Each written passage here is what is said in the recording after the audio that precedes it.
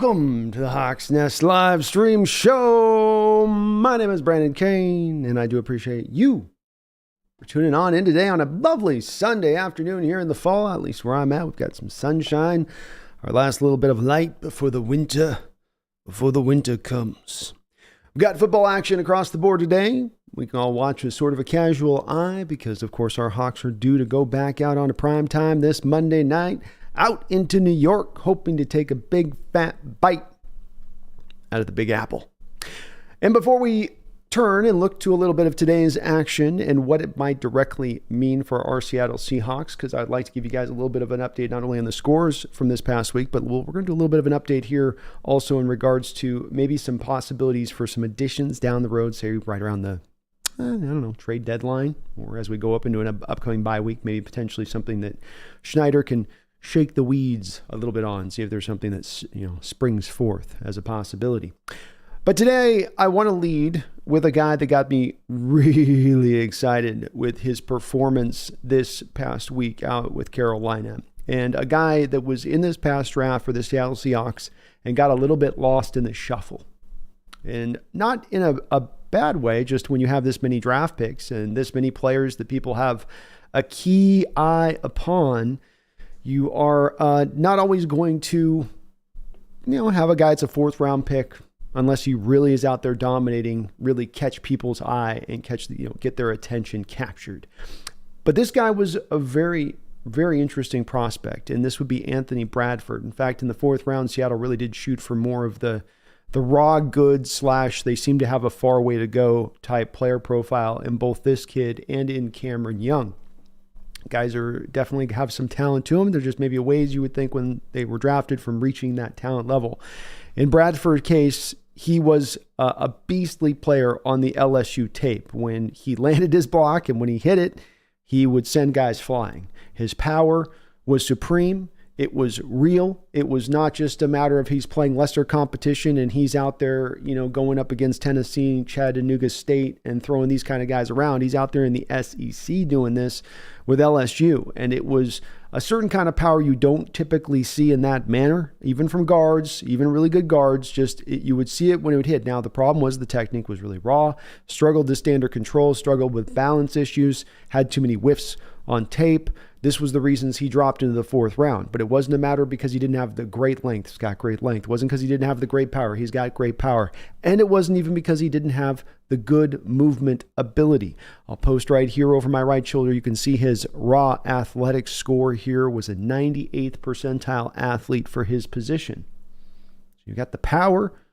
You've got the goods as far as mobility, because we got to keep and pay attention to that part of this game with these guys, right? Because the fact that your new offensive line structure and how it's been modeled the last 2 years is looking more for those mobile-based guys, or at least guys that can hit the mobile-based blocks. So him having at least, as I say with these, the raw goods to work with, things that you usually don't have all coming together. If you've got a guy with this kind of athletic score, maybe they're not as strong or as powerful, able to drive guys off the ball. But he can do that because he does have the power. Or maybe sometimes then they got all those points, but then they've got the short arms. They don't have the arm length at that point to make it happen. But indeed, he does have the arm length. And so you had a guy you took in the fourth round knowing this, but you're thinking, okay, it's going to probably be a year out. We're going to have to wait to get the returns on this kid. Not a problem. Fourth round, that's not the worst thing to do. This happens, and he provides you some depth initially early on, but then we have Phil Haynes go down last week, and now he's got to step in there. Now he's got to go in there and perform in his first game, going up against what I would call one of the more difficult defensive tackles to handle in this sport. Not in your traditional way where twitchy and they're going to get in the backfield and blow things up and just, you're just looking at a pure game wrecker, i.e. like an Aaron Donald or Chris Jones type. But a guy that's maybe just a step down below that. A guy that I do believe is probably at least, even just if we're going to be conservative with it, probably a top 12 defensive tackle in the sport, if not a top 10 defensive tackle in the sport. And this is Derrick Brown, a former top 10 first-round pick in the draft out of Auburn, a man who was known when he came out for his size and his power. And you didn't think you were going to necessarily get a lot with him as far as a pass rusher coming out of Auburn, but you knew this guy was going to be a phenomenal run stuffer. He could handle the double teams. He wasn't going to get driven out of holes. I want you guys to understand why I'm kind of building this guy up a little bit, is I'm going to be showing some cut-ups here with him. And so I want you guys to be able to have a chance to see that and actually see him going up in these matchups one-on-one. And I'm going to actually release in during the stream a little short to the channel as well that'll have 10 of these snaps up that are some of the ones we're going to talk about on this stream. So you guys can see these kind of spun quick if you want to after that fact. But let me just, give you guys kind of the short end of this, which is that he was absolutely awesome against him. He was great. He was standing with them power for power, and a many couple times they're overpowering Derrick Brown. And in fact, I think by the time we get to like the last, 10th cut or so of him when he's going against Brown, you'll see by that point, I think he's almost kind of got a little bit of Brown spirit by that point where he's like, I just can't overpower this kid. I got nothing to throw at this kid. And his PFF grade wasn't sensational coming out of this game, which I will post right above my head here. As you can see, he was at a 55.6 overall offensive grade for the day. 65 is kind of your measuring stick for average. So, by their measure, he was a little bit below average. This would be one of those places I might say, when I look at the PFF grades, there are a lot of times I see where they are at in the grade and how they got to the spot. This is one of those spots where I'm not as sure based on looking at the all 22 tape and coming away from it going, I don't know if he was that bad as a run blocker. Not bad, but not actually a benefit, helpful as a run blocker in this game. And you'll see this on some of the snaps that I'm going to show you here, but held up really good as a pass blocker as well, 76.4 grade. But this is, again, this kid's first start, a kid that was supposed to be really raw coming out of LSU, performing like this, going up against a top 10, top 12 defensive tackle this last week. This is what has me so impressed. And to give the guy the power who's supposed to be the power guy. Derrick Brown's not a two-trick pony. He's one trick all the way. He's coming at you and he's giving you a ton of power. He's gotten better with his hands in watching some of this tape and some of the moves he tries to kind of pull off from what he had showed at Auburn. But he still is, at the end of the day, just trying to overwhelm you with power and strength. He tends to be the strongest guy probably on the field week in and week out, and he's going to really utilize that. And so Bradford handling him, Bradford taking control of him, it's just great to see. And I think we've got now maybe some of the makings for a guy that you can start to look at, if not now, into the long term, because Phil Haynes has played pretty solidly for us to begin things off, as that guy that's going to fit in there into that guard position. And the place that I want to talk real quickly about before we get into looking at the tape that is really fun about him, and if you're going to have a type of guard who actually draws your eye as the casual fan, and you go and you look at what he's doing in the game, watch what this guy's doing. He is cut from the old cloth of offensive linemen. And what I mean by that is that the old offensive linemen, they were mean. They were nasty. They did not give an F. They were going to give it to you all game long. They were going to give it to you past the whistle. If they got the chance to block a smaller guy, they were going to bully him, and they were going to bend him backwards, and they're going to carry him on into the out of bounds marker and just be mean like that constantly. And you have a lot of these offensive linemen in this day and age who I think have the ability, have the strength, have the technique, and maybe even have some of the love for the game. But they don't have that built-in, just angry approach to their game, which is beyond all of these physical traits I talked to you about with Bradford. When you watch the tape, this is what is at the core for this kid. Is the anger and just I'm mad at you, and I'm like almost at the line of I'm not hurting in a dirty way, but hurting in a clean way. Like I want to hurt you every snap. I want to punish you every snap. That's how this kid plays, and it stands out even after one snap to me. It stands out going back to the preseason and even back to his college tape. So this stuff has been there consistently because you don't always often see this now in this modern era of so many finesse linemen. And when you do happen to see it, to me, it does really stand out. But this kid was really good last week. I'm sure you guys have seen a couple of cut-ups of him from the week, as there's been a few people that have noticed this as well. And I think rightfully so, because he absolutely did stand out. But let's dial into this now. We're going to go into these snaps, and I want to boil this down to a couple different places to kind of get this aligned correctly. And if you have any questions, please do hold off. I'll be over there on the chat in a while, but I'll probably be behind the chat a bit today. So we got a lot to talk about. So if there's any questions you might have, I will be just a moment or two to get kind of over to you guys on that. So we've got moving in space. Like I said, this is an offensive scheme now that requires your offensive lineman to move in space. How did he move in space against the Carolina Panthers? How did he then just run block purely, absent maybe moving in space? How was he just moving his guy off the line as a run blocker? Did he accomplish that well? That was, of course, a place that PFF did ding him a little bit. So I've got a couple snaps for that. Got a couple snaps also with him as a pass blocker where he graded really well, of course. And then I've got a good number. What we got here, I got 10 snaps with him going mano-a-mano here with Derrick Brown. Mano-a-mano, just these two guys going at it. One where you had, a little help at the end maybe. And then a final one, which is just a pancake down at the goal line just for fun. Because who doesn't like pancakes, right? So I hope you guys brought your syrup. Hope you got the butter.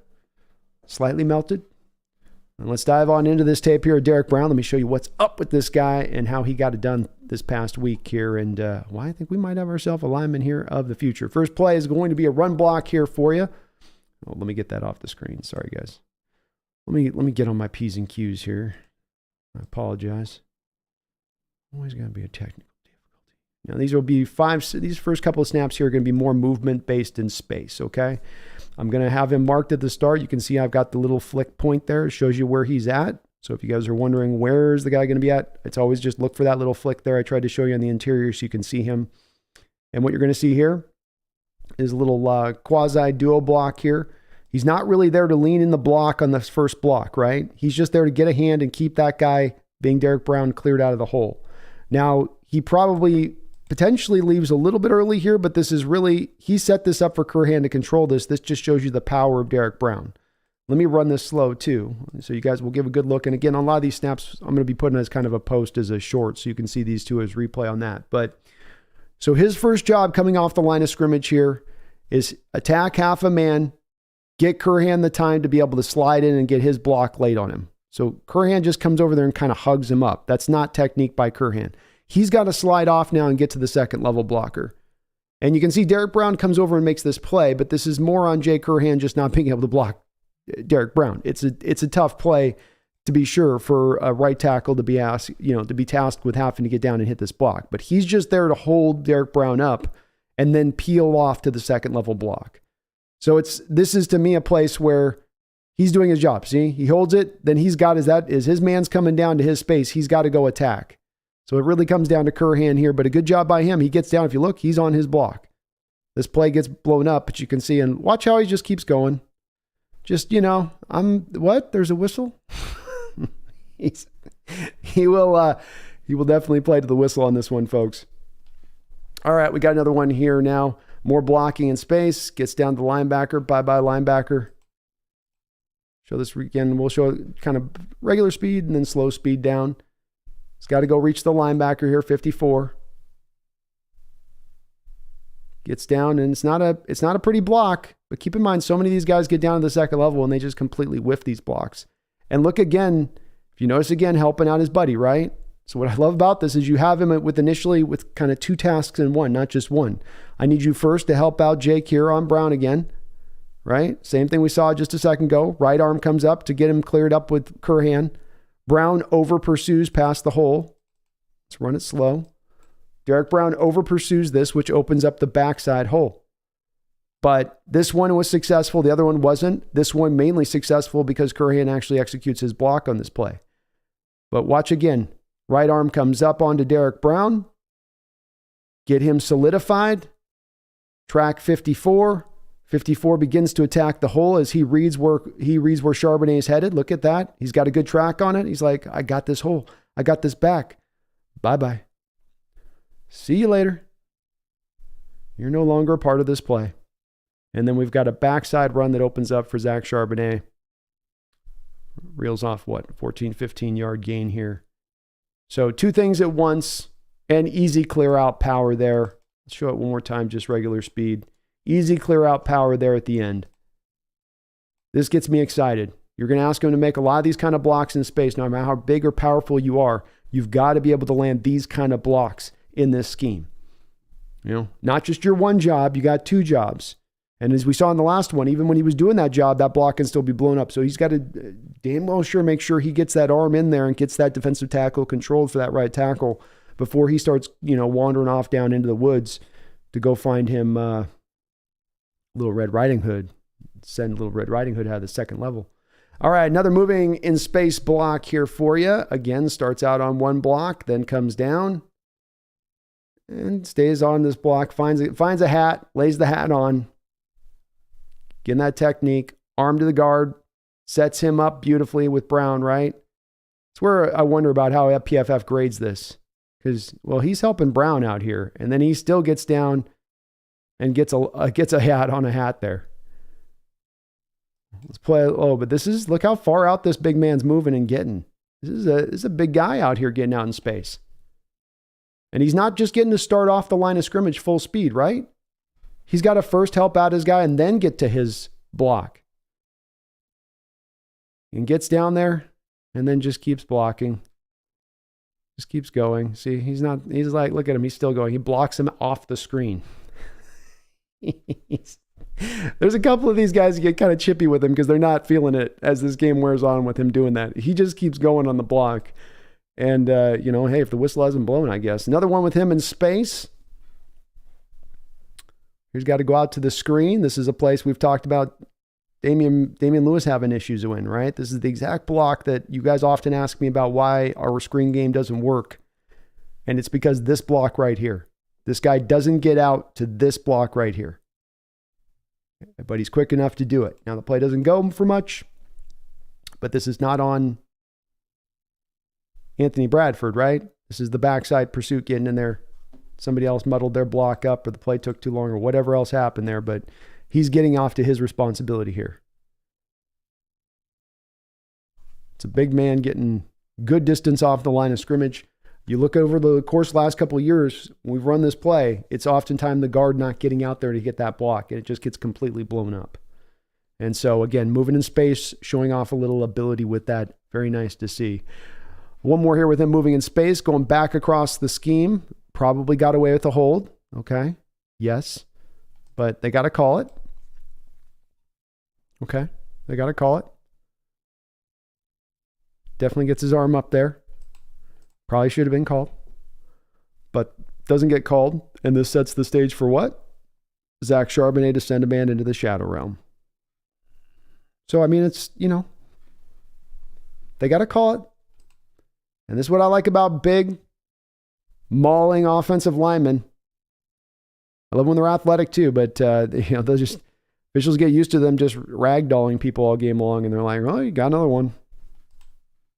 So another nice little block there, absent the fact that it's probably his holding there, but still, he is arriving across the scheme here in time to lay this block at the right time. Can the technique get a little bit better there where he doesn't get the arm wrapped around the shoulder? Yeah, because he probably didn't need to do it. With the timing of this play, bam, it's gone. All he's got to do is just land the blow, and it's done. That's probably what Dickerson's telling him, is you don't have to get in there and fully wind him up and twist him out there. You can just got to lay solid initial contact, and you're good. Let's watch a couple of run blocks here, run block reps here. A little double team block off of Derrick Brown here. Nothing too fancy on this, but both him and Curhan pull it off. Look at the nice hole there for Walker.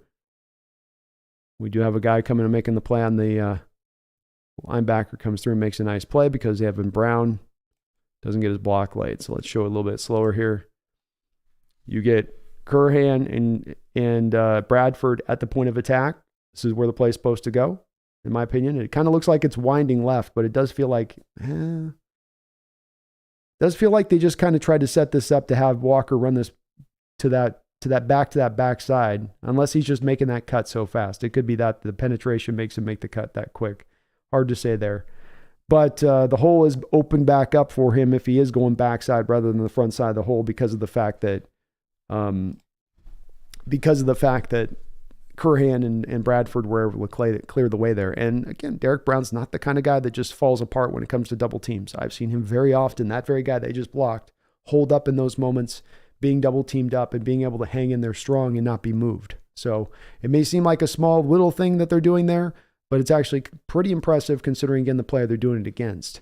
Derrick Brown here. No, that's not Derrick Brown. It's Shy Tuttle. Sorry. So we got a Shy Tuttle, Bradford one-on-one block here. Bradford hands pretty good for most part on this play. Tuttle basically gives up if you watch this play. So this is the one thing this kind of guy, when he's this strong, kind of overpowering too, can do after you get a couple times up against him is you go, I can't do anything with this guy. Watch how Tuttle just gives up at one point in this play.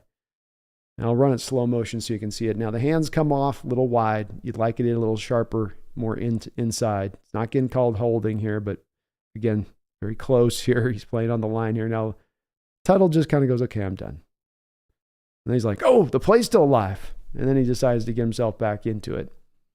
Okay block there from him. Probably could be a little bit better, but he ended up getting his man blocked at the end of the day. If the rest of the guys did their job around that line, it's done. It's a good play for them. All right, another one where you're going to get to feel the power here. Derrick Brown. I got some snaps I'm going to show you between these two guys. Mano a mano, one of the strongest men in the NFL. Watch what he does to him. And right now in this play, it looks like Derrick Brown's single gapping here a little bit. He's really trying to drive to the hole, and Bradford uses that against him, which is what a good lineman should do.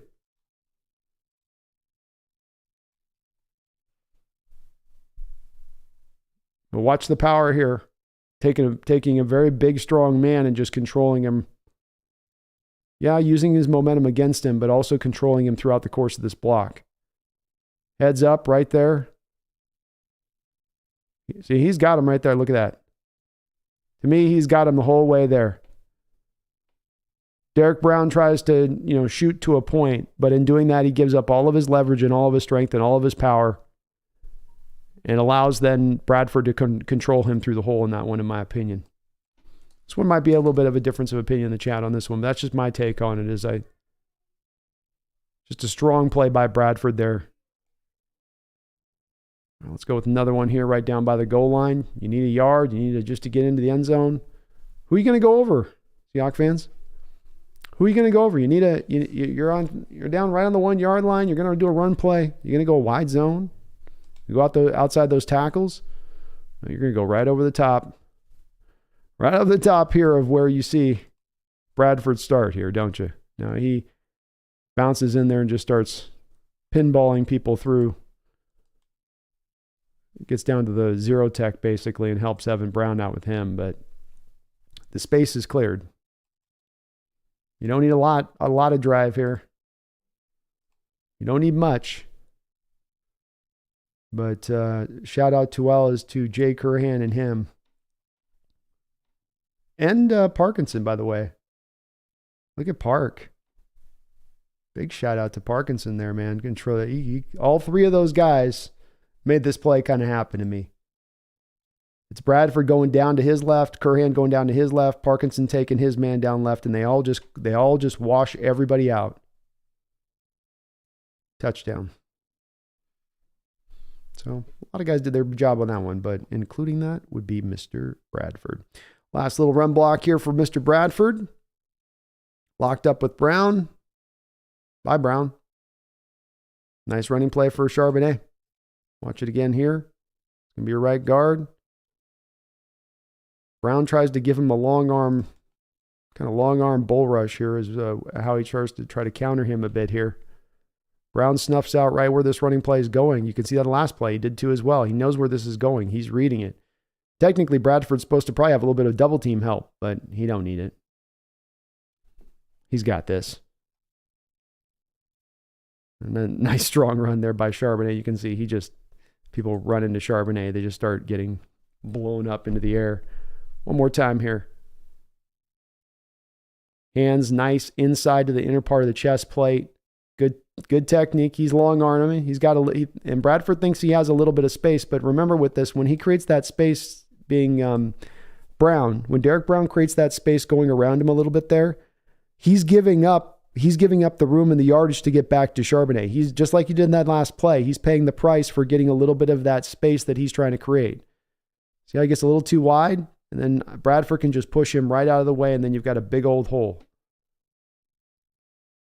It's sort of the tough part of doing single gapping as a defensive lineman if you choose to do that on a particular play. Because if you go too hard in one direction, you can't get back the other way.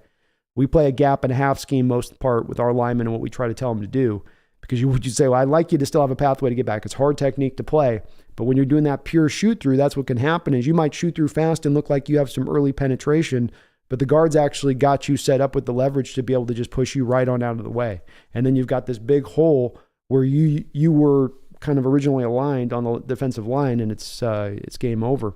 A couple pass blocking reps here. I've got a few more of these with Derrick Brown, so I just want to show you with this one. Here you see how he's a little mean. 91 and Evan Brown are having a good old fight, and Brown just comes over here and says, "Oh, how your ribs feeling? Your ribs feeling all right? How about now? How about right now? How about oh yeah." and he sends him 3 yards as he's locked up with another guy over this way. He plays mean like that all over his tape. That goes back to LSU. You could see reps like that where he just wasn't, just not a very nice man on the football field. Another pass block rep against Yetur Gross-Mastos. We got a defensive end against him. And this is another one that doesn't look like much, but this is him going up against a defensive end in space. Panthers are running kind of a wide 9 technique here with their defensive line. Or 3-man, kind of a wide 9-ish look. And so this is him going up against kind of a quick cat, a guy that should give him some issues here. And look at, I just steps right with it. Feet moving right in step, controlled the whole way. There's never a point he even comes close to Geno Smith here. This isn't even just the power. This is more the movement with his feet. And he's so big, it's hard to tell that he's moving so well because he's just such a big dude. But he is, trust me. He's moving very fluidly out there. All right. This is the battle I had warned you guys about. This is the mano-a-mano show here. I got the 10 reps I want to show you here. This was the ones that I had the most fun watching the tape with Bradford. These were good reps before we saw already, but this is where I started to have a lot of fun watching him here because this is him and Derrick Brown basically going one-on-one here through these next 2 reps. And a guy that, as I said before, I think to be at least, in my opinion, probably a top 10 defensive tackle in this sport. We got a backside run here where Walker's just showing you why he's a fantastic running back. It's the initial blow here where because he gets the win, this is the one we're going to play some of these kind of slow so you can really see. But because Anthony Bradford gets the win here very quickly off the snap. And what I mean by that is he gets him controlled. Look, you can see where this hole is going, which is basically the A gap, right? It's where it's supposed to go, but it gets blown up. That's what stops it. Stone Forsythe's guy ends up in his hole there. But you can see what ends up going down if you just lock in on what's going on here with Derrick Brown and Anthony Bradford. He gets the win. So initially off the snap, right here, he's got the win. Because look, that hole's controlled. He's got him between him and the body and the hole. There's Walker, Bradford, and then Brown. And there is technically a hole there. It just closes really quickly, and the rest of the blockers don't do their job. Now you see Derrick Brown go to one leg here. And the reason that you see that is because of the fact that he's trying to recover. He's trying to get back into this play and have effect because he knows he's been blocked out of it bad. And so he's got to end up on a knee in order to make that happen. See how far out he tries to get? And it's sort of like he's trying to act sort of like he's setting edge there, but he's got a guy behind him to set the edge. I don't think that's what Panthers would have liked ideally, but maybe it could have been they were in the way that they were running their defense. Evero's a pretty smart cat. Still, I like what he showed off the line there. I give round 1 to Mr. Bradford there. All right, we got another rep here. Derrick Brown starts to use his hands against the kid. Starts to go, okay, let's see if this kid can handle, let's see how he hand fights. So he tries to swipe the hands off and then go to a rip move. And Bradford's able to contain it the whole way. One-on-one matchup. So watch off the slow snap here. Hands come up. He looks to get Bradford's hands up. Then he's going to try to get up with the swipe move. Bradford doesn't let him get that elbow back. So he can't even he's got to get the elbow underneath. He's got to get the left elbow underneath for the rip move to be able to take place, right? So it's hands swipe, and then I'm coming up with the rip move like that. That's the combination. This is why I say Derrick Brown's improved from Auburn in some of his hand usage because he's chaining these kind of moves together. So first, he wants to get the hands up. He wants Bradford to get his hands up. So then the swipe comes into play. Once you have, if I'm a lineman, picture me as a lineman with my hands swiped away like this, as you've just done as a defensive lineman. Now I want to hook back underneath. No, slip that back underneath and get back through. So watch him here try to do that just on Bradford. First comes the swipe. Get the hands up, swipe. And he tries to get the rip, and he doesn't let him get that elbow up. See how he keeps that elbow up, and it ends up at Bradford's head, basically. Let's run it full speed again so you guys can see it that way. But the elbow, that key elbow, which has got to get inside on Bradford, ends up at the head because Bradford's aware he's trying to go to it. Well, this is where I'm trying to give Bradford the props because he hits the recovery mode, keeping that shoulder off by remaining physical and strong in the play, not letting him get not letting Brown get that second beat as he's trying to get to recovery mode. Instead, just keeping himself locked in on Derrick Brown, keeping his push, keeping the strength and power on it. So Brown's still getting, as he's trying to, he's trying to do this and he's getting pushed up out of the play a little bit on it. So again, I'm going to give round 2 to Mr. Bradford. All right, here we go. Rep 3.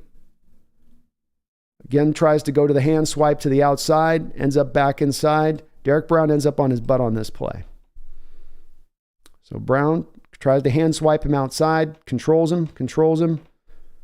I understand that this is a play. It doesn't go for much. I can't see this being another one where, again, I can put much of this on Mr.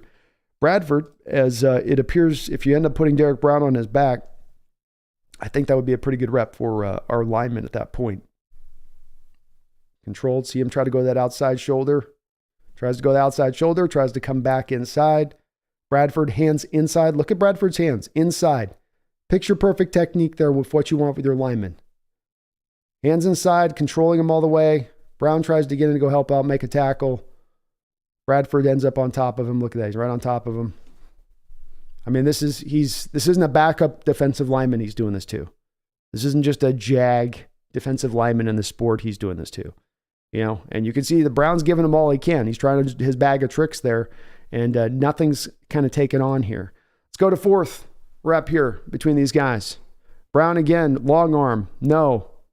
Ends up just trying to stick a big paw up to maybe knock the ball down. Gets no push into the backfield as well. Do you see any push? See any push off that line there? Do you see him getting anything? This is a bit of the point where you start to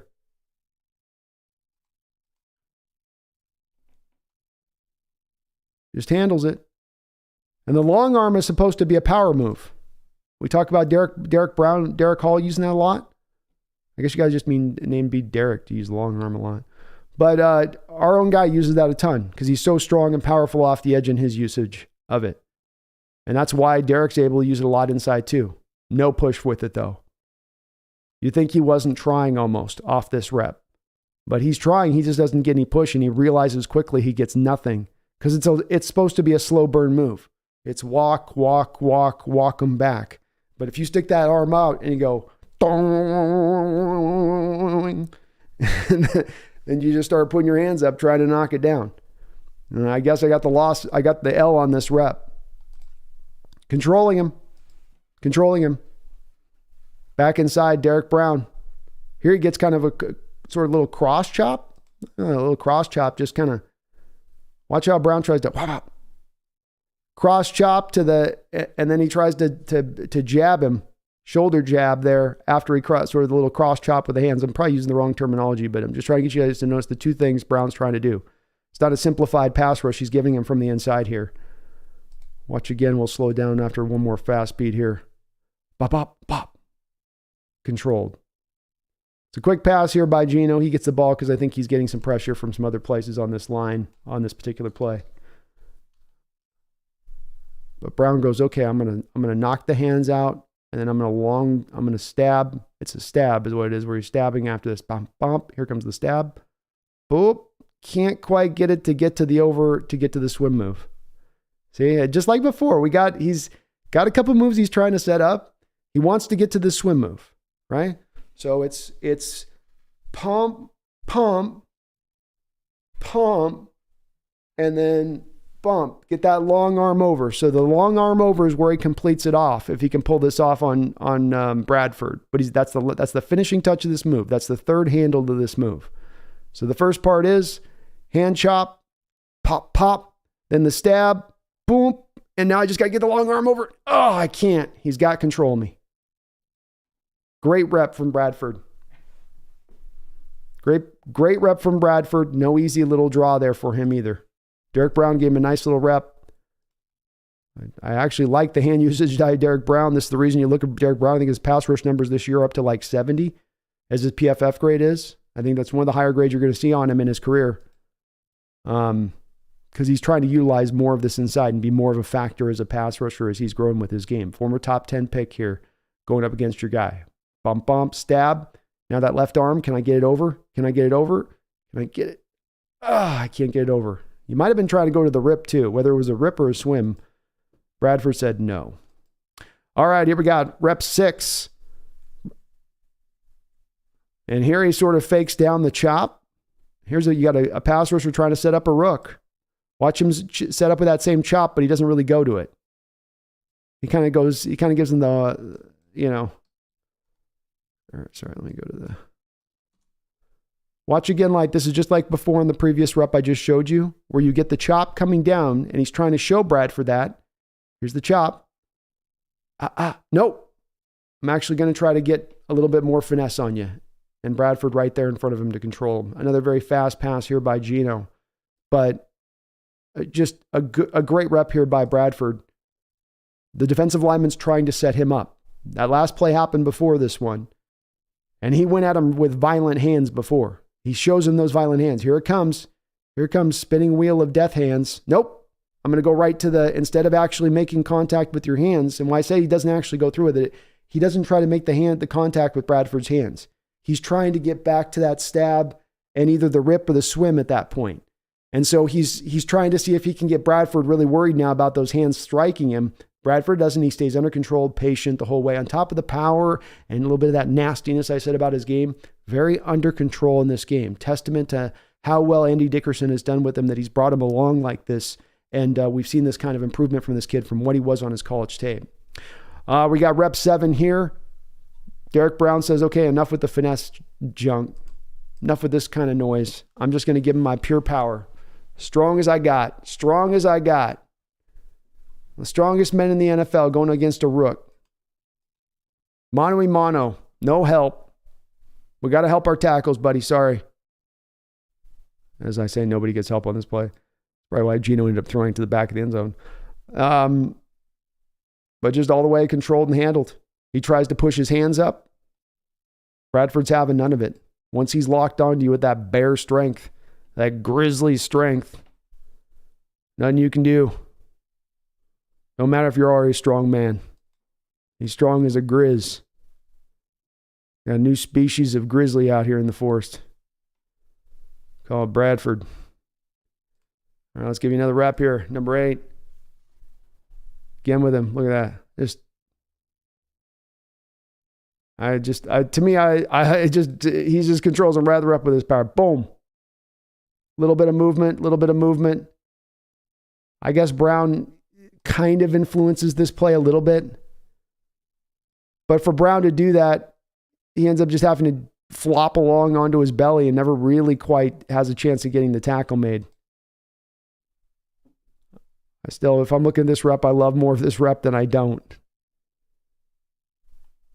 And if this was going on against a guy that was, John Smith, 7th round defensive tackle, that'd be one thing. But this is Derrick Brown. He's doing this too.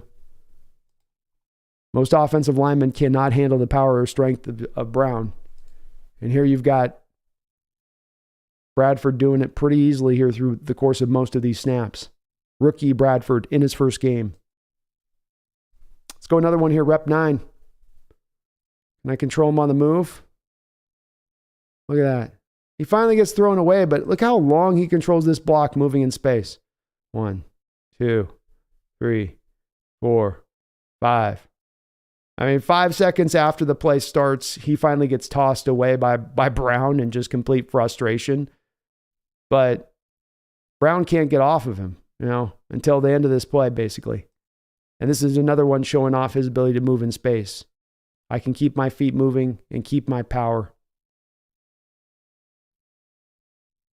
Love these reps from him. One more here with Derrick Brown. Boom. Right through his hole. This is a give up rep to me by Derrick Brown, by the way. This is I've been blocked by this guy all the game. He's been giving it to me. I'm done. And look, doesn't have that same ferocity, does Brown, from some of those Derrick Brown, from some of those earlier reps we saw did. Not diving at ankles, not jumping around now on this rep, is he? It's almost like an offensive lineman can wear a guy down over a game. Or a good offensive line with guys like this can wear you down. Just lock in on Derrick Brown on this play. Look at the effort. The Hawks down near the goal line. He's tired. He's gassed. He's been giving it everything he's got all game long. And Bradford's been handing it to him. A lot of snaps on that football field too. Let's acknowledge that from that Carolina team. But Bradford's a part of that. This play is going right over his side. And he gets his man blocked up, and you can see him hyped up in that background behind it. Let's give you one more last one, and then we will dive in and look at talk about a couple other things going on in the league here right now. Let's just get some pure pancake action. Did you guys bring your syrup? Did you bring your butter? Did you bring your syrup and did you bring your butter? Right on the goal line. 91. Have a good day. Oh, you think you're strong? I'm going to drive you 4 yards out of this hole, and you're going to end up on your back. I feel like I should have Beethoven music playing behind this. I'm going to take 91. I'm going to drive him 5 yards away, and I'm going to put him right on his back. Hands inside, moving in space, controlling his man. Held Derrick Brown's control behind. He almost gets a 2-for-1 here. One sniper bullet, two headshots. Brown ends up out of the play, by the way, anyway. He kind of ends up basically blocking 2 guys here. No big deal. At the goal line. Panthers need to stop. Just road grades the hell out of this guy.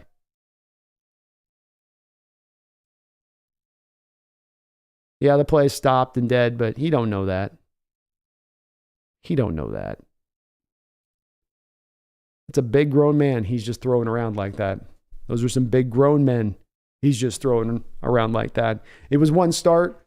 It was not without a blemish here or there, but you would expect that in the first start for a rookie. For a rookie, by the way, who only had 17 starts in his career out there at LSU. So he's played very, very little football, but his brand of power, his willingness to distribute it, and the athleticism that you counter all in and with that, this is not just your typical 4th-round lineman fodder on roster. This is a guy with real potential down there in the long term. And as I look between Oluwatimi to his side, the cerebral guy, and then you're giving Oluwatimi this, because the guard and the right guard work so much together. You know, you're giving him this, I don't know how to say it, just like a junkyard dog mentality right guard, angry and mean, and, Oluwatimi will set him on the right spot in the right place.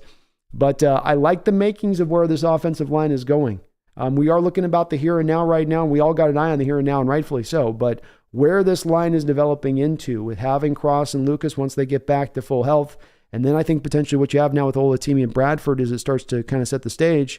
Now we got we look long-term kind of what we're going to do with guard and how that's going to work, but things are looking really nice. And this kid was very impressive. I can't quite remember back to a rookie guard. Maybe Lewis showed some of this when he was going, and when he was out there in his first rookie year where you saw, especially as a run blocker, but Lewis wasn't anywhere, as good as a pass blocker,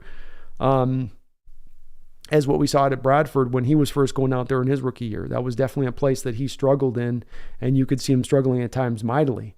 So maybe Damian Lewis on some of those kind of blocks you see, but it's been quite a bit of time since we've had a kid come through here that looks this good on the line this early, and first start, pretty nice. Hawks depth of the line looking pretty good, especially once Haynes gets back for the most part. As we can see with these backups holding up and doing their job on the outside, and Stone and Jade Currahan as well. Let me get over to give you guys a couple updates on these scores, and then I want to talk a little bit about options for trades, because I think that's going to be a big topic that's going to come up this next week after this game, depending, of course, on how this game goes a little bit. But just in the first few games here, or all of the game action throughout the day here today, we got the Raiders falling just short of the Chargers. Khalil Mack was doing his best Derek Thomas impression. I think he ended up with like 6 sacks in that game. Just incredible. But the Chargers able to hold on. Mr. Herbert's got something going on with his finger. They had to put a little cast on his left hand, so hopefully he's going to be okay. Cowboys bounced back after a loss to the Arizona Cardinals last week, toppling the Patriots at home 38-3. They just jumped all over them, and the Cowboys team is certainly one, I think, early on. Now you can say you do not want to let that team get on top of you because they will just push down, and you will end up in trouble very, very quickly. The 49ers were able to keep themselves rolling through the early part of this year to go 4-0 against the Arizona Cardinals, 35-16. Christian McCaffrey, 20 carries, 106 yards. Brandon Ayuk bouncing back in there with 6 catches for 148, and I left him on my bench in fantasy. Cardinals do fall now to 1-3, and the 49ers look every bit as scary as they've looked so far this season. Out there in London, hello there, London. We've got the Jacksonville Jaguars taking on the bloody Atlanta Falcons. And the Jaguars beat the Falcons in a bloody barn burner from the depths of hell. Bijan Robinson getting his first 100-yard game, probably the first of many on his side of it, but the Jaguars able to finally get back onto their end of things in a good place. They now go to 2-2. The Falcons likewise 2-2. Dolphins weren't able to keep that Denver Bronco magic. They weren't riding any Dolphins this week. 48-10, the Bills took them down. The Buffalo Bills at home. It was competitive to begin things, but then the Buffalo Bills just ran away with that sucker. The Broncos and Bears game was surprisingly entertaining, as we thought it was going to be an avert your eyes kind of game in the opening stanza of things, but yet turned out to be kind of a fun little game. An odd decision at the end by the coach for the Chicago Bears, who had a chance to kick a field goal, go up by 3 points with, I think, less than 2 minutes to go, but didn't trust his defense, didn't trust his ability to stop Dangerous. And he went for it on 4th down, was stopped. Dangerous went up the field. They got themselves a field goal. Or no, they didn't. Yes, they did. I think they ended up, I think it was most of it was the return on an interception, because Field threw a pick there at the end, and the guy was able to take it back a little bit. But they got the field goal nonetheless. Broncos get their first win of the year.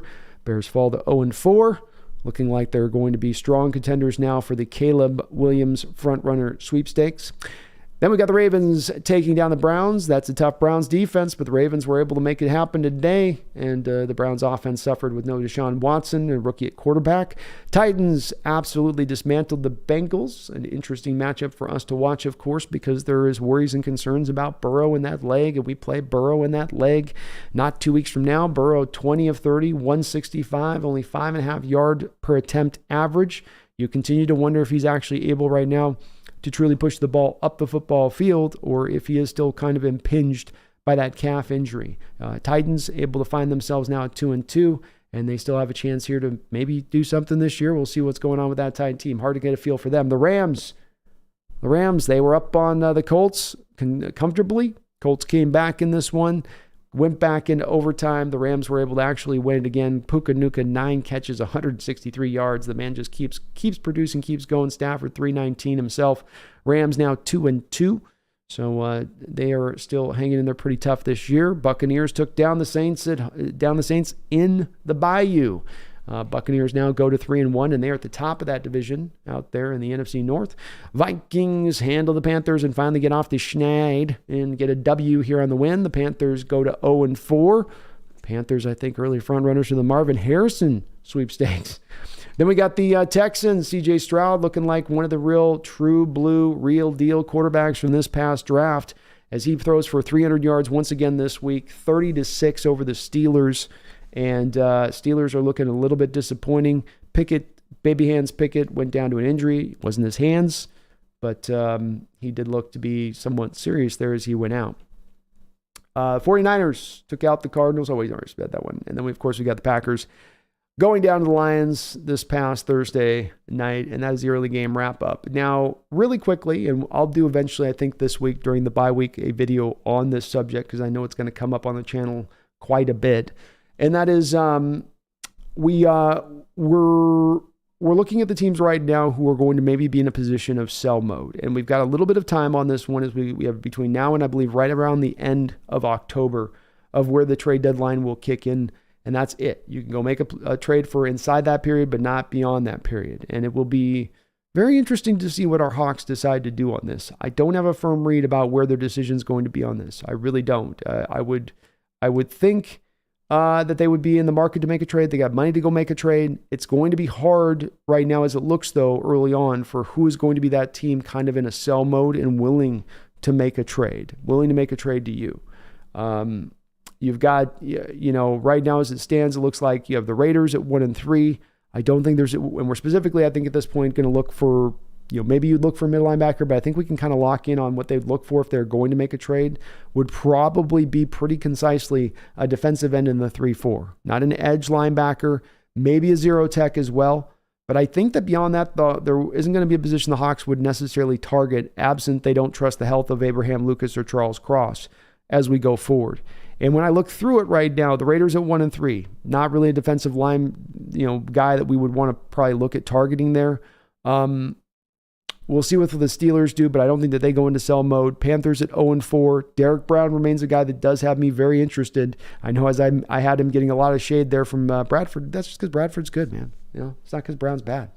But maybe a guy that the Hawks can potentially look at. I know he has not gotten a new contract yet with the Panthers. I've wondered if he's going to be a part of their long-term plans there, or if they might want to take some of the money that they would spend on him and apply it over to the offensive side of the ball, helping out their young rookie quarterback. Vikings don't appear to be in sell mode even at 1-3 right now. I don't think that this win today is going to stop them from feeling any more certain about that feeling.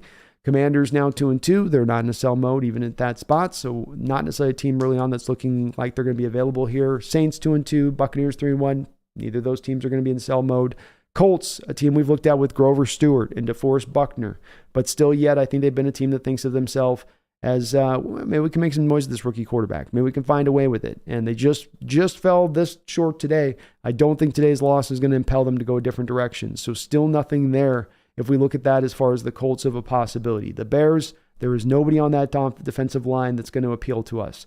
Same thing I would say at this point with the Broncos. We've kind of taken all of the good Bronco defensive linemen over the past couple of years and Draymond Jones and Shelby Harris. It's not really any guys there right now that I don't think would really appeal to us. So it's a little bit lean and light right now.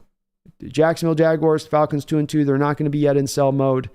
There's just not any team yet that's really clear. We'll see what happens with maybe the Giants. Some of it maybe depending on how this matchup goes this upcoming week.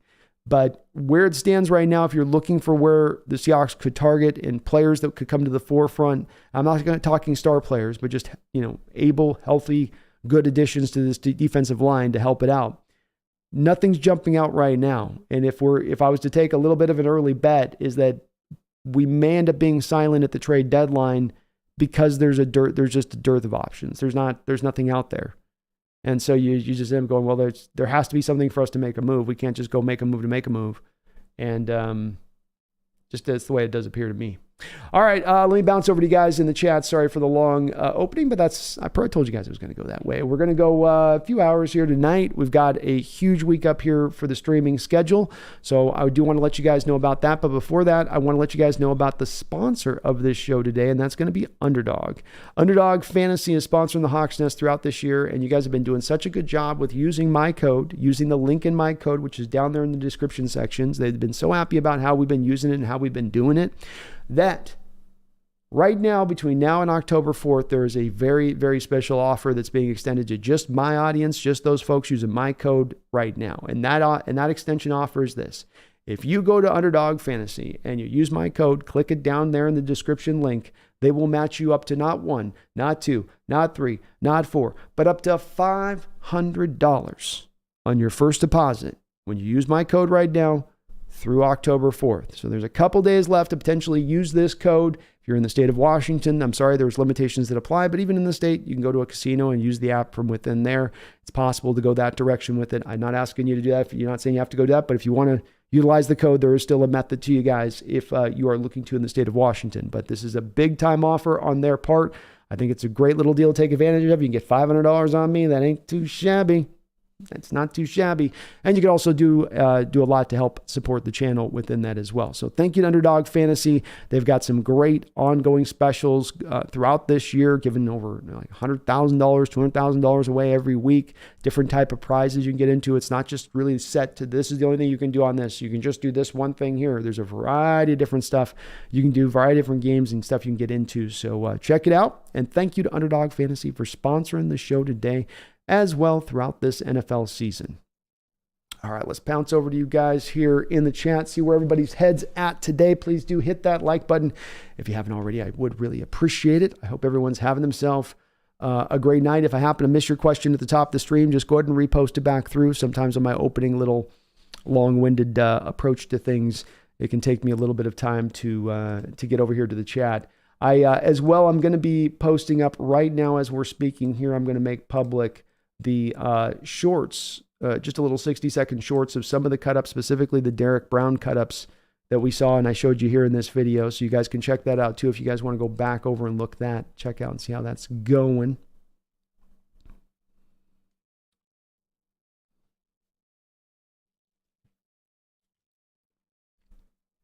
Flag, Khalil Mack had himself a day. The Oakland Raiders and their approach to their offensive line kind of came back to bite him today in a big way. Tyler says, who had Baker Mayfield winning 3 games already on the Buccaneers? Bingo card.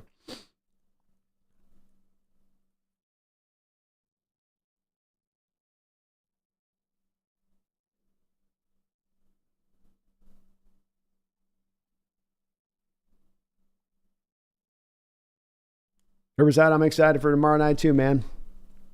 I can't wait. Can't wait.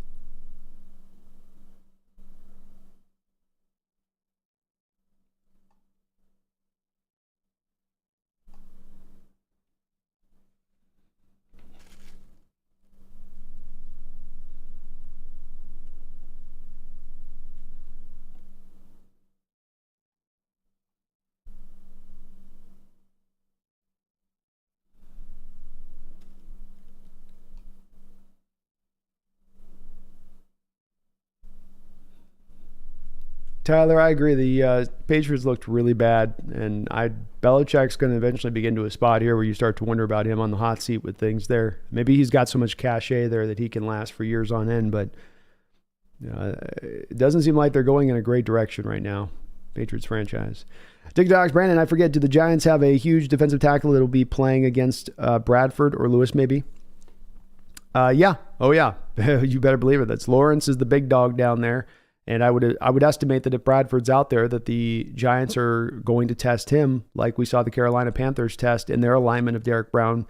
They were doing that purposefully. I mean, he is a one tech, and so the one tech's naturally going to be aligned over the right guard most of the time. But you could also see a bit of a purposeful approach, I think, from the Carolina Panthers to get him moved and locked up with Bradford one-on-one to see if he could hold up. And so you have Lawrence, and then it doesn't get any easier if it's not Lawrence. It could be just as much Leonard Williams you're in there dealing with. And they even got Ashawn Robinson. So they can kind of keep throwing guys at you throughout the course of the game. Puka Nacua does look like the real deal, Tyler. I mean, he's finished. He even got it with the game-winning touchdown on top of all that production in the game. It's hard to deny. Lobster special right now. The Chicago is in line for the top 2 picks. That can help a franchise out that's looking for some signs of life, looking for a light at the end of the tunnel. That's a hell of a light at the end of the tunnel. You know, you could go Caleb Williams and Marvin Harrison Jr. Offense fixed. Fleece, why would the Bears draft Caleb Williams when they have Justin Fields? I don't think that they feel they're necessarily married to Justin Fields. I remember this is a new front office that's come in there since Justin Fields was drafted. And while Justin had a good day today, that was a good day today against a bad Bronco defense. I don't think that it pretends to the fact that he's going to suddenly now be good against all of the rest of the defenses throughout this year. And I think that they could easily arrive when you talk about having a quarterback who's been middling through 3 years versus landing on the potential to grab a generational quarterback. I think just about every franchise is going to go take the generational quarterback at that point and say thank you very much.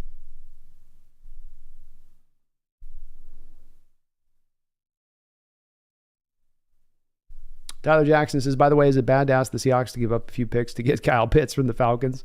I found we got a free Kyle Pitts, man. Tyler, maybe you're going to be running the you're going to have to run the fan club on this one, but we got to get that guy out of Atlanta, man. They do not know how to utilize him, or Desmond Ritter's just not good. Because they don't seem to have very many, especially on a day like today where your offense struggles and, you know, he's just not utilized. Trouble here becomes, Tyler, is his draft positioning really throws off what a trade would look like because what does the team give up for him at this point? What is it that, you know, number one, he still is a tweener. So I don't know if you can just call him pure like an H-back tight end type. I think if we had an injury, Tyler, I think if there was something going on right now with one of our other guys that was bad, I think they'd look to maybe make that trade. But I think that they feel really good what they're getting from all of our tight ends, so they won't. Maybe after this season, it might be a potential, though. Because if the Falcons can't get in production this year, then I got to think that they're going to look to probably move him at that point.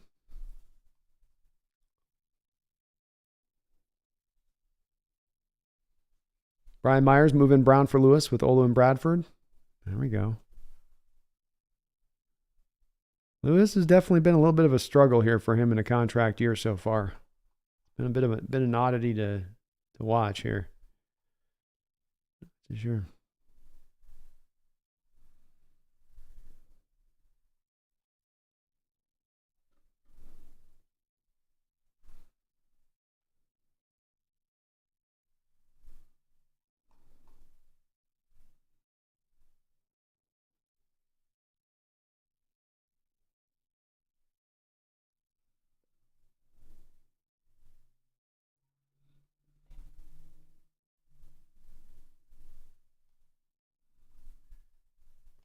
I think Zox, Brandon, what sort of salary do you think Lewis will be looking for in free agency? Is that too much for Snyder to pay, or do we sign him and use a pick on the defensive line or inside linebacker? It's a good question. I tend to think that they're not going to re-sign Damian Lewis addicted to Hawks because they do want the linemen that have a bit of mobility in their bag. Maybe they don't look for the hyper-athletic offensive linemen like some rushing attacks do, but they do need a guy in there that's going to be able to move in space. And I think that Damian Lewis has showed in his transition to this new offense that he has become a better player as a pass blocker, which is the interesting part. He's definitely improved leaps and bounds in that element of things. But as a run blocker now, he has taken a step backwards. And I think he's taken a step backwards because of the fact he's not a fit for this scheme and what we ask our linemen to do. He's a mano-a-mano guy. Put him in front of a guy. Put him in really as a right guard, put him in front of a one tech, and he'll drive that guy off the ball all day. But this means that he probably is going to need to go somewhere else to be put into that right position. And that also could mean addicted to Hawks, that his value to us and what we'd be willing to pay him versus another team that goes, yeah, but once we put him to right guard, we're going to get all of that improvement he's shown now as a pass protector over the right guard. And then we get back the run blocking ability that he's lost in this more zone-based scheme.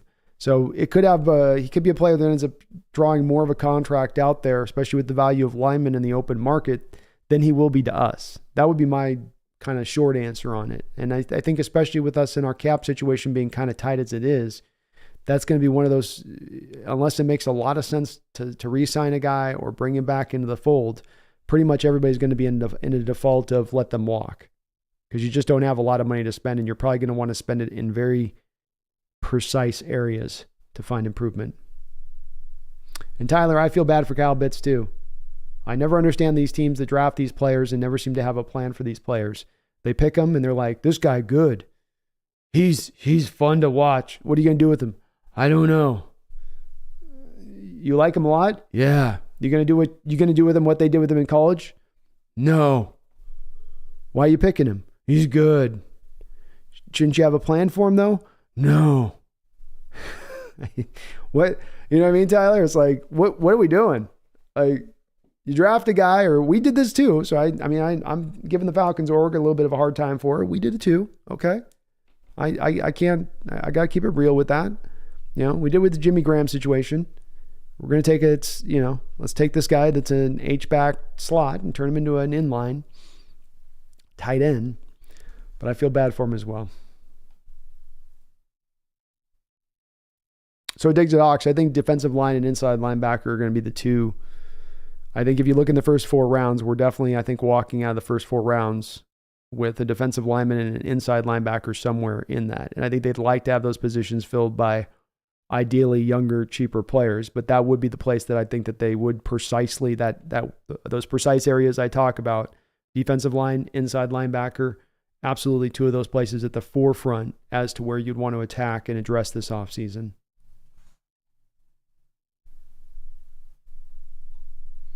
And Jordan, you're right, man. They're ignoring him at time on the tape with Pitts. And that's part of why I feel bad for him, is he's not a bad player. He's just stuck with that bad quarterback situation some guys can get stuck with. And he's in a real run. He's in the most run-heavy based offense in the entire NFL, maybe. It makes it hard. But Falcons just need to try to offset that, improve your defense, offload that. Your offense will still be fine. You make your, you churn your butter by your running game. And you have London there, so.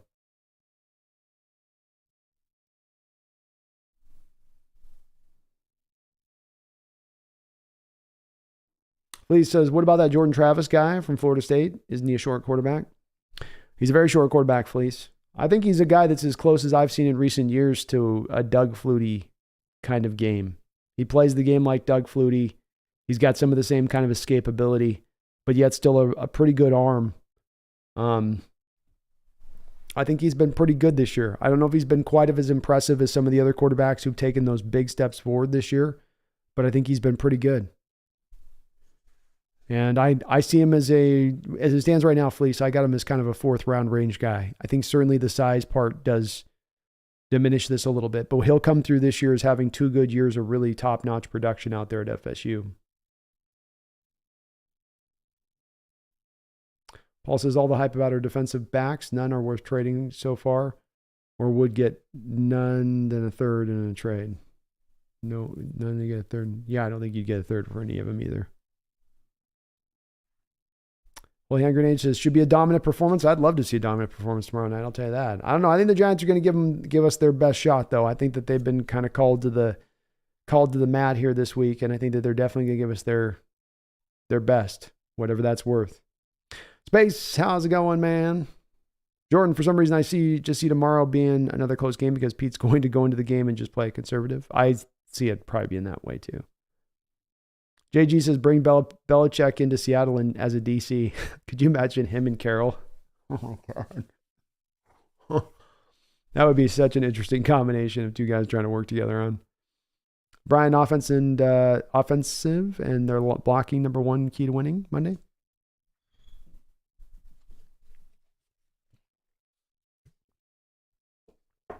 I think I know what you mean by that, Brian. You might need to add a couple words in there.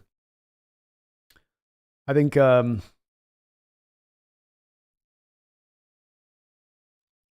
definitely more of Geno. If I go in, and we'll talk a little bit, I guess, about these as we go on today, but I think there's a couple things that stand out in this game, and that's, first, this is going to be a big game on taking the run game away from Daniel Jones, but I would also put a slash to that as one of my keys of limiting him and his rushes out of the pocket, not allowing him to have gone through his 2 reads and then just try to go run for the first down, and maybe that means putting a spy on him at times, but limiting the amount of ground yards he can get. But making the Giants one-dimensional, Geno, and getting things done in both the short and the intermediate game in this is going to be hugely important, and then taking his shots at the few times he's going to have them. It looks like to me the Giants are really leaning into this sort of 5-man pressure package, and then they drop their 2 safeties deep, and they sort of leave the intermediate area open.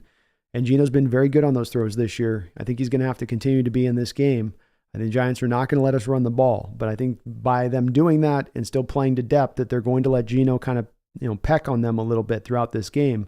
So Geno's got to play under control, not throw it up. Be precise in his decision making. Those would be the kind of main things at the forefront from this game to me as far as keys go. Toby says, I wonder why Jason Peters won't be playing tomorrow.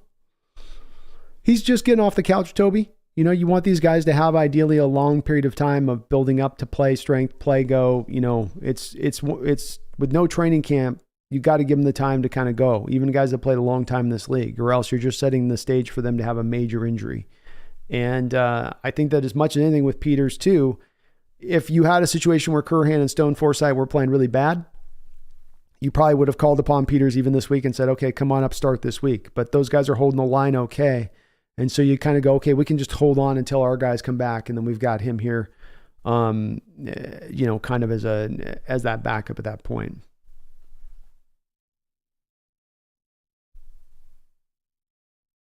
And you kind of hit the nail on, Jordan. I saw that in your comment. With Stone playing so well, it's kind of like, why? Yeah, it's exactly right. It's like if he's holding and doing just fine, it's like, well, you feel okay about it. Nick Guzman says, I've been saying it for over a year. We need to save Kyle Pitts. Do we need to do a free Kyle Pitts petition before this stream ends? I think maybe yes. Jordan says at the Hawks Nest, Falcons quarterback just ignores Pitts. I see him open so often and just not get him the ball. Yeah, Ritter's got a very tunnel vision approach at the quarterback view. Right? You know what I mean? Like some quarterbacks have that sort of peripheral vision ability where it's like, I can feel this guy open over here, kind of over on this spot. But with Ridder, he's kind of the opposite guy where it all kind of comes down like this and it all just sort of tightens in on his view like this, like those sunglasses you can wear that come off your face and they have the sides to them like this. So he's really got to turn his head on everything to see everything really clearly. There is no peripheral. And yeah, I don't get why you wouldn't feature him as well. I mean, if I was a quarterback and just in general, if I've got a big 6 foot, 4.5, 5 guy that runs like a deer and could, touch the back of a, backboard, top of a backboard, I might throw a couple of trust balls to that guy over the course of the game and just see what happens. But you're right. He just doesn't get a lot of targets. What's weird to me, though, is that it's one thing if the quarterback doesn't get it to you. It's another thing when the offensive coordinator, an offensive-minded head coach that is running this team, doesn't have ways that they're featuring to get him the ball, doesn't have plays kind of scripted up, easy throws in there just to kind of get him featured up. Just kind of get him in rhythm, get Ridder into the rhythm of throwing to him. But Ritter's not been very impressive. That whole draft class, to quote Dennis Green, that whole draft class from Malik Willis to Pickett to Howell to Matt Corral, they are what we thought they were. And we let them off the hook. Kelton says, you'll see Walden trying to save the game with that old man anchor chained to him. That's the Seahawks ball now. Maybe he's letting him open up a little bit. He's letting Walden do, he's taking the reins off a little bit. Congrats on your Niners today, Kelton. Looking impressive as ever. Brandon Taylor, thank you for the $5 donation. Says, how impressed are you with Schneider's draft picks the last 2 years? Isn't it incredible how many contributors we have showing promise right away? Yeah, I think that you very much are in line with looking at these last 2 drafts and saying that these are 2 drafts that will have a very special place in Seahawks history and in a 50-year history. I think these are 2 of the drafts that are going to be at the highest point of your charting of the best kind of. And even maybe a potential with one of these 2, both of these being looked at in more of a historical terms when it's all said and done. We'll have to see how that settles out. It's very early on in the process, but you feel like you definitely, if you look at last year's draft, Charles Cross looks every bit like a franchise left tackle. Walker looks like he's going to round into being at the very least, and I'm going to try to keep this conservative, a top 7 running back in this sport by the looks of things. I think him being conservative, he's got the makings and the looks of that. What else we got? We got Abraham Lucas, looks, if as long as he can stay healthy with the knee, looks above average over there at right tackle. Boye Mafe, a guy drafted, his pressure rate right now is as good as you'll find as far as efficiency goes. His pressure right now in the NFL is right up there with some of the best ones you'll see out there. And if you look at him and look at the pressure rate even this year versus a guy like Arnold Ebiketie, drafted right ahead of him by the Falcons, he's outperforming him and looking kind of better as a player on his trajectory. Ebiketie's got some time to still find his footing. It's still a young player. But Boye Mafe doing what he's doing is being, very impressive. And then it just goes, further. We got, Tariq Woolen and Kobe Bryant and, those guys on that end. And this year, now you got Bradford coming in, maybe him starting to round this. It's 2 drafts that have the rarity of both kind of the star power and then the length to it, where there's also that depth in it where it's guys doing, well, that guy's not a star, but this guy's just like going to be a solid starter for us here. And then this guy's going to be a great starter for us over here, but not a star, but just like, wow, you got that there. And that's, a lot of teams would be looking at that as the forefront of their drafts. And for you, it's kind of we get around them like as the 5th or 6th thing we talk about in this last draft. I think it speaks to how strong it is. And Brandon, they changed course. They went with more of a value-based approach over these last 2 drafts, and they have reaped the benefits directly by the strength of these past 2 drafts. Thank you, though. I appreciate that donation so very, very much. Snail, thank you for the $2 donation. Says Pete post Russ is better than Belichick post Brady. Yes. Yeah. I think that is very much the case as it stands. I think, there's been a time where I've knocked Pete for not updating in a way that Belichick did at one time, and I think it's kind of now gone full circle to where Pete's updated in a way that Belichick hasn't. And that is that when he had Brady, Belichick could kind of acknowledge that he's got to let Brady run things through and let the offense cook through. But the second Brady moved out, he was back to like, okay, we're going to, the offense is just going to get enough done, and we're going to, play to the defense a little bit more. Pete's embraced, especially the last 2 years, the pass happy approach of things. The modern NFL of you got to throw more than you're going to run, and you're going to throw a lot more than you're going to run. And I don't know if Belichick post Brady has really embraced that.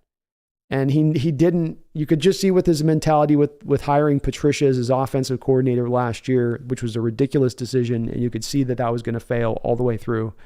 It's a blind spot for Belichick that grows darker and bigger. And whereas Pete adjusted and evolved and found, a way to take an offense that was, in tatters and dusty and archaic and allowed it to be updated and then ran properly in the way for it to flourish.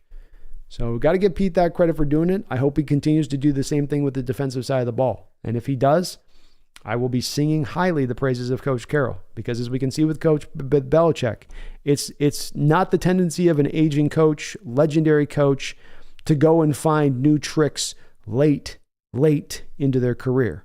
They tend to lean on what they know. They stay in what they understand.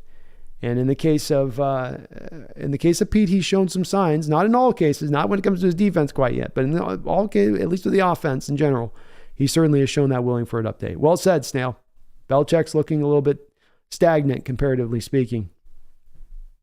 Nick says, how can Atlanta even ask for anything close to a top first-round pick for him when they don't use him? That's my thing. Atlanta has drove his value into the mud. They have.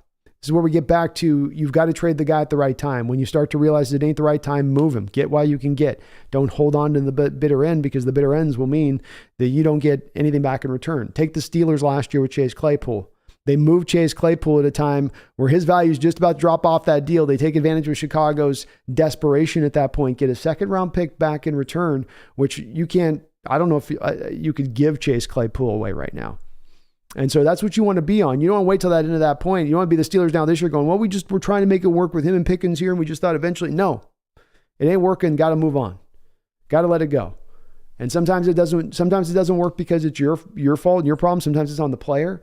Sometimes it's just not right. Sometimes it's just, this isn't the right setting for you and what we're doing. Let's salvage the value back for what we can get. You're right, though. There's not anything left to get back for Pitts. And the troubling part for this as well, because he is a top 5 pick, what is he going to be making right now? $9 million in base salary. So they can't even say we're giving you Kyle Pitts and his potential at a $2.5 million base salary. So, now you need to give us back a first round pick. It further muddles it, further makes it hard for a kind of trade to happen between the Falcons and anybody else at this point. And which basically means, bottom line is, they'll probably hold it on to the bitter end and then end up giving him away for a can of Pringles. WTC, are the Seahawks going to trade for anyone? I'm a little bit leaning into more of like 40%. I'm like 60% no, where I stand right now. And that's just because I do remember being, even a couple of years ago, if you guys remember, we had that year where we created those voidable contracts and we had $11 million going into the trade deadline. And John Schneider didn't end up spending that money. He ended up not spending it and rolling whatever money they had into next year's cap. And the reason was not because we didn't want to make a trade, but because there wasn't a trade to be made. You've got to have teams that are in sell mode. And if teams are middle of the road, 2-2, 3-3, that's not going to get them into sell mode, not according to what recent history has taught us. We need 0-4, 0-5, 1-5. That's what we need to get a team that understands, okay, now's not our time. And I haven't seen any of those teams right now stepping up that look like they got anything juicy to offer. Like if the Titans had somebody mentioned on my, shout out to whoever mentioned on the previous stream to me about like a Danico Autry, but the Titans are now 2-2. They're not going to be in movement mode. Colts, they're middle of the road 2-2. They're not going to be probably in sell mode, I wouldn't think. It makes it tough. TikTok's Brandon, thanks. Looks like Bradford will have another challenge. Hope he does great. Me too, man. I hope he does as well. Toby Pierce says, what picks do we have now? We've got all 7 of our native picks, Toby, and then we've got the Denver Broncos 3rd round pick in the upcoming draft. Jordan, I also get the Rams and certain players don't want to lose, but the Rams are winning games and hurting their own draft when they have little talent on that team defensively. Yeah, they're looking like they're going to be a middle-of-the-road team as it stands, Jordan. I think the Cardinals are going to have a little bit of this problem too. I think the Cardinal general manager is probably out there anytime they're winning this year and going, you had one job. But it looks like both those teams are going to win a few games, you know. And I got to give Rams the props. I didn't think they would be able to do. I mean, they won against the Colts today, barely pulling it out on a Colts team that I think is one of the worst in the AFC. So, and I think we just completely did nothing. But they gave the Niners a great fight last week when they were in it down the line too as well. So, you know, you have to give them their props for playing hard. But you're right, they're maybe going to end up with like pick 10. And that's probably not going to give them the inside track to a quarterback. But I will say this too, Jordan. There's so many quarterbacks in this draft. If McVay fell in love with Bo Nix or Penix or, you know, one of these guys like that, he could just end up going, I'll just take him here at 10. Or even trade back a little bit and still take him at 20. You know, they'll still have some flexibility because of the strength of the quarterback class. Tyler says, I would give up a 2nd and 3rd round pick for Kyle Pitts, but mostly because he got the talent and he would be an upgrade on the receiving end over our other tight ends. Boy, I'd have a hard time pulling the trigger on anything more than just a single 3rd round pick myself, Tyler. I think you have to make a decision after this year as well. I mean, he's 356 yards last year. He's 121 this year. He's got 3 total receiving touchdowns in a 3-year career. I know we can blame a lot of it on the offensive scheme, a lot on the quarterbacking, but to put that much draft capital would be a bit much for me. I could do the 3rd rounder, but you have to make a decision too on his 5th round option after this year. His 1st round, 5th round, 5th year option. So that's going to run you at like 15 to 20, I think, when you activate that, depending on if you choose to activate it to keep it from being a 1-year rental. The only issue right now too, though, is Tyler just comes back like, what do you know, Noah Fant is produced at this point is outproducing, I think, even Kyle Pitts right now. So do you just move out because you're thinking the upside of Pitts and you're bringing him in with no training camp and then no chemistry with Geno and hoping that he's going to be as productive, if not more productive at that point with Geno? I don't know. I think it's more of an offseason move to look at make.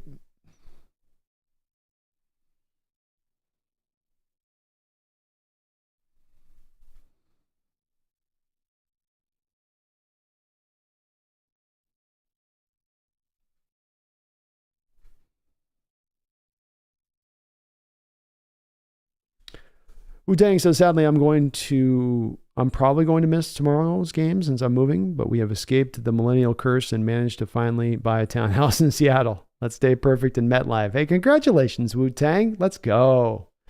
Well, at least you got something to celebrate with and on that. And, you know, you can always tune in to me from time to time. I'll keep you updated on what's going on tomorrow. Spaces, I found myself swearing at CMC today. He tore the cards up. I was so jealous. He looked great today, and he's looked fantastic since coming to the 49ers. It's crazy, too, how much of a picture of health he's been since he's arrived there, despite the stable usage of him by Mr. Shanahan. But indeed, he's rolling, and the Niners are rolling. Jordan says, what I don't get about the Falcons drafting London, Pitts, and Bijan is that they are all great at receiving. Why are you scheming the team to be a run first if you built the team to pass? It's what teams do, Jordan, where, you know, they don't always connect their parts together and you get different parts of the team thinking different ways. Maybe there's too many cooks in the kitchen, but something's going on there where something's not all the way connecting downstream to the other. And you make a great question as to why. I don't think that it's as required when you're going to be this run heavy like Atlanta to have a multitude of pass catchers. Especially when you're not going to scheme them up for one of them in regards to Pitts. You're just going to basically just go, well, if he's there on the read progression, throw it to him. As opposed to, okay, we're going to scheme this up like How did the Falcons not have those plays that Waldron schemes in for our tight ends littered in their playbook, where you have Pitts going motion, let's say, and he goes over here he's going from right to left to this side, and then here's the snap, and it's a play action pass, and then post snap you have him come back across the formation and then head out into the flat. Modern NFL, that's open 3-4 times a game whenever you want to go to it. Might not get you 6, 7, 8 yards, but at least you're targeting him. At least you're working it to him. All right? At least you're finding some way to kind of fit it in there a little bit more, but they don't.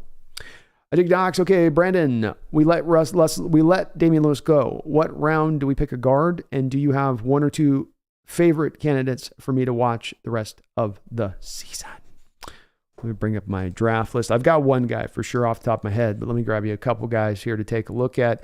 I think the guy that would stand out to me, who would be a very interesting, ballsy potential pick that you could look at, like let's say we're picking in the 20s maybe, this year. What about then if you're picking the 20s, going and getting the best guard in the draft? The best guard over the last at least probably 3 years as a draft prospect. That would be my. I would be completely open to this. I love this kid's game. He could have come out in last year's draft. Might have been the first pick in last year's draft.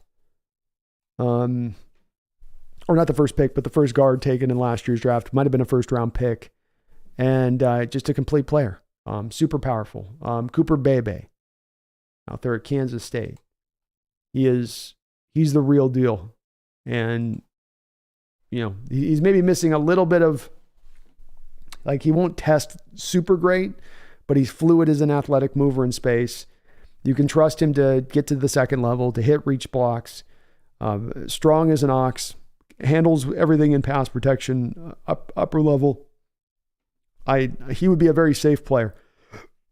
I think his floor is very high, and I think his ceiling is high on top of that. So he's the number one guy that I would say lock in on him. The other guy would be Graham Barton out of Duke. And Barton might be more of a second round guy that we'd be looking at, but a guy that's playing tackle, I believe, right now for Duke, but I see him absolutely sliding inside to left guard at the next level. And I think he's going to be a really good mover in space. This is a guy that will test well, I think, once he goes and gets the combine and whatnot. But those would be the two early guys that have you take a look at and say, kind of keep locked on those guys, addicted.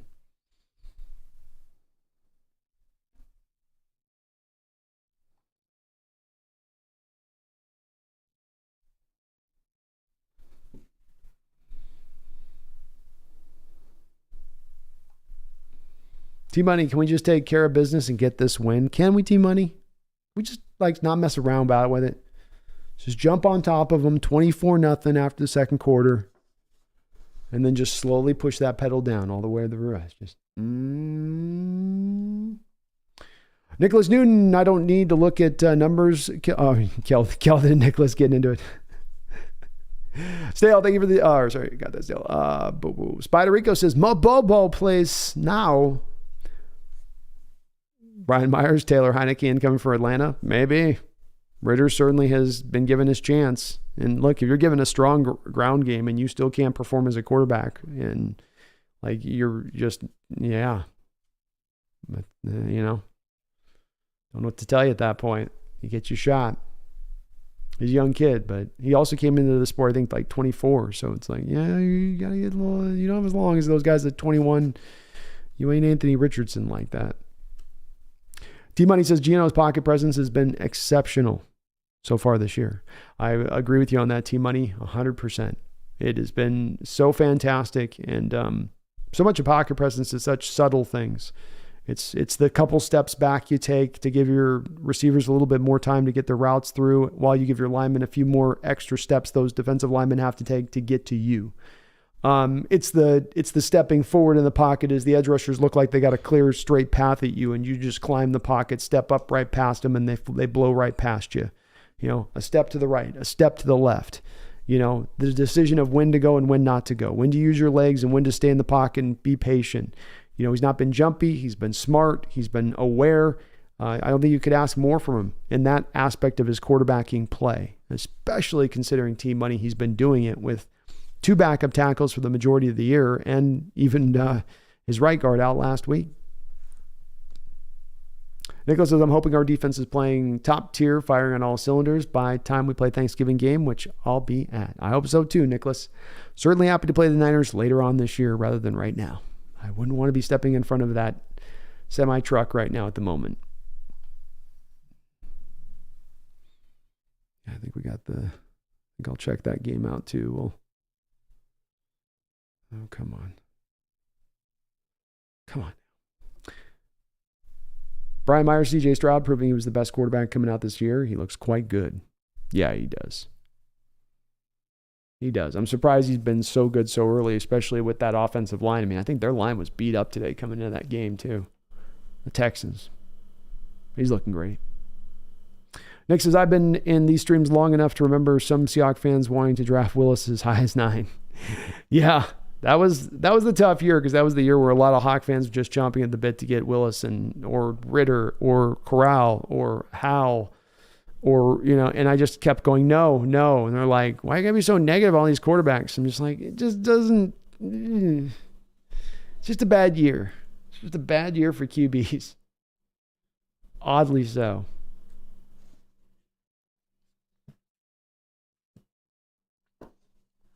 Tyler Jackson, Bryce Young suffering from having not much help on the Panthers O-line.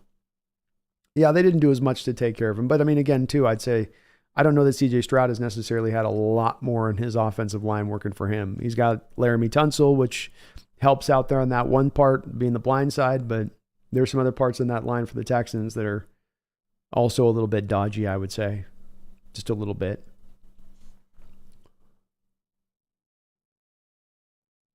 He had another play too this week, Tyler, where it's like I've worried about with these slight guys. They get barely tackled sometimes.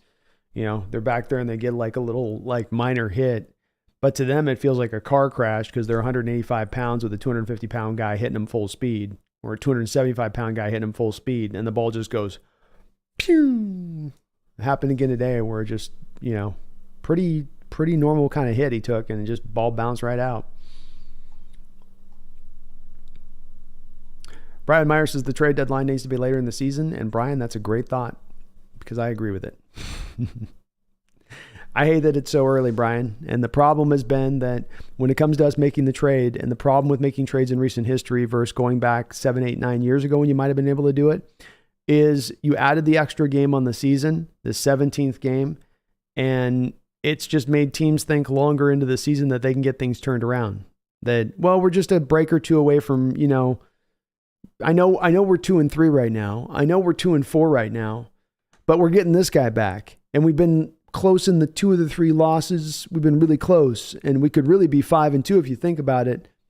And then you get a team that won't make it. No, we don't want to trade anybody. Because what eventually has to happen for a deal to be made is you need a team that's selling a player where they're trying to get out of the contract, get a little bit of trade capital back, but they're not going to get maximum trade capital back at the trade deadline. So this is why the team's got to be in that position of saying, we're in sell mode. We know where we're at. We got to be in that mode. Lieutenant says, I feel so bad for the snake bit Jets, but it's still funny. I mean, it is still kind of funny. It is, you do feel bad for him, but then they stole our draft pick, so no, I don't. Tyler says it's the Saints' actual third round pick, not the Broncos, just a small correction. Oh, I'm sorry, I keep forgetting that too. The Broncos gave that pick to us, which they had gotten from the Sean Payton trade. So yeah, it's the Saints. I guess it wasn't the worst of the, isn't it's the worst, best, however you want to describe it, of the 2/3, Tyler. I think on the deal parameters. Could be wrong on that. Nick says if John can get Pitts for a third, John needs to do it. I think that's about his value right now. I don't know how he's worth a whole hell of a lot more than that at this point.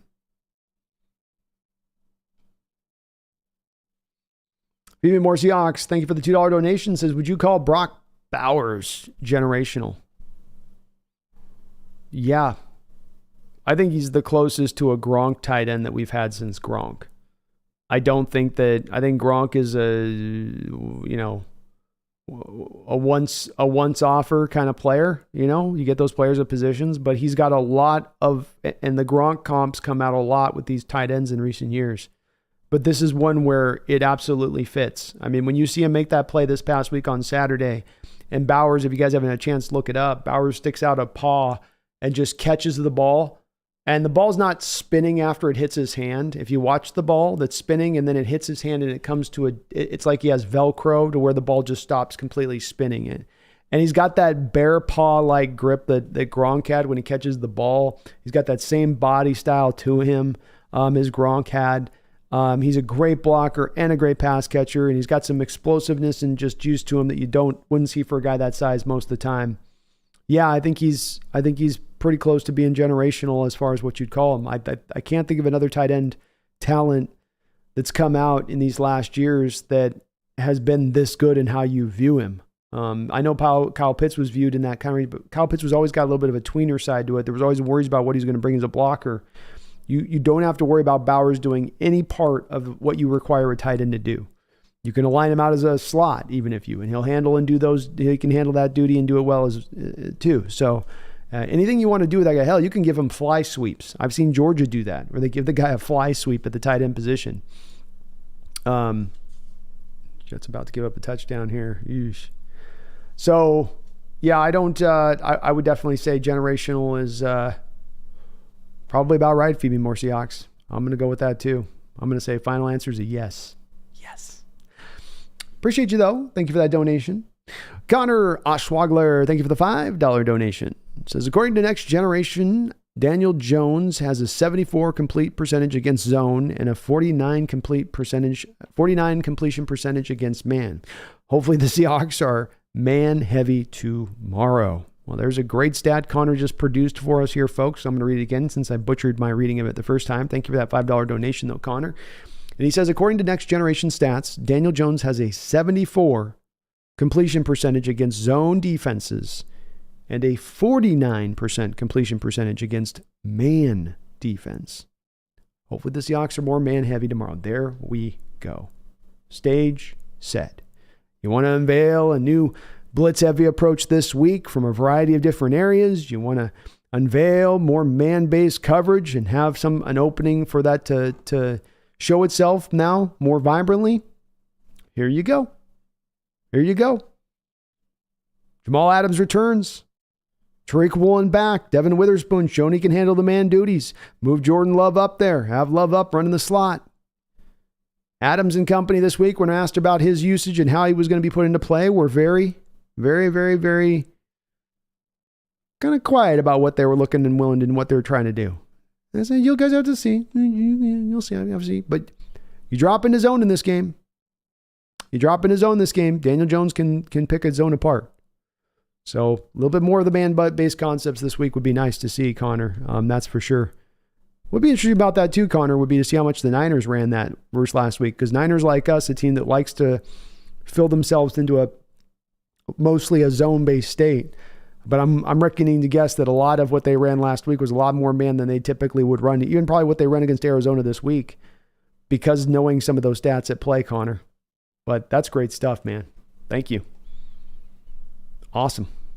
Garth Knight has been a member of the Hawks Nest for 12 long months. Thank you for that long-time support, Garth, as a member of the channel. And folks, you can be a member right now. And we do Thursday streams for members only. Just kind of chop it up over there as we're watching the Thursday night games. So do join today. I also provide PFF scores on Monday for you from the game. Garth says, I recall a pretty good Bobo on WSU in the Bledsoe era. Wonder if any relation. I would say I know that Bobo too that you speak of. I remember that Bobo as well. And that was Bledsoe's go-to guy back in the day. But yeah, I don't think that there's any relation there, Garth. I'm gonna make a key guess on this one that it's probably not. I think those are different family branches on that. Maybe they fit, maybe they line up somewhere far, far back. Thank you though, man. Appreciate that support. Brian says, didn't want to catch the Falcons game on ESPN Plus this morning. Funny animation of live action. I got to find out what that whole Toy Story thing is. I saw that. I got to look into what that was. I was like, what is this? What are they doing now? What in the hell are they doing now?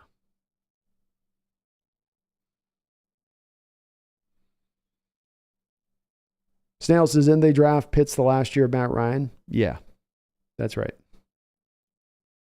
Tyler says Matt Ryan used him correctly, but both quarterbacks of the Falcons last year didn't know how to use him.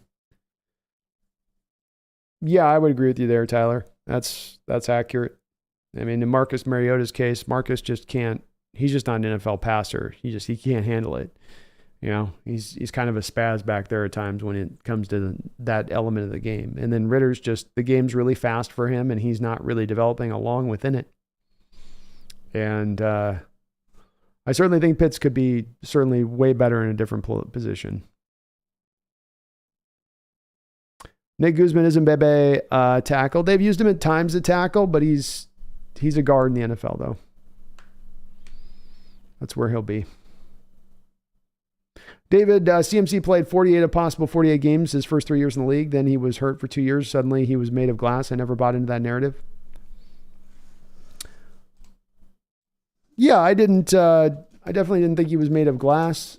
It just seemed like the injuries were going to start piling up, once they started hitting him. And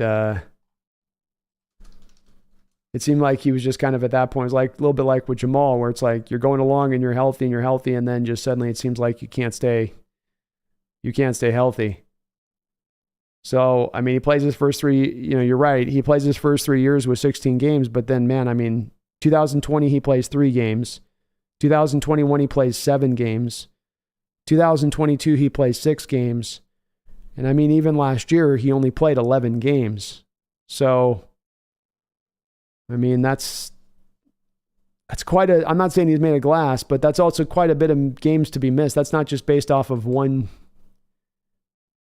2 years. I mean, you said 2 years, but that's 3 years of far less than even half the schedule for 3 straight years. I think I'm not a fan of saying any player's made of glass, David, but if you have a 3-year period where you collectively play less than half a season over a 3-year period every single year, I think people have a point of questioning at that point, okay, is this guy kind of gotten spent? And I think where people were doing the math, where I think they were right here, and the part to really concentrate on that first 3-year period, David, is it wasn't just about how he was being used in his carries. It was about the Panthers broke him, was really the thinking and thought at that point.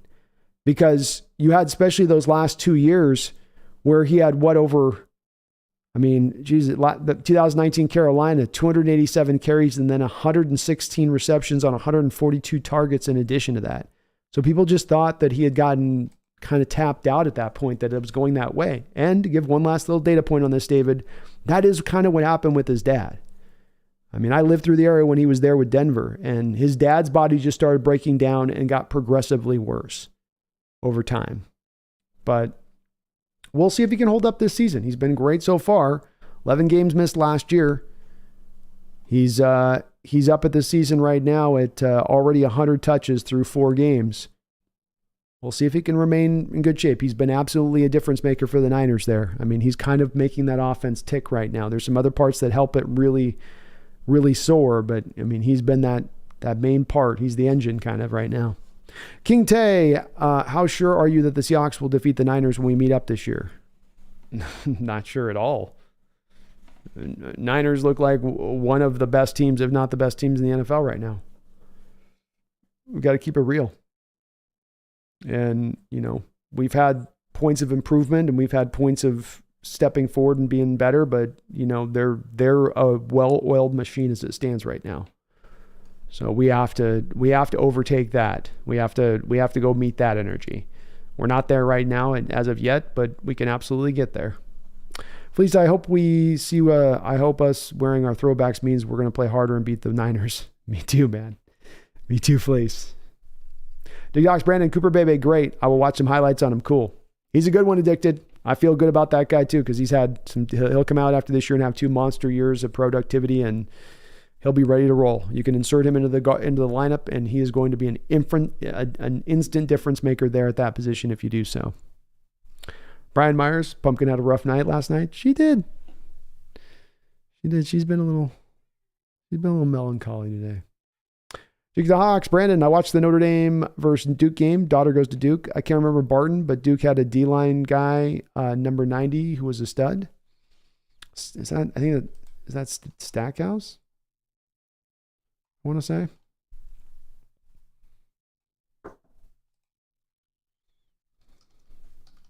I could be thinking of Jerry Stackhouse with UNC.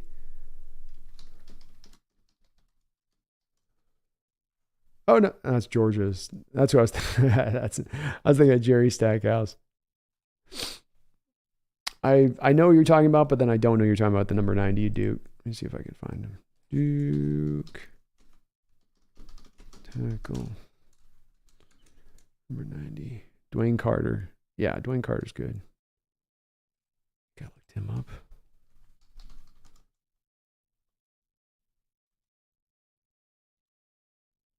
Oh, there we go. So I was just looking at Dwayne Carter, actually. Addicted to the Hawks. What do you think about this for a comp for Dwayne Carter? I know it's got the 90, and so some of this is like the number reminds me of it. I think he's like Jaron Reed, but he just doesn't quite have as much pure power as Jaron did. So I look at him more in like the 3rd, 4th round range, that defensive tackle you're talking about. But boy, he looks a lot like Jaron Reed when he's going after the passer and how he wins.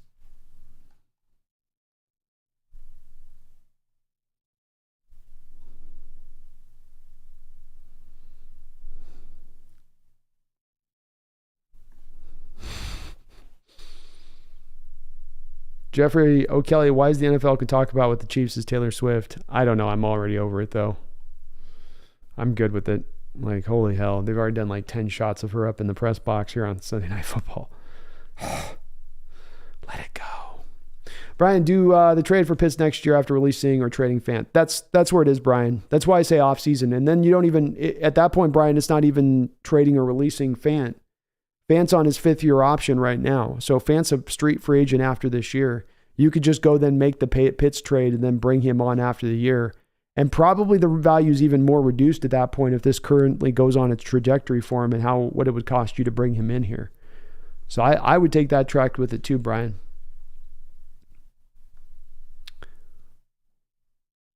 Gibson says Seattle is 5-0.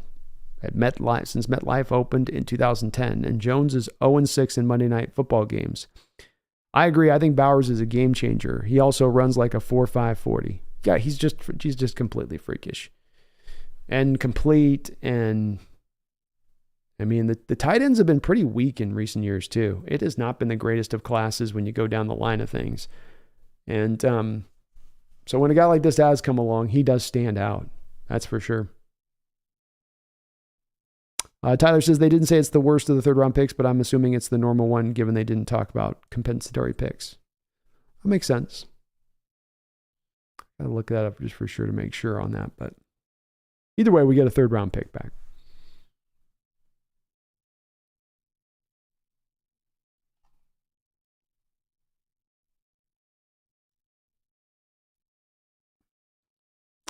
Megan Gok Roger, my lady from Dan Unda. How you doing? She says, gradings B in the 12s, just dropping in to say hi. Finally got a roll on with the writing and wanting to keep going while the mojo's there. See you tomorrow. Well, you have a good one, Megan. I also saw you had a couple, you had a donation in here. Let me get that up here. I didn't miss something here. I thought maybe I missed something. Okay. Megan, thank you for the $20 donation, and good to hear that you got the writing going. Keep going. You got to go when it's hot. When that pen's rolling, you got to keep it moving. Megan says, greeting B's in 12s, just dropping in to say hi. Finally got on a roll with writing and wanting to keep going with Mojo. See you tomorrow. Well, we'll see you tomorrow, Megan. Thank you for the $20 drop, and good luck on keeping that writing going, keeping the flow going. If you got to go through the night, right? When that pen's hot, you got to strike. Because sometimes it's just, when it's quiet, it's quiet.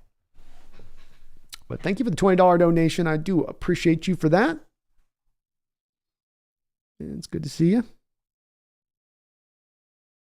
Ryan says, Bowers saved Georgia's ass yesterday. Yeah, he did. Yeah, they did. He was good in a couple plays. Nick Bowers would be a dream come true in this offense. I'd love to get him too. Sadly, I think he's minimum going to be a top 10 pick. Minimum. He might even slide into the top 5. Ahoy hand grenade. Bowers is in college. He's at Georgia. Tyler Jackson, Darnell Washington only got 1 reception for 10 yards so far. Yeah, the problem there is, Tyler, is that they love themselves Fairmouth there.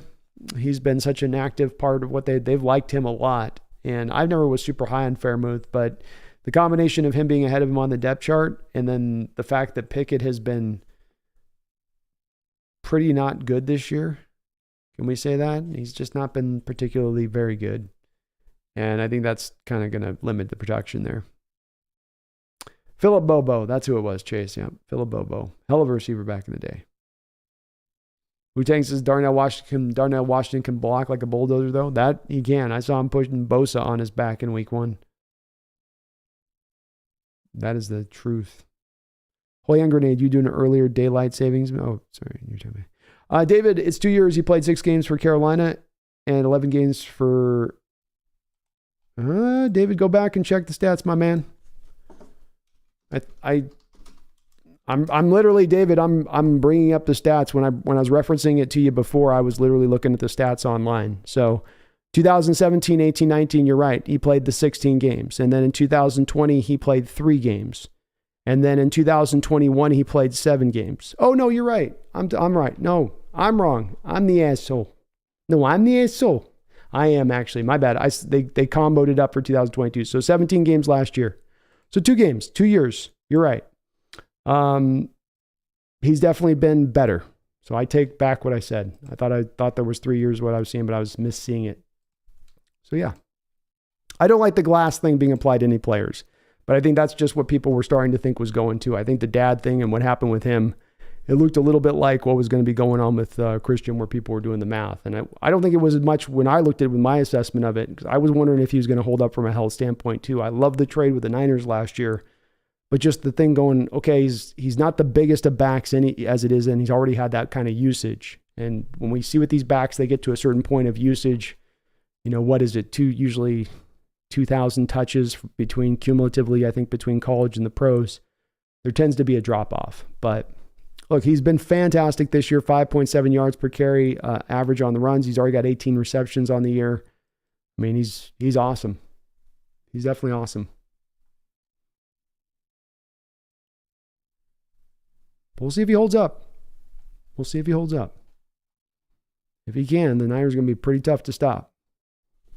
Garth, thank you for the $5 donation. Says, Brando, I'm enjoying the lefties on the Hawks that I know of. K9, Spoon, and Abraham Lucas. I appreciate the creativity without receivers having to adjust. There we go. They got that lefty left right hemisphere of the brain, man. That shows with that K9 creativity, Garth. Always can find a way out with that creativity. Oh, there's no way out? I'll find a way out. That's how they play it, man. But I didn't know that. I didn't know those guys were the lefties on the squad. Shout out to lefties. Coming strong with it. Thank you, though, Garth. Appreciate you, man. Lucky LaRue, the Commanders will beat the Hawks. We're a young team, 3rd youngest, and getting better. We are a very young team, Lucky LaRue. It was one of the single things that really was worrying me about this year as far as talking about making a Super Bowl run is you did have such a young roster here. And, I mean, for them to go win a Super Bowl this year would mean you pretty much were going to have to set a NFL record for the youngest roster ever win a Super Bowl. We'll see on the Commanders. It's going to be a tough game. That Commanders gave that Eagle team all they could take this year, and they've been solid out the gate this year with 2 wins. They're 2-2. I think Howell has been okay for them. I think he's performed pretty all right when it's all said and done. I don't think he's been like a difference maker out there, but I think they feel good about his production. Where's he at right now? I want to just take a quick peek at him.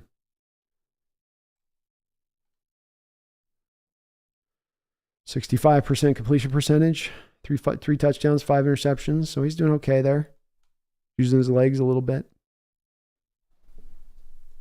Dick Hawks, yeah, Dwayne Carter. Jaron Reed, what do you think of Dick Hawks? I want to see what you think on that one. See about my comp. Megan says, done that B early mornings and late nights. Hell yeah, that's the way you got to do it. Jay Stern says Forbes would get destroyed by DK. He's going to be giving up maybe legitimately like 50 pounds, 60 pounds to DK when he plays him with Washington. That's for sure. And the Jets season is just going down the tubes.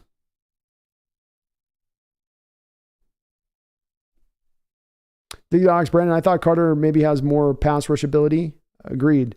But Duke has a great D-line. No one else flashed, though. Duke's coach punt decision was costly. So Oh, yikes. Sorry to hear that. I didn't give him a chance. But yeah, he might have a little more. I don't think he's got the run stuffing ability Jaron showed coming out. I do think he's more of a pass rusher.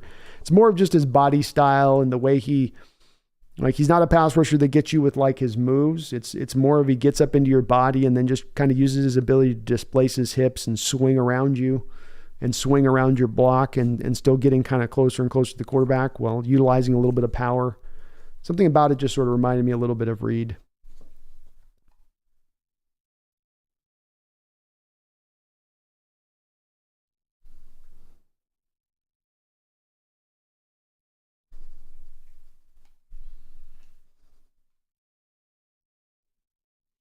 Dig Docs Notre Dame has a beast of a tight end, by the way. Forget his name. I'll have to look him up. I'm not sure on that one either. I think I got him on my list. Let me see if I got my initial kind of list here, but I'm just starting to get into the guys I've looked at. I've looked pretty closely at. The other guys I've looked at, I've not looked at very closely. Let me see here. Yeah, I don't know who you might be thinking.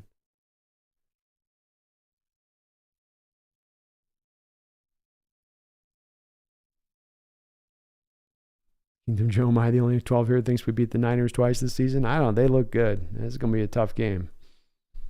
If they had a few dings in the armor, I might be a little more confident on that one with you. Oh, Michael.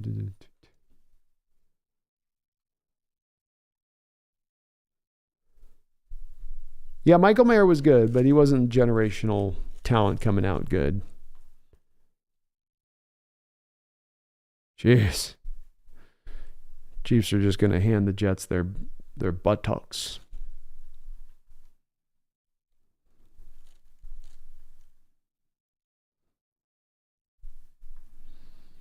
Kunar Turk Kadoryun says Zach Charbonnet, the Cambodian beefsteak. Yeah, we've got folks. We're trying to figure out I'm going to run a poll here today at some point. We've got go ahead and get your nicknames in for Zach here as we can finalize on a nickname here for him. We've got these are the best options currently on the board. We got the Bouncer, Zach Diesel, Truck Charbonnet, the Cambodian beefsteak, the Charbonnator, Charbazard. It's a Pokemon reference. And the Bulldozer. So if you guys got some better options, feel free to throw it in there. Me personally, I think Zach Diesel will probably win out. I have a soft spot for the Cambodian beef stick. I think that would just make me... I think that's the one that should win. Charles, I'm glad the Hawks don't play the Niners until Thanksgiving. We need the time to get these young guys ready. That's my thinking on it too, Charles. I'm like, thank goodness for the way the schedule makers put this one together because I don't know if we'd be ready for them right now this early season. I think that they would be a little bit more of like what it was last year if we were, especially not having our two tackles. Could you imagine having to face them like this week without our two tackles, backup guard going against Javon Hargrave? Yeah, it would get a little weird. So I'm glad to see that we're not in that position, and hopefully we can get better and better and better and healthier and ready to go by that point, Charles. Ready to kick it in gear at that spot. I'm with you. I'm with you.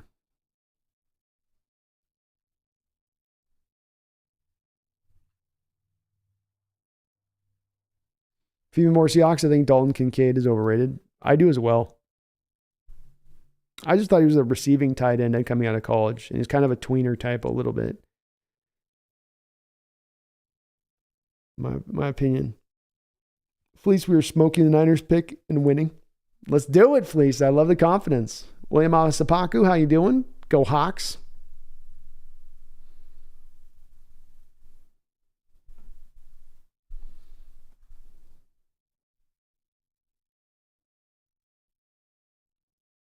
Keldon says the Niners have no answer for your soft zone. Well, hopefully by that point, it's a lot of man-based stuff, Keldon. It's a blitz-heavy approach. Jamal Adams coming from this side, Bobby coming from that side. Who's coming from where? I don't know. You don't know. They don't know. Are we playing man? Are we playing zone? Are we playing zone to half the field, man to the other? Are we flipping inversion? Are we inverting the cover 2 to the cover 3 when it looks like a cover 3 pre-snap and then post-snap cover 1? I don't know. Maybe we're super tricky dicky by that point. Maybe we're just holding the cards close to the vest. Okay? Really close to the vest. Like inside our vest. You don't know, man. You don't know.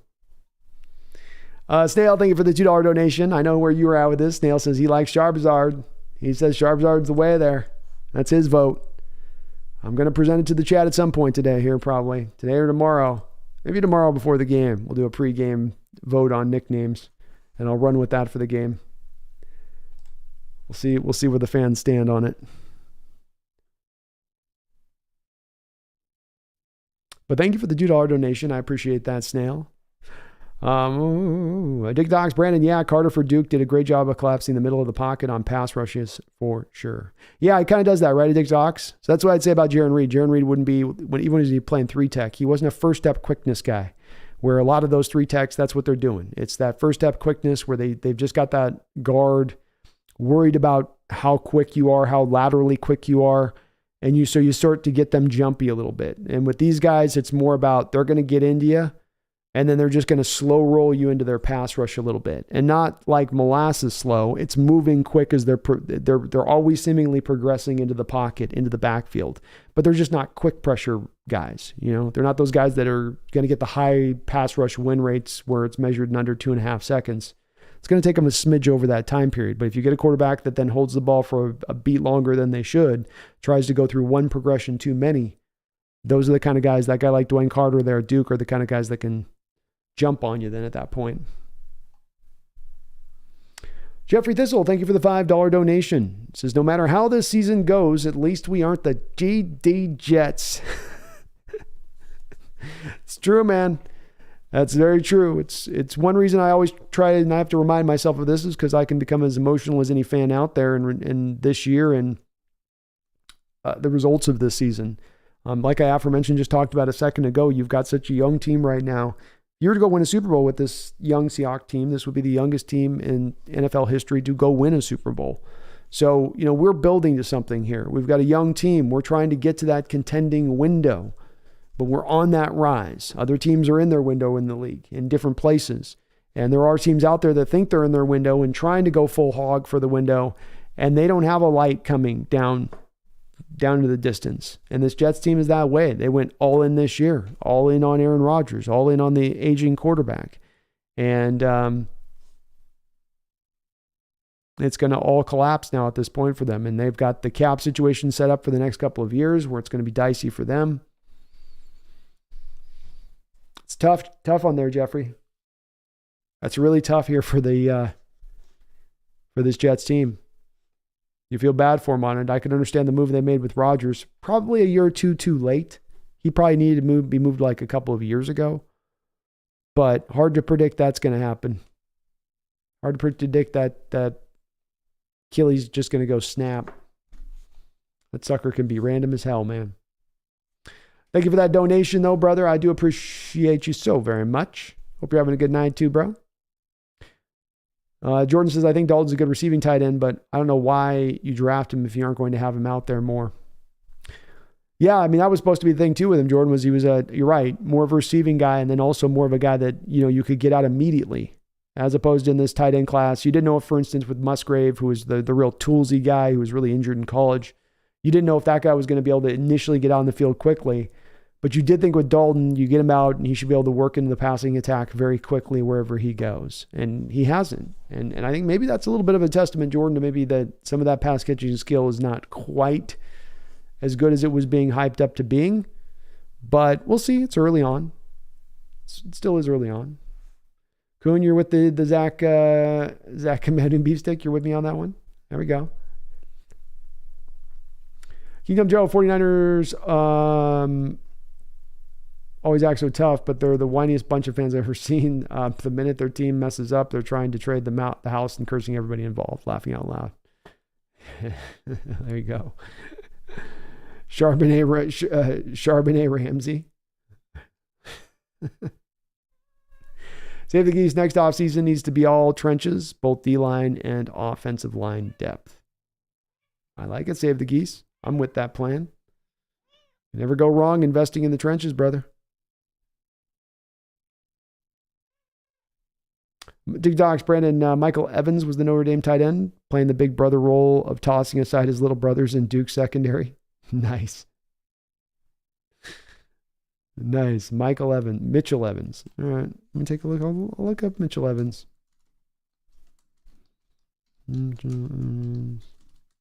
No, we're not doing I'm not going to hold you like a baby right now.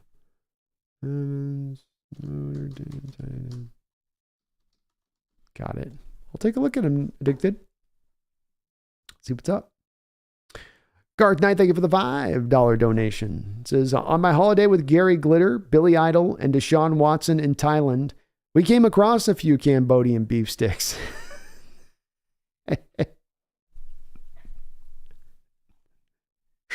I bet you did. Surprisingly found under some dresses, I'm guessing. With a big underlining of the surprise, surprisingly.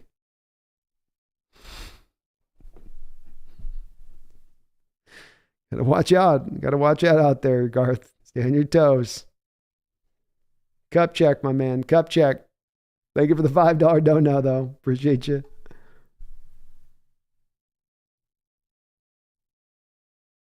Kingdom Joe. Oh, they already came up with a nickname for Zach Charbonnet. They call him Zach Run Angry Charbonnet.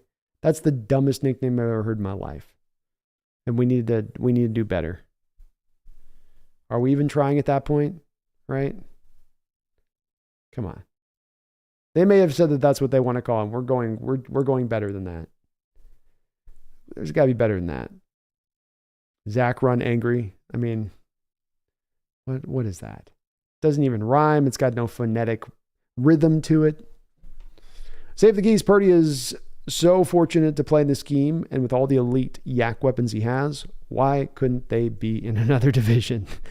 Yeah, I know. It's tough when you might have the toughest team in the NFL to deal with in your own division, but they've set, Shanahan has set that up in a very precise fashion, I think, for the production that they are getting. And Purdy is working those weapons perfectly. Shanahan tells him there's a guy that's going to be open over here in space. Trust what I'm telling you. Trust my scheme. Trust that I've opened it up for him and make that throw. And you can see Purdy on even anticipatory throws being willing then to put it to that spot and trust Shanahan's offense that guy's going to be open and he's going to be over there. And it's been very impressive. They're working like a machine right now. Gibson, I would love to see us mix our defensive schemes, but Carroll is stubborn and doesn't seem to want to adapt or make changes, but it is necessary. I agree with you, Gibson. I mean, it's really kind of the final change needed here beyond these young players maturing and developing. And that is that the defense develops into the modern era like you've developed the offense into the modern era. And whether or not the team takes that step or not remains to be seen, Gibson. I've kind of suspected that once we get an Adams back and you've got Woolen and Witherspoon both on the outside, that there's maybe going to be more of a willingness to do what you're talking about needs to be done. But we will see about that soon. And we'll be able to determine that over the course of this year. And if we don't see it over the course of this year and we find the defense once again in the back 20s defensively across the board in their production level, then we're certainly going to be able to say at this point that it's very likely Carroll's not willing to change. And he is going to keep this defensive scheme where it is. And we might mature and develop and we might have guys rise to become Pro Bowlers, but we're always going to, at that point on the defensive side of the ball, be held or reduced down by what this scheme allows. We'll just have to see. But I think it is a valid concern. David says, are we at the point where we should expect to beat the Bengals? I had it as a loss the moment the schedule was released, but there's no evidence to suggest right now that the Bengals should win. I can't get to the place quite yet myself, David, of saying I look at that as when I would stencil in as a win. I did like you have it as a loss to begin this season out. And at 1-3, the Bengals certainly haven't been, great to start things out. I don't think that they've necessarily gotten the easiest schedule to begin things. I mean, the Browns to start out that year, it's a downpour. It's raining like a mother in that game. Burrow's got the calf thing going on. Then you got the Ravens the next week. You barely lose by 3 points. If you're the Bengals in that game, you beat the Rams the next week, and then the Titans put one on you this week. I think they're going to be a hungry team. I think they're going to give us a big fight. It's a 10 a.m. game, which we've done very well in, but it's still 10 a.m., long travel out into the Midwest. You do come off a bye. You do maybe are at a place where you're it's depending on how the health goes after this game. You may be in a place where you're as healthy as you've been all year at that point, David. And so maybe that should, move the scales a little bit more then. Maybe that should get a hand on that scale a little bit heavier, perhaps. But I don't know. I still think that the Bengals are. It's hard to say when you're not really sure of where Burrow's health is with that calf and how much it really is holding him back and how much of it is that just maybe they're not playing particularly well at the moment. Kingdom Joe, a lot of fans plus websites have a lot of fans plus websites have big calling. Have been calling Zach Charbonnet run angry. I don't know. It just doesn't. I don't understand the. Must be a younger person term or something. I've just never heard of run angry. Like.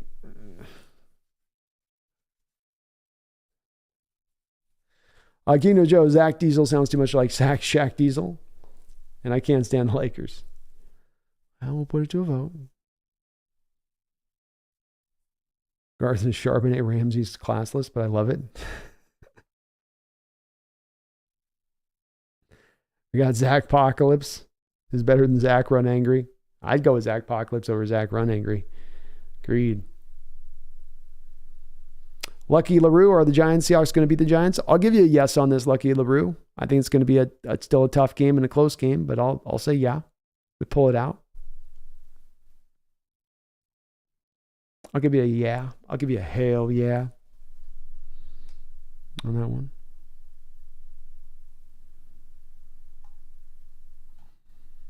Jets trying to get their first touchdown here. Yeah, Ben, we should be healthy going into the Bengal game. That definitely could have a big effect on this. And we'll see where the Bengals are at from their health standpoint. Because they've got to keep playing on. Like, they go to the Cardinals next week. So we'll see where they're at.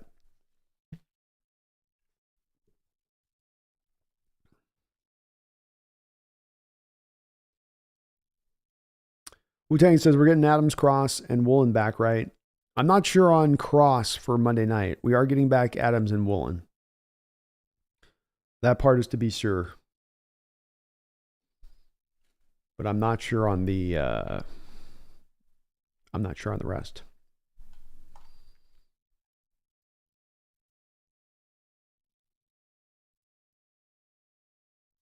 Hoy hand grenade, Burrow is playing. What do you mean?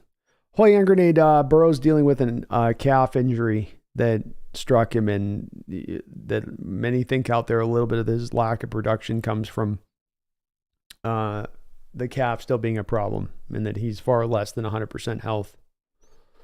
So there's some wondering if even by the time he plays off, if it might still be at a place of not quite right. Like, he's just not look like he's able to kind of drive the ball with the same kind of, he's not a high velocity thrower anyway, but it looks like he's lost a little bit off of his fastball here with this leg injury. And you're right, Lucky Blue, staying healthy is the key to any team success. I mean, it really is. And it's a big part of if you're going to be a contender or not, or get to the playoffs or not. If you get a string of injuries, it can deep six you. And if sometimes it's one too many injuries, you can take it up to a certain point and still maintain and still be that team that can compete. And then you get to the, you get one too many too far, and your team kind of falls apart. Definitely, it's a huge factor. Gabriel, I'm curious as how often we see players listed as doubtful who end up starting. I don't think it happens very often, Gabriel. Once a player's in a doubtful state, the likelihood is that they're not probably going to start. Very, very, very few amount of times, I would say. And Kingdom Joe, I don't think you're making up. I've seen a bunch of jerseys already run angry. I agree. You're not making it up. I mean, I agree. I wouldn't say you weren't. I wasn't saying you weren't being truthful with it, man. I just didn't like it. It's just a stupid nickname. It's my only problem with it. Like, run angry is. It's not a nickname. That's a description of a guy doing something, or a description of someone doing something.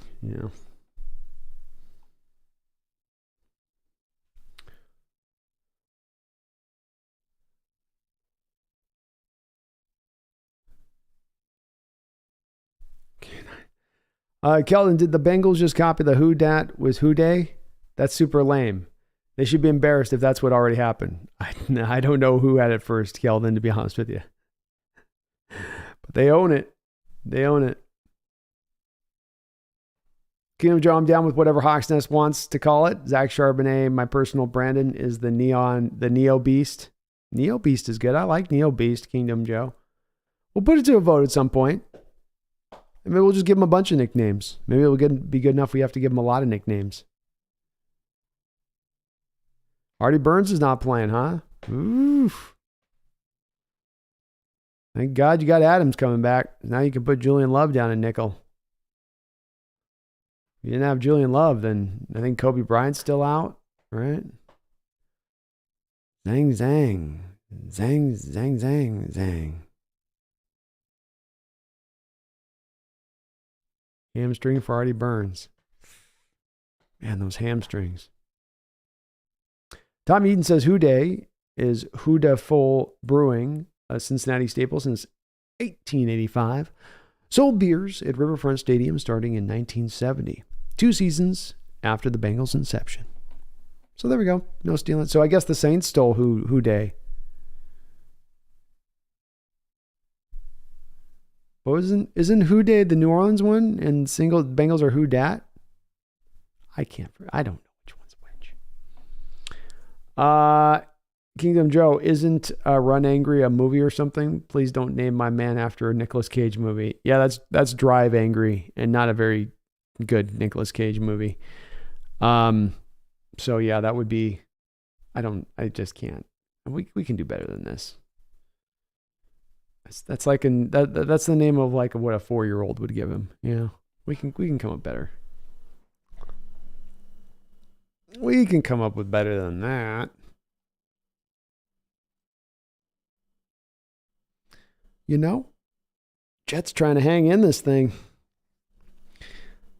Just picking off Mr. Mahomes.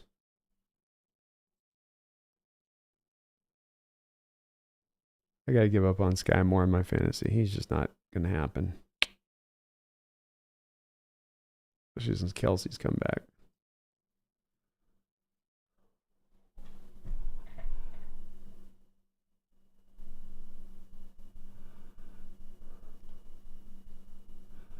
I'll put Neo Beast out, Kingdom Joe. We'll do before the game tomorrow. We'll do a poll. Spuds, Mag, Zach, and Furious.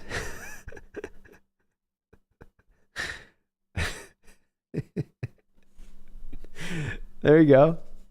That works. Zach and Furious. Oh, nice.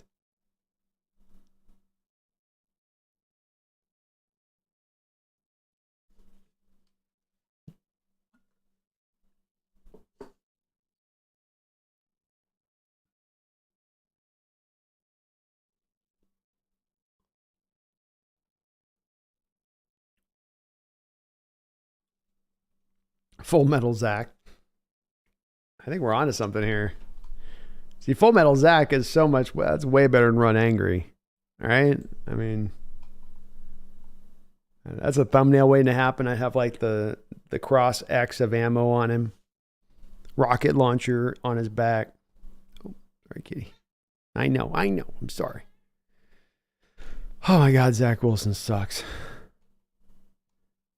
Zach Wilson is horrible. How did people fall in love with this kid exactly? Was it that dumb pro day throw? Is that what happened? It was that stupid rolling left, throwing back right, 50 yards down the field. That really suckered everybody in on this kid. Why guy wide open by 3 steps. Garrett Wilson, 3 steps wide open. Just like, Lucky LaRue, you guys have a tough schedule? Yeah, it's not, I wouldn't say it's easy, that's for sure. And it gets tougher the deeper you get into it. I mean, Eagles, Cowboys, Niners twice. Titans that doesn't look like an easy game. Bengals are on the schedule. Yeah, well, we're going to have to put our big boy pants on in those games, that's for sure. Gabriel says, I have no idea why they didn't cut Zach Wilson this offseason. Not even good enough for a backup spot. He really isn't. And he's shown you that before this year. And I can only think that maybe that was an ownership move of like, let's salvage it. So if he does get called upon, he'll come in there and he'll be magical. And then we won't look like idiots for drafting him a couple years ago. But you got to cut bait, man. You got to cut bait when the time comes to cut bait. And this kid is just, it's hard watching him play the quarterback position. Some guys make it look easy. Some guys make it look like it's impossible. And he's more in that latter role. Zachariah and the Amish.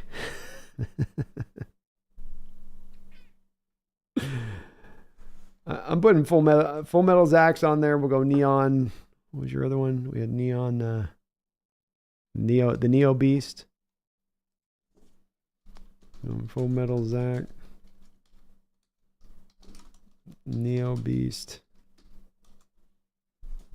There we go. We'll try those out tomorrow. Kurt says, who knows, 10 years and he could be great for our Hawks. Laughing out loud. Yeah, Zach is terrible.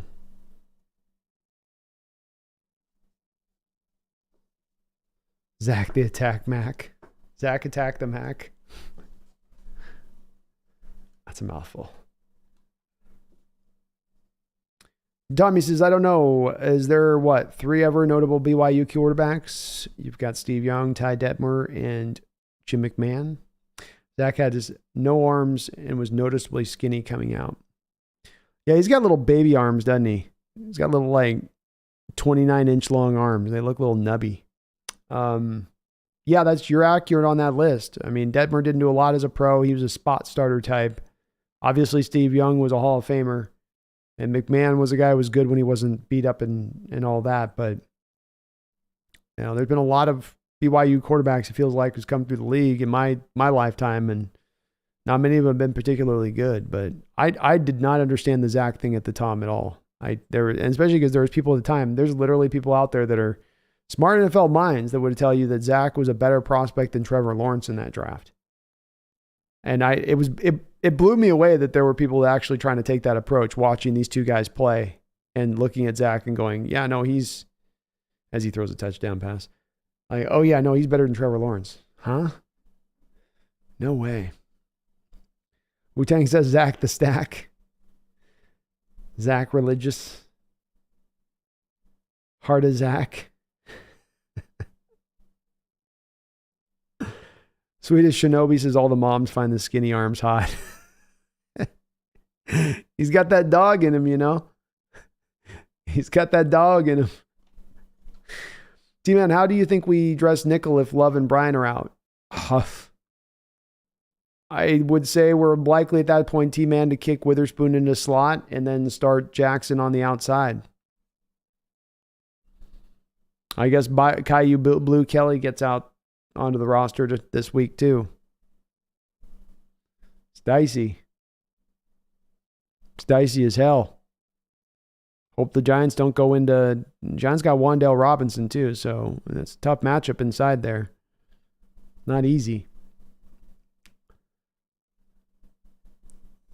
Not easy. So hopefully one of those two guys can play, T-Man. Because... you can always put Witherspoon in there and he'll be functional, I think. But obviously you lose what he brings on the outside too, if you do that. Tommy says, I think we play 3 safety, big nickel, with Reed, Diggs, and Jamal. I could see that. That's interesting, Tommy. That'd be an interesting way to roll with it. Who's your slot, though, then? Who goes down there and plays in the slot? Kurt, have we tried Jackson in the slot? He's a bit too big down there, Kurt, to run with him in the slot. He's just a bit too big.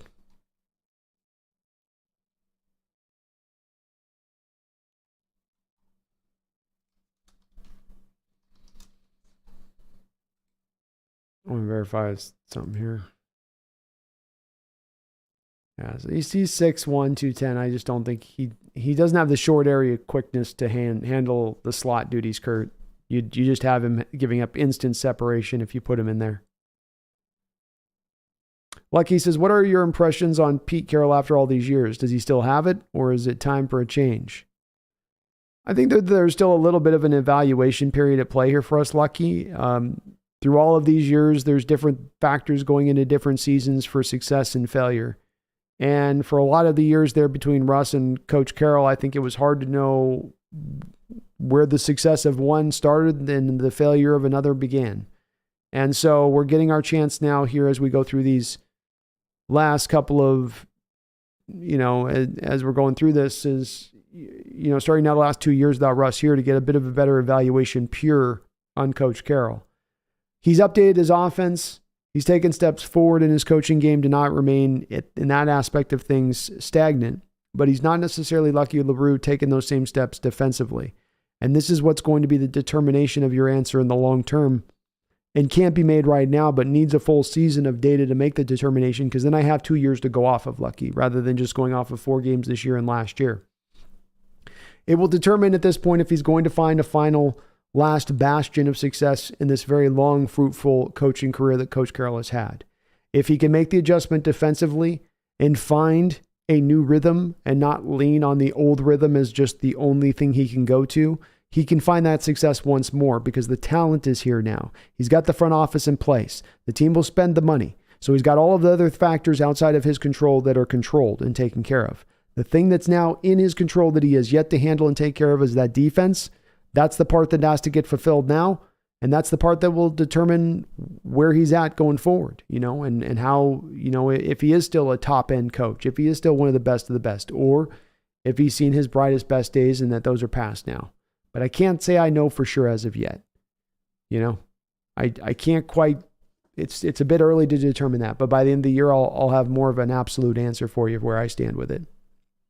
Wu-Tang says it's because when BYU played bum schools, he was out there hot dogging and making big flash passes, and he looked lost when they played good teams like the Dogs. Ooh, good thoughts there.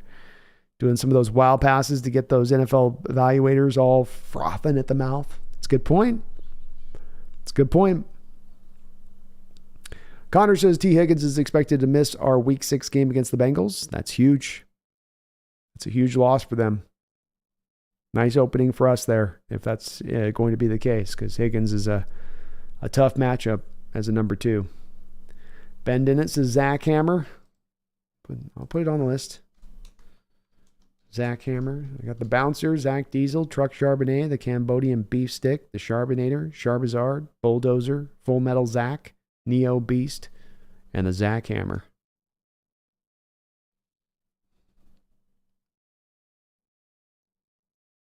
Tommy says Bobby plays slot. He's so fast.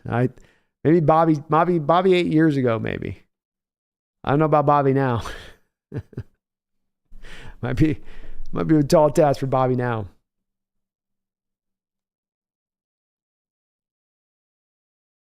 King Joe, cool. Thanks, Brandon. Yes, my vote is for Zach, the Neo Beast Charbonnet. I will put it in tomorrow. We'll run a poll before the game. See what the people say. David says, Hawks need to take advantage with Andrew Thomas out. Big loss. I thought he would play, and their starting and their O-line struggles would at least improve a little bit. I heard Jones is being pressured on 48% of his dropbacks. Indeed, it's been a problem for them, David, across that line. I think they just sat Mark Lewinsky as well, so they're starting a new guard in this game too. They're hoping to shake things up with that, and I think if Andrew Thomas is out there, it's a big difference. You're right about that. You're looking for the first game for Uchenna Nwosu to go out and probably get his first sack. This is probably going to be that game. It's not going to get any easier here for Daniel Jones, especially because I think, David, you have Jamal Adams coming back into play here, and I think the Hawks will lean at times with some willingness into blitzing a bit more in this game than they have even to start this year off, which is only going to make it harder on Daniel, who does at times struggle to process what's going on in the football field.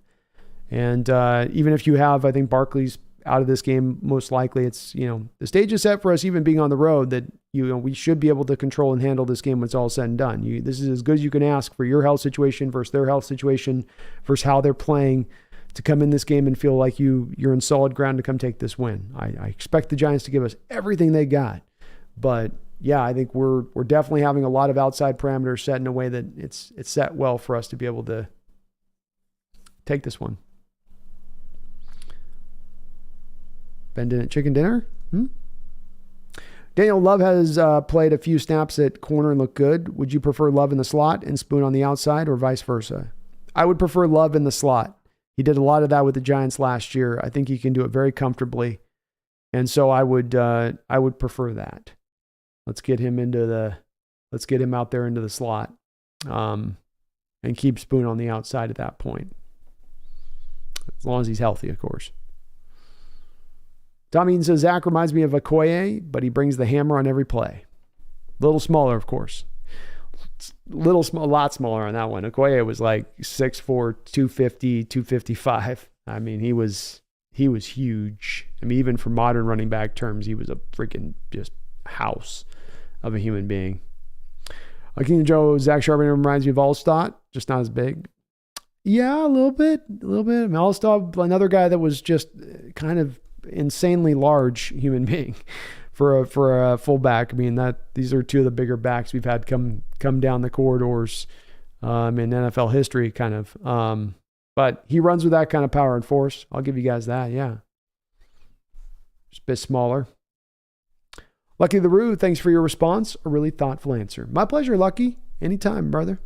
I love the question, man, and I think it's it's not only do I love the question, I think, Lucky, it's the most important question that looms over the whole franchise right now as it stands. Because this is what's going to determine whether we're headed for future success. And to be in that future success, what I mean by that is that you're truly contending for Super Bowls, or that we're just going to be a playoff team. You know, this is really what that comes down to. And if they make the defensive adjustment, I think we can fly as high as we've ever flown in recent history. But if we don't, I think it's going to hold us back. And I think that no matter how good of talent that we put on the field, we're always going to be held back by the schematics a little bit at that point, at least on the defensive side of the ball. Appreciate you. Kelton says the Giants will blitz. They brought a ton of pressure at Purdy. Yeah, Keldon, it was a lot of the 5-man fronts. It's where I struggle on calling the 5-man fronts like tons of pressure, you know, where it's kind of what I call a wasted blitz, because you have an offensive line with typically a default 5-man protection package up in front, right? With your 2 left tackles, 2 guards in the center, and then you're going to tend to have a running back as well. So you have the Giants in that game, a lot of their blitzes, a ton of their blitzes, was on 5-man blitzes and I watched that game closely, Keldon. They're running the 5-man blitzes, and then they're dropping to cover 2 shell on the back. And then they're leaving these huge open holes then in the in-between areas of the defense at that point. If you're going to blitz, you got to blitz. 6, 7 men, bring it like that. If you're going to go with a 5-man blitz, you got to do it you do that if you're like the Rams and you've got an Aaron Donald up front that you're trying to free up to get like one-on-one, dominance so he can't get double teamed all game. But, we don't have that. The Giants don't really have that. It's a 5-man pressure group that goes to nothing a lot of times for NFL teams. All you're doing at that point is end up just removing a guy off the field. And what drove me crazy about it too, Keldon, was that they did that as well. Then they bring the 5-man pressure, but then they don't pressure any of the shorter zones. So they drop the cover 2 into depth. They leave all the short and intermediate stuff opened up. And it just made things a little bit easier at times for Purdy in the way that they didn't have to. Bring the safeties up. Bring them up. Get them out of the cover 2 look. Why with a guy like Brock Purdy, you're going to lean into that and make that the forefront of your worries and concerns defensively speaking, especially with no Brandon Ayuk in that game. Ben Dennett, Gino the Giant Killer. There we go. Gibson, last 5 games versus New York Giants, we were 5-0 and outscored them 148-62. We are favored by 1. We need to get pressure on Jones and keep him contained. I expect a close game, and we get the dub. I love it, Gibson. Let's go, man. Let's go. Zactical Nuke. Let's put it on the list. Zactical Nuke. Okay. I got space. I got Zach Hammer on there. It's on there. Lucky LaRue says, watch out for the Big Apple referees. I promise they will be a factor. Oh, yikes. I won't feel good about that. I don't want to lose this game to the referees. Hopefully not. We had a poorly officiated game last week, but it was poorly officiated both ways, so couldn't just blame it on saying it was like we got, the bad end of it. It was just the bad end of it, period. But I'll keep an eye out for Lucky. I hope not. Holy Hand Grenade, Zactical Nuke. I like it. I like Zactical Nuke too. That's pretty good. Nicholas Newton, thank you for the $5 donation. He says, B, do you think that when the Seahawks get new owners that Pete will be getting rid of? I think it depends on how much success Pete is having at the time of new ownership. Also, when is this new ownership going to come into play, Nicholas? So this is where I come back to taking it through kind of a logical progression. Number one, let's take some data points. We know that after 2000, the Hawks aren't going to be sold till minimum 2024 and late in the spring of 2024. That's the earliest that can possibly happen. So if that's the case, that then more than likely means that given that there's not going to be a sale that's going to be ready to go in early summer, that's too quick, then that means that you're going to then see Carroll probably still be the head coach moving on to the next year. So he's not going to be moved off the next couple of years. We have the Blazers as well, who were supposed to be sold before Seattle, that are part of the situation in the Paul Allen Trust where it's determined that is supposed to sell, yet Jody's not selling. Yeah, they've been given an offer and they've turned that offer down. So if she's dragging her feet on the Blazers, who were thought to go much faster and much quicker than the Seahawks sale was going to go, does that then not mean that she's going to drag her feet on this sale? And that means that we're now, instead of looking a year down the line, we're talking 4-5 years down the line. And if that's the case, then Carroll kind of goes out on his own terms at that point. So I just don't, if it was to get to the point where we're 2025 and you sell the team and a new owner comes in, if Carroll's having success, if he's getting to a conference championship, if he's winning, I don't think that owner is going to be as pushed to go and find somebody else. If it's continued to be in a middling state where, let's say we now find ourselves in 2025 and it's been 12 years since we've been to a conference championship, and the team seems to have sort of topped out at that point to being just a playoff team, a one and done kind of team. Well, I think that new owner is already going to be naturally drawn, as we've seen with these guys. There's that natural draw to want to get your guy in there, to want to move on. If you inherited a coach, you want to move on and get your other one. Paul Allen inherited Erickson when he first came in here. He was then a year later, once Erickson fell short, went, okay, I'm going to go get Holmgren. I want to get my guy. So there's going to be a pull to do that. But if Carroll's having some success, Nicholas, they're not going to do that. If he's riding high, or he's got this team close to riding high, if he's going to conference championships and at least getting to that stage of things, which he might be able to do if this team is going to get as good as we think they might be able to get with as good a young talent as they have. This is what makes it hard to answer your question exactly, because I'm not sure on the timing. I'm not sure on how Carroll's going to have this team rolling at that point. And those are the big factors at play here. But in sure, just general terms, Nicholas, you get a new owner coming in. The new owner is going to tend to want to get their own coach in there. Why do they want to do that? Because any owner buying an NFL team wants ultimate credit for that team's success. I bought this team and I put my money on the table.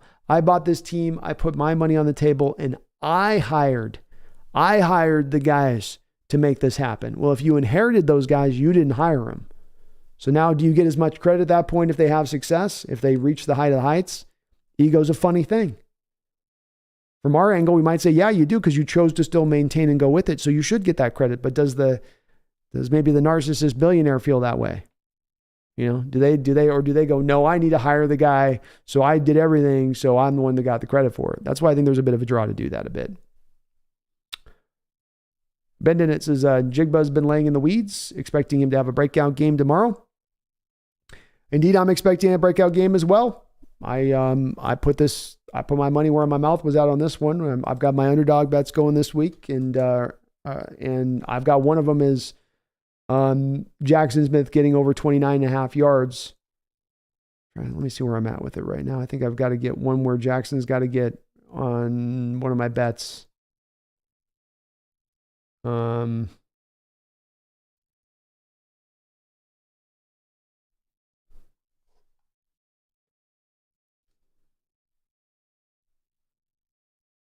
Yeah, one of my bets I got to get, I'm getting over, I think it was 28 yards or something, and I'm in good. We'll see how it goes, though. But I think this is a good game for him to maybe have a game where he starts to step out, put up 50, 60, 70 yards, starts to make some presence felt. It's only a matter of time with that kid. HB says, looking dapper, B. Thank you, HB. I appreciate that, man. Very kind of you. Very kind of you.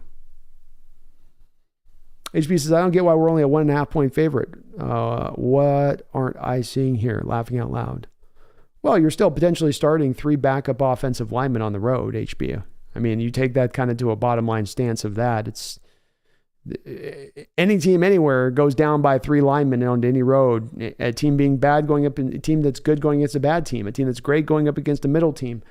Like that's going to cause the bookmakers to get a little bit dodgy because you can have things go to hell really quickly. And they may be looking at it like, okay, you had some success last week with those guys and a little bit of Detroit, but we don't think this is going to sustain. Eventually, some defense is going to figure this out. But I think it is 1.5 does seem a little tight to me. I would put this as more of a 3-4 point game to the Hawks. Ben says you're not seeing on the road, and biased refs you're not seeing on the road. Tommy Eden says Ernest Biner, 6 foot 215. Zach Charbonnet, 6'1", 215.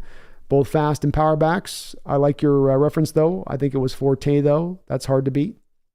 Forte's still the one, and you saw it last week when he had a couple of those runs where he was the ones where he was kind of bouncing. He'd get in the open field and he kind of bounce to this side and then bounce out here and then bounce back in. And that's a little bit to me of Biner's a good one too. I like the Biner, the part of Zach's game where he's going downhill and he's just going to stick the crown of his helmet into your chest and go. That was Biner all day back in the day for Washington. So that's a great reference on that.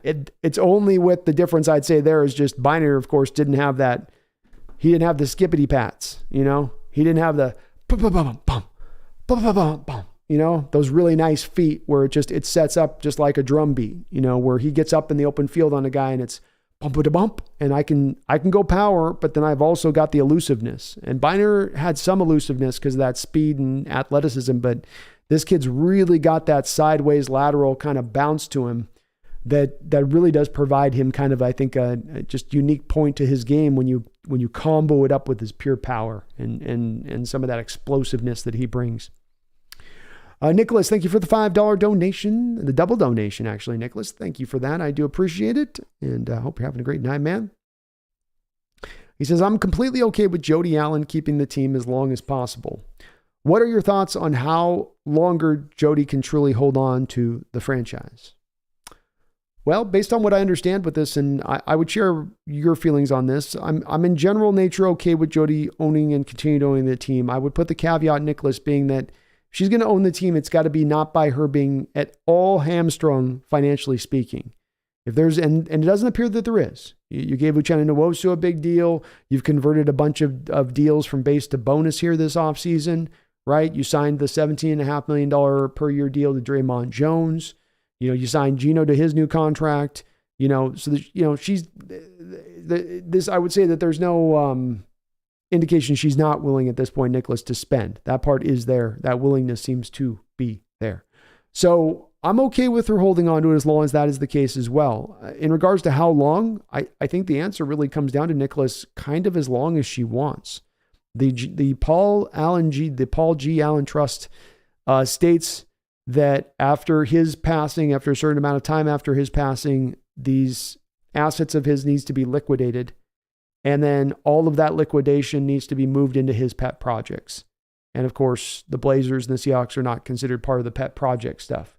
So that's the part of this that's there and mandated. Where the rub comes into play, though, is I can't remember where I saw this today, but even in the NBA, there's something like the value of an NBA franchise goes up like 15% every couple years or some just very, very large mark, right?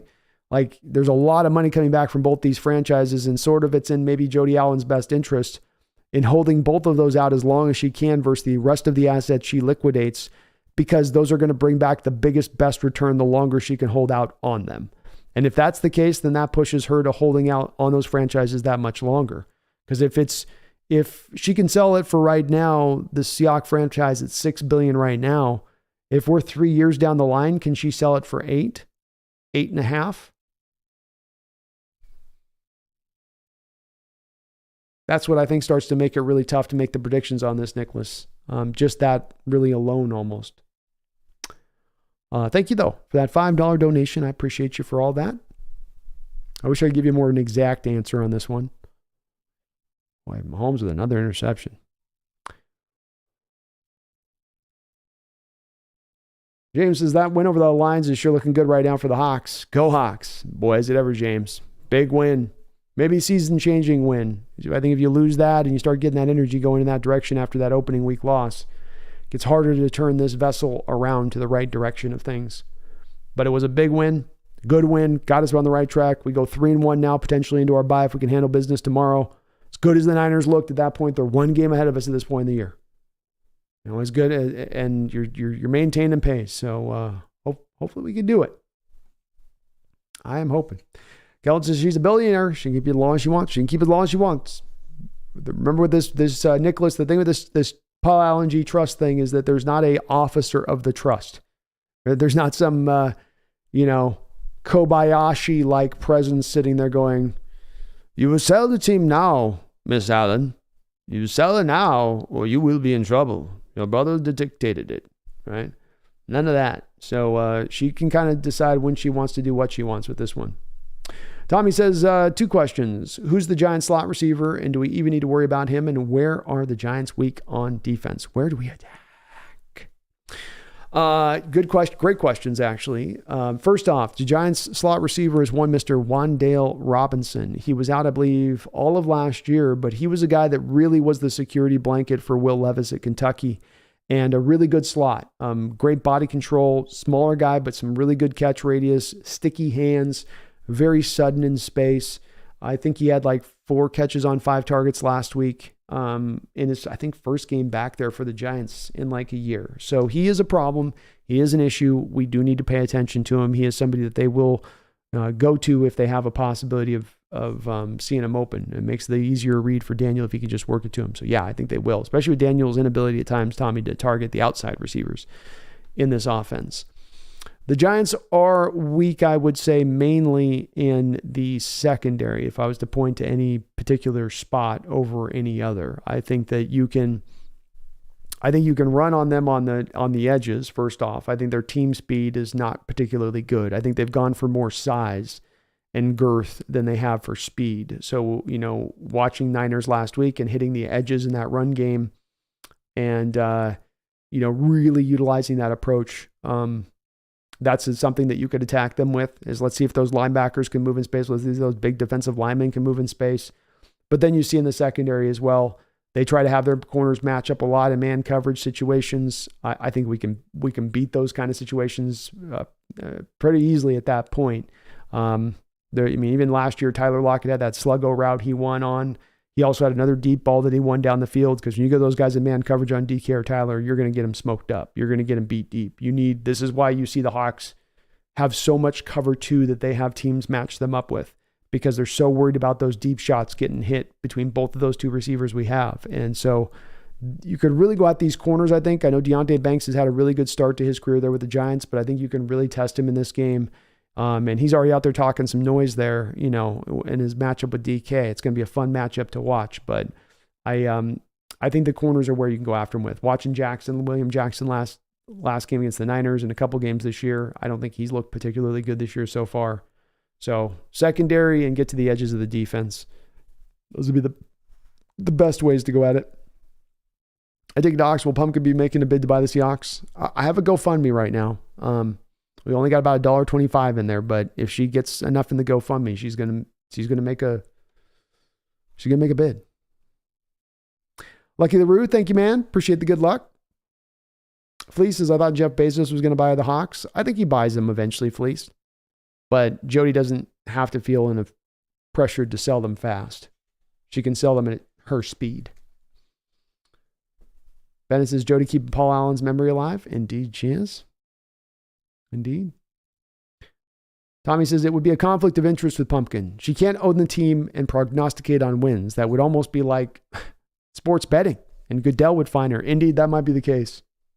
You can't have the power of being a psychic cat and owning the team, because then you're just going to be able to win or lose every game. It's a Pandora's box the NFL doesn't want to open.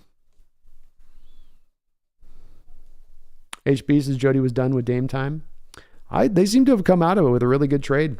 I feel like the Blazers were just Dame wanted out of there for a while, and they waited until they got the right deal that actually was going to get them back the value for them. I think they made the best trade they could and just waited for the right time to cook that trade up. I kind of give them props for that.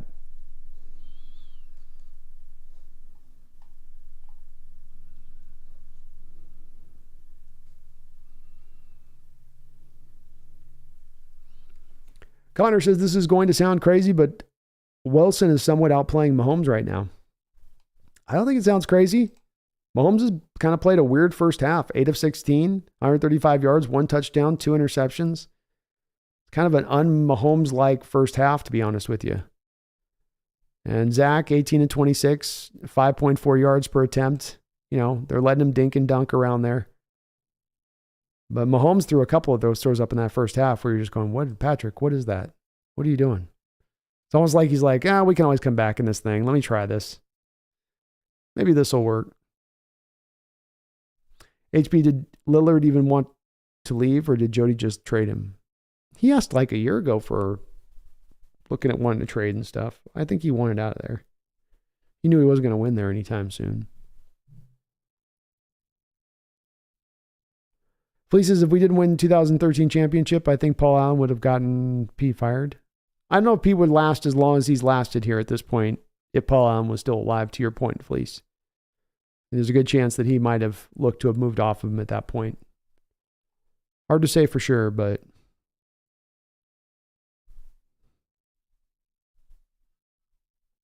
Kelton says, I do like how the Niners problem teams like Chiefs and Eagles have been dropping off this year, even if just slightly.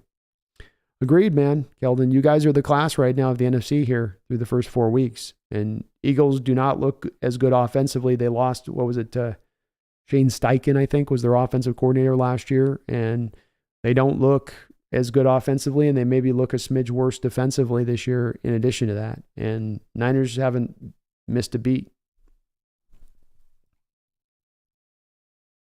Hargrave's working in perfectly for you guys. Kinlaw's coming a little bit more forward in his game. Sucks. Jeffrey A. Thistle, what happened to Will Levis? He's with the Titans. I think he's taken in, the second round? But he's not been able to ascend much with the Titans either. I don't think either him or Malik Willis is going to get the job done there. HB Niners look good, and I hate to admit it. I hate to admit it too, man, but let's keep it 100. We've been watching them. They're great. They're great.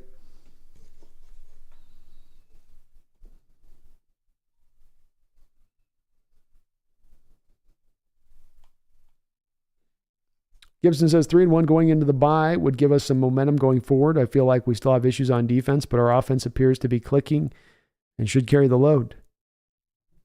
Great way of putting it, Gibson. And that would be, to me, an ideal for us to come out of these first 4 games 3-1 into the bye.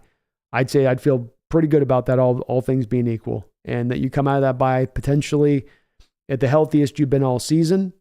Like it. Love it. Then, you factor into this as well as that maybe 3-1 gives the team a little bit more of an aggressive feel to go for it a little bit more firmer than at the trade deadline and make a go for it kind of move.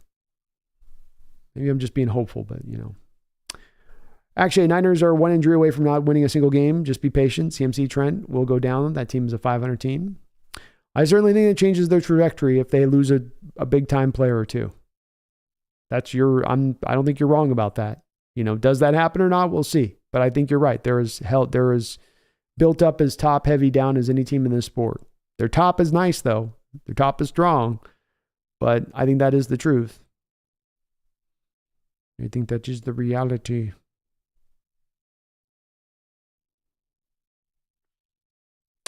Diddy Cat Lover, just watched the video clips of Bradford. Boy, that was fun. Thanks, B, for this. Oh, my pleasure, man. I want to try to do these when I can do these video breakdowns. I'm going to try to do little companion pieces as far as shorts in addition to them for you guys, so you can get a little bit of both of those flavors on that, both in the long form and a little bit of a short form thing to kind of, summarize it up. But all those clips too, Diddy, were against Mr. Derrick Brown. So, I mean, that's a tall task he's pulling off there. Thanks for checking it out, though. Grass Daniels says, thoughts on promoting Waldron if Pete retires soon?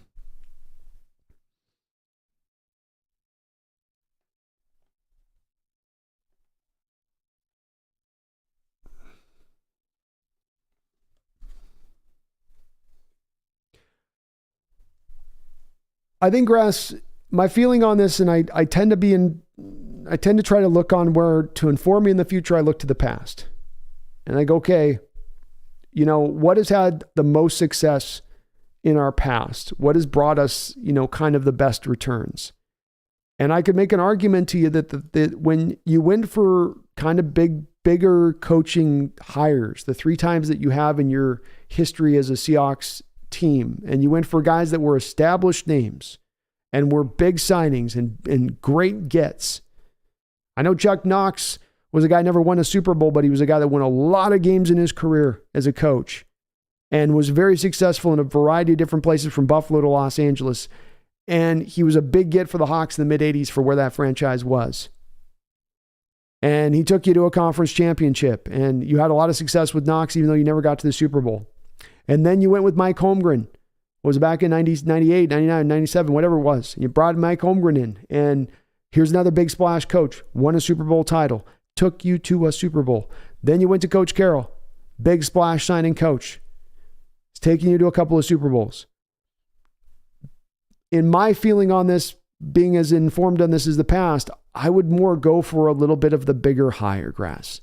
I'd go for a little bit of the more splashier approach rather than hiring from within and then hoping that guy develops into.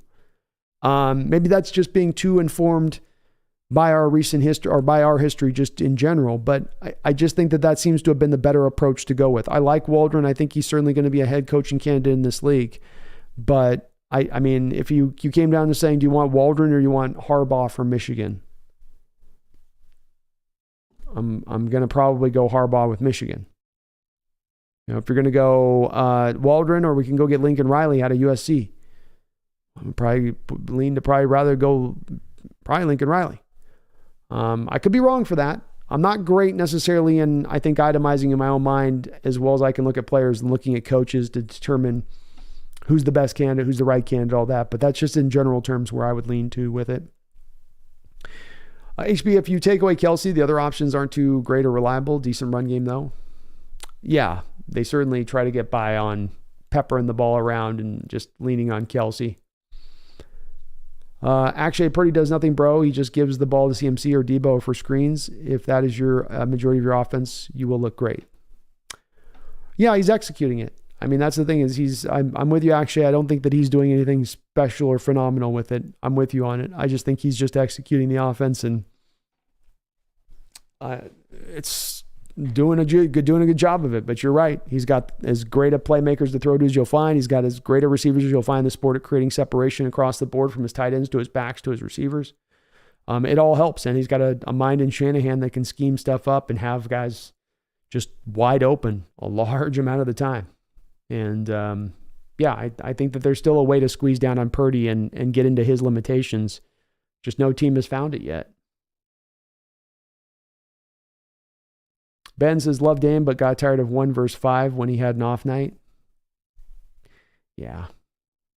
I think it's just smart by the Blazers. They know where they are. They know where the timing is. The timing is right to maximize your trade returns, turn this over, and get your team back on that other path. Savage says, how much of impact will Adams bring in his return? I think Savage, he's going to bring a pretty major impact. I think it's going to help on the field, just his return, both I think in run and in pass defense, as Love has been really bad in that spot. There's nowhere else to go but up.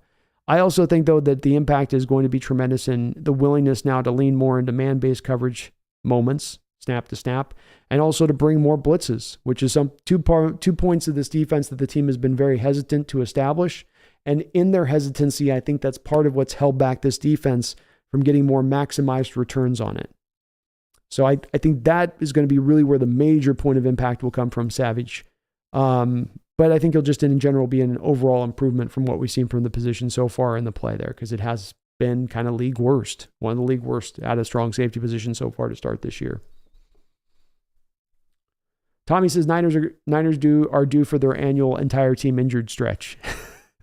Maybe, Tommy. It may be. It has struck him in the past. You're right about that. Zacho Realm. Oh, Lord. Sucks that we have a bye week against the Bengals. It's a tough game to come off the bye. But you get an extra week to prepare for them. That can't hurt.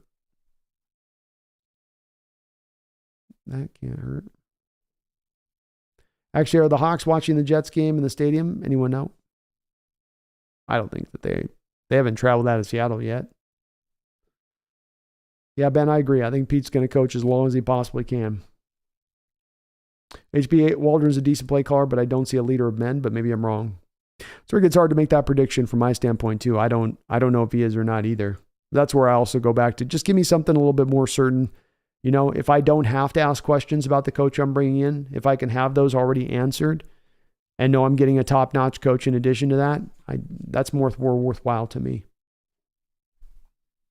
Ben Dennett, welcome to the Hawks Nest membership program as a Pro Bowler. I appreciate you jumping aboard as that Pro Bowler as you are. Thank you for hopping in. Again, we'll be doing Thursday, continuing throughout this season to be doing Thursday, 5 o'clock Pacific Standard Time, members-only streams. Just watching along at the game. So if you are a member, you can jump on in there right with us. Be there all the time. And keep an eye on your community post, please, Ben, for where I will be posting those links. Jeffrey A. Thistle, thank you for the $10 donation. That is very, very kind of you, Jeffrey. He says, Seahawks head coach is one of the most attractive in the NFL. We have a great history with letting head coaches build the team they want and do their thing long term. No need to sell ourselves short on it.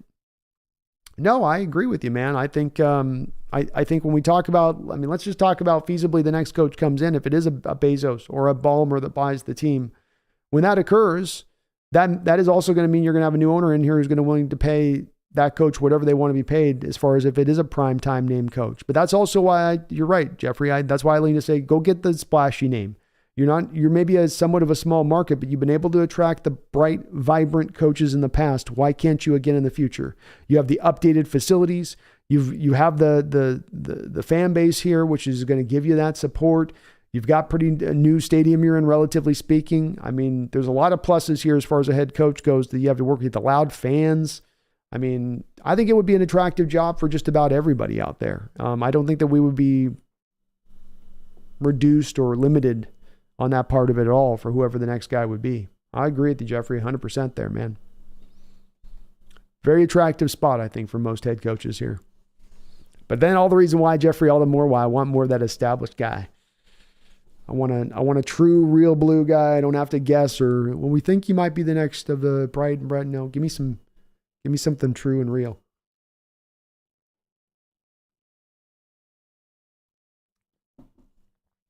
Jeff Fornall says, I'd like to see Cross, Lewis, Oluwatimi, Bradford, and Lucas. Go Hawks.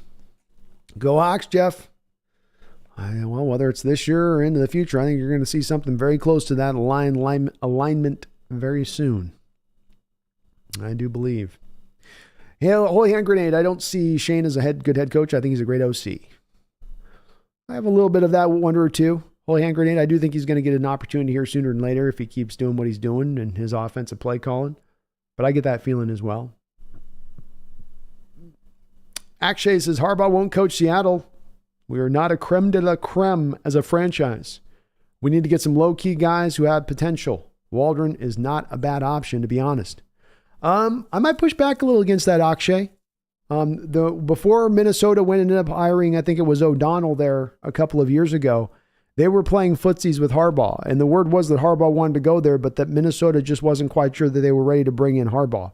So him showing interest in a franchise like Minnesota, I think, would be one that would probably then kind of eliminate your point a little bit. I'm sorry to say on that, because Minnesota doesn't fall in line with one of those creme de la creme franchises. I think we're every bit as established as they are. in the minds of folks with that. I mean, maybe it's because you could say with Minnesota, well, that was close to Michigan, so it was a little bit closer to where he is with his family.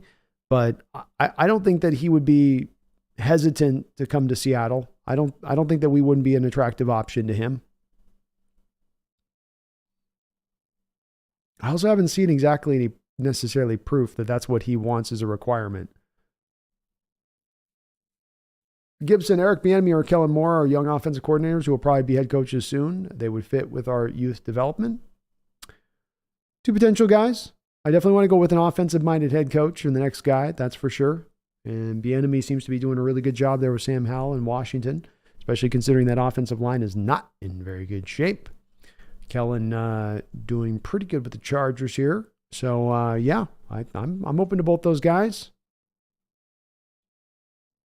Cool Breeze is not going to lie. The Blazers hit on their return. That's my feeling on it too, man. I feel like the Blazers did great here. They were patient. They didn't just jump and throw them in a trade last year when things were being asked for. They waited for the right thing to come down the line, and then when it did, they jumped on it. Boy, Wilson made a great pass there. They jumped on it. Got to give them props on that. Got to give them props. Tommy, I actually think that Purdy is perfect for Shanahan. 7th rounder with a chip, low ego, just gets the ball to his playmakers and limits the mistakes. I don't think he could win with the diva quarterback. Maybe not. Maybe not. You might be right on that. This might just be the best pure fit for him. And Purdy's executing his offense perfectly. He's doing just what you want him to do. And I just got to give him props for it. And I'm not going to try to pick anything away with Purdy or give you a butt. It's just, that's what he's doing. I mean, he's getting it done. And it's easier his job than other quarterbacks in the league with what he's being asked and tasked to do, but that doesn't matter. You're doing your job. And if you're doing it across the board, then that's just the reality of it. And he is accomplishing that right now.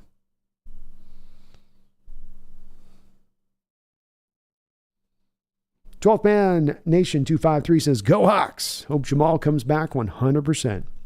Me as well, 12th Man Nation. Something I'll be looking for tomorrow night and how he plays. How's he moving? Does he look fast? Does he look like he's trying to drag that leg along? Does he look more kind of close to 100%? We'll have to see. Actually, Bengals looking as bad as the Broncos. I don't know if defensively, actually. I mean, offensively, it's a bit of a struggle for them right now, but defensively, I don't think that they're necessarily bad. I mean, the Broncos are like legit one of the worst. They let Fields, who couldn't throw for barely 100 yards over the last few recent weeks, throw for well over 300 in this game. I think the Bengals took on the Bears. I think that they'd probably keep Fields under 200 yards passing. But definitely they're more vulnerable actually right now than we thought they were in this offseason. Holy hand grenade. I'm curious how Sherm would react if we got Harbaugh in the future. Probably would be not, it would probably be awkward. Ian Gervasi says, how did the Bengals lose? The Bengals lost because A.J. Burrow is obviously not at 100% right now. It looks like they lost T. Higgins at some point in this game. But they're driven as much as any team in this sport by their quarterback position and their quarterback performing. And if he's not performing, if he's not 100%, that's going to have as much or more an impact on them than any other team out there in the National Football League. The Titans under Mike Vrabel are not the most talented team, but he is a coach that gets his guys to play hard on a weekly basis. He gets them to bring their energy up level to that place. And it's unquestioned to me. And sometimes they just get outmatched from a talent standpoint, but they are going to give it to you. They're going to be physical. And, the Bengals right now just aren't in that same kind of spot. So this just comes down to, as Holy Hand Grenade says, it's injured Burrow really is the issue here. Space says, you should be our next head coach, Brandon. I would take the position. You don't even have to pay me. I'll work for free. Wu-Tang says, not going to lie, Wilson's playing okay today. I know, just as I was knocking him, then he starts like balling out. I mean, that's what the Jets fans need me to do, is just talk trash about Zach Wilson constantly. HB Dan Quinn, I wouldn't mind. I have a hard time, HB. It's the defensive-minded head coaches in this sport I have a really tough time with, because it's such an easier path with the offensive-minded coach. And some of these defensive-minded coaches they're struggling right now. It's not happening. I mean, Mike Tomlin loses to the Texans 36. Saints defensive-minded coach goes down 26-9. Commanders lose to the Eagles. I guess the Titans beat an offensive, but they had Burrow injured. That's how they won that game. Browns, built by their defense, one of the best defenses in the league, lose 28-3 to the Ravens. I know they had a backup quarterback in.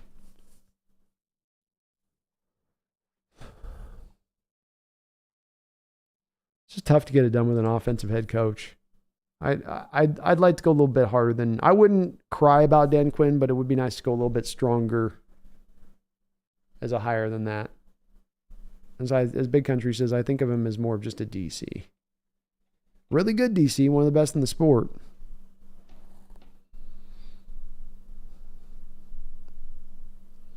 Well, yeah, Grenade, I'm curious how Harbaugh would take it being Pete's former job and their history together.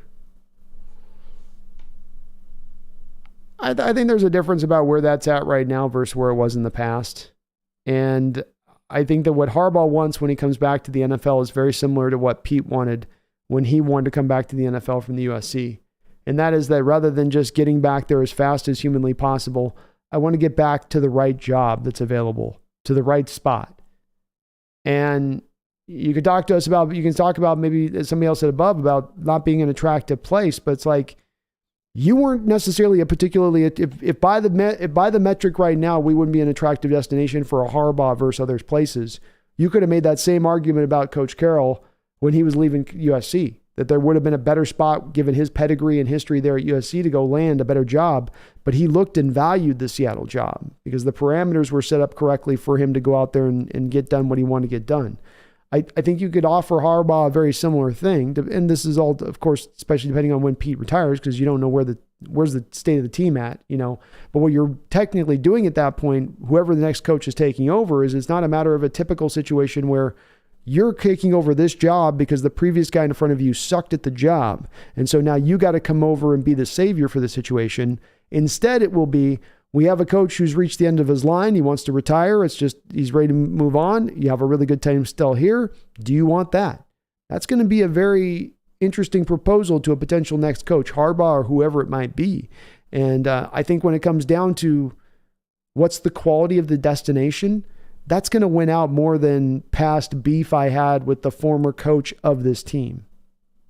And I think if you were to really pull both Harbaugh and Carroll down to it, as fierce as that rivalry was, I think both of those guys would tell you that there's much more that each of them appreciates about the other as a head coach than they don't like. You know, they're much more aligned in their thinking than we might think on the surface of things.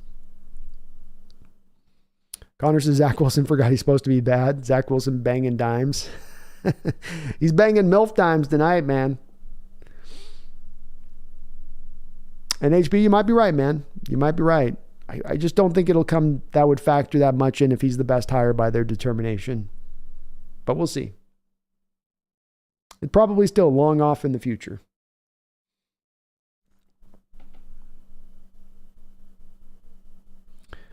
Hawks. Oh, seeing how bad Denver's defense is under a new coordinator, I wonder if maybe Hurt is more of the problem than the talent on this defense.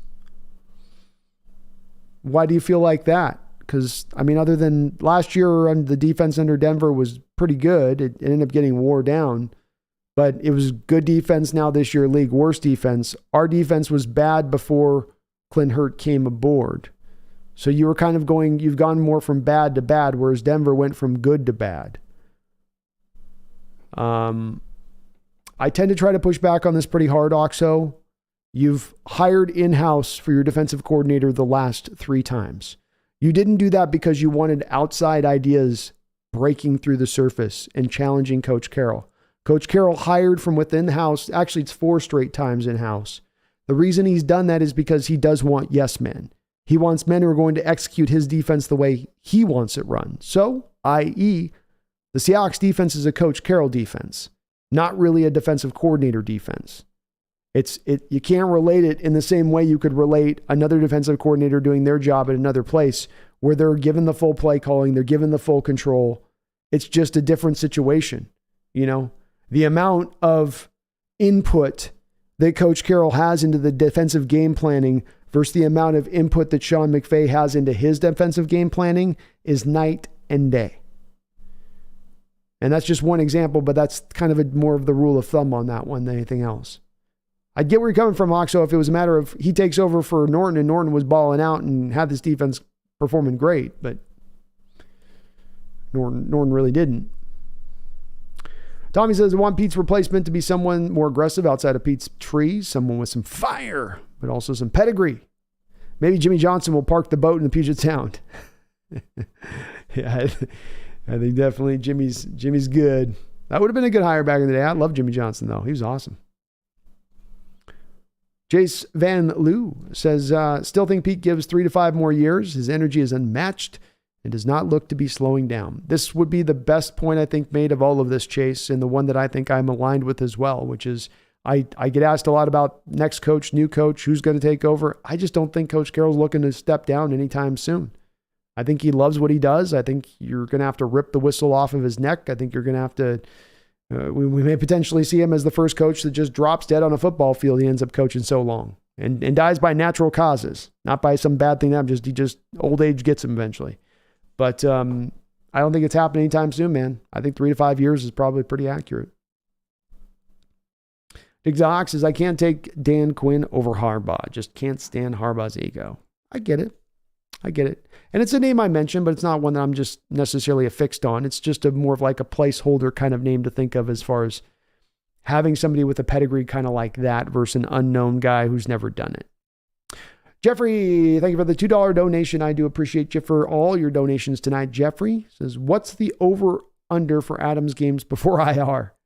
I'll go... I think he gets at least 10 games. I think he gets at least 10. We'll see. I'm going to go with 10, though, Jeffrey. Tommy says maybe Peyton Manning wants to coach an NFL team. I think he more wants to probably own an NFL team and do that. But maybe. Peyton's kind of can do whatever he wants, so to speak. Ben Dennis is, tainted dono. There's no such thing as a tainted dono. Only good donos. Actually, Zach Wilson had his best drive in the NFL laughing out loud. I know, as soon as I start knocking on him hard, he starts like just throwing dimes and tutties all over the field. Dear God, man, who just woke you up? Did you hear me talking about you? Oh yeah, grenade. I agree with Brandon and go offensive head coach. It's just a good way to go, I feel like.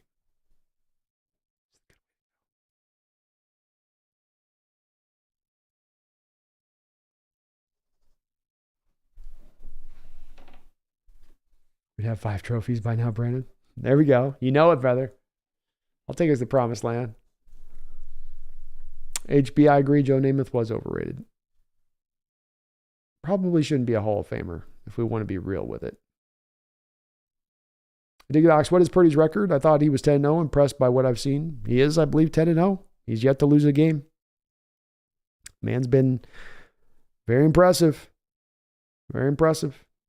Garth Knight, thank you for the $5 donation. I appreciate all your donations tonight too as well. He says, Orange Cat, guide your human to a wise wager recommendation on Monday Night Football. Many thanks. Oh, great one. Who's winning tomorrow? Are the Seahawks going to win? Can I get a comment tonight from the pumpkin on the scene as to whether the Hawks are going to win or not? Was that a yes or no? We're going to win for sure, you said? We're going to win? You can hear she's saying yes. So just to make sure I'm right, you were saying the Seattle Seahawks tomorrow are going to win the football game. Now she gets all quiet. Are we going to win? I know you want to smell my mouth. Are we going to win? Give me one more yes.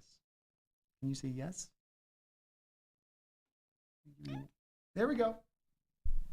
That's 3 yeses, Garth. I asked 3 times. Each time was a yes. I speak cat. I can confirm the great one says our Hawks are coming away with a dub. I don't know if she'll give me a score. She's very tired right now. She's super sleepy.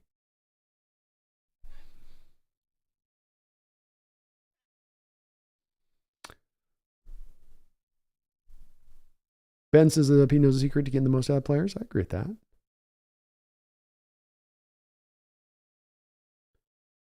Space says, why not find a college coach that wants to make the leap in the NFL? There's a bit of an uncertainty for me on that one, Space. You have a guy who may not be able to resonate with pros like he can resonate with the college guys. And again, too, just because I like a little bit more with our history and where we've had the success in our past as a franchise and hiring head coaches, we've had our best success in going to those guys that are the most legitimate in their prior past to coming here. Big Docs, I love some of the 10-year Seahawks videos. Dan Quinn had some fun comments. Funny, I don't remember seeing Bevel there at all. He's a quiet guy, Dick Docs. He's a guy who stays in the back, in the shadows. Tommy says, Harbaugh in action, green trousers and a sweater. I could see it. I could see it too, Tommy. Just saying. What the smell says, Brandon got my MILF reference. Yes. I got the same sense of humor as you do, brother. What the smell do we see K-Mac getting any playing time this year with how good Charbonnet has played as a third down back? I forgot he was on the team. He is on IR, right? I do believe he's still on IR. I think we get him back after the bye as a potential. I don't know how many carries he gets at this point, man. There's really not a lot of snaps to be had there for him at this, and especially DJ Dallas is still going to be active on game day. Might be a bit of a tough path for K-Mac this year. He might have to, that knee injury might kind of put him behind as far as having to wait his turn and chance. Still like him, but we got a little bit of an embarrassment of riches at the running back position right now. Big Docs, Brandon, when Pete finally calls it quits, does Schneider stay or look for a new pasture? No, he would stay. Think about it, addicted to Hawks. I mean, he's never been able to hire his head coach. And as much as those guys, I think, have worked really well together, at the end of the day, I think a long period of the time here, Schneider's had to kind of answer to Carroll a little bit and let Carroll override him, probably when he doesn't like to have that happen. And I think there's a part of Schneider's mind that has thought, addicted to Hawks, what happens when I'm allowed to run this thing without anybody else overriding me and letting me run it like normal general managers are allowed to go. And I think that would excite him as a possibility. And to do it here, and stay in the same place he's been with, I think, some of the roots that the Schneider family has set here, I think that would be a much more attractive a proposal to him than going somewhere else at that point, addicted to Hawks. I think it'd be an exciting thing for him to stay in, not a downer thing if Pete were to leave. Not that those guys aren't getting along or anything, but just that for those reasons.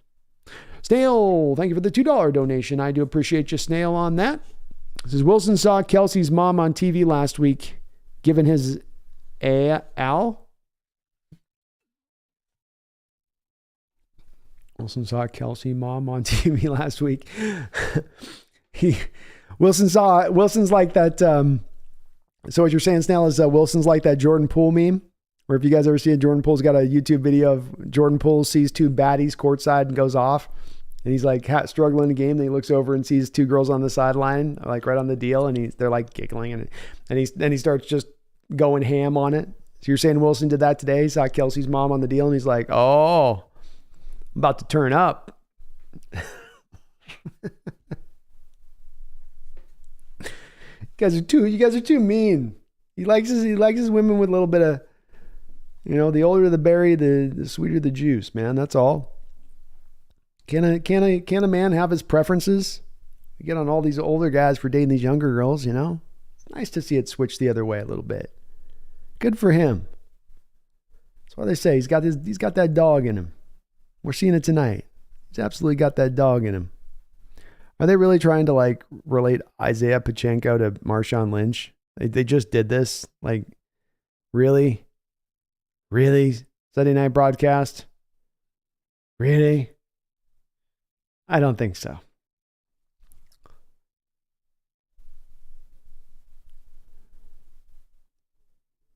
Jimmy digging for Gooey Duck. Jays, did you all see the hold Sauce got away with? Yeah, he's a grabby grab. He gets away with wild stuff. I agree, man. It's every play you see him just latching on. Officials are like, yeah, that's good. Go ahead and keep doing that. Come on. Tommy says Pumpkin says K9 scores 18 points. Is that what she was adding on there? I was getting some yeses and stuff, but I couldn't get much more from her than that. She's sleepy. She's sleepy. Boy, the Chiefs might lose this game here, the way this thing is going. Chase, thank you for the $10 donation. I do appreciate you, Chase, for that donation, brother. Very, very, very, very kind of you. Hope you're having a good night, brother. Everything I watch the Jets play, Sauce gets away with some wild PI. I know I'm young, but I've never seen something this overt. Well, you young, me old.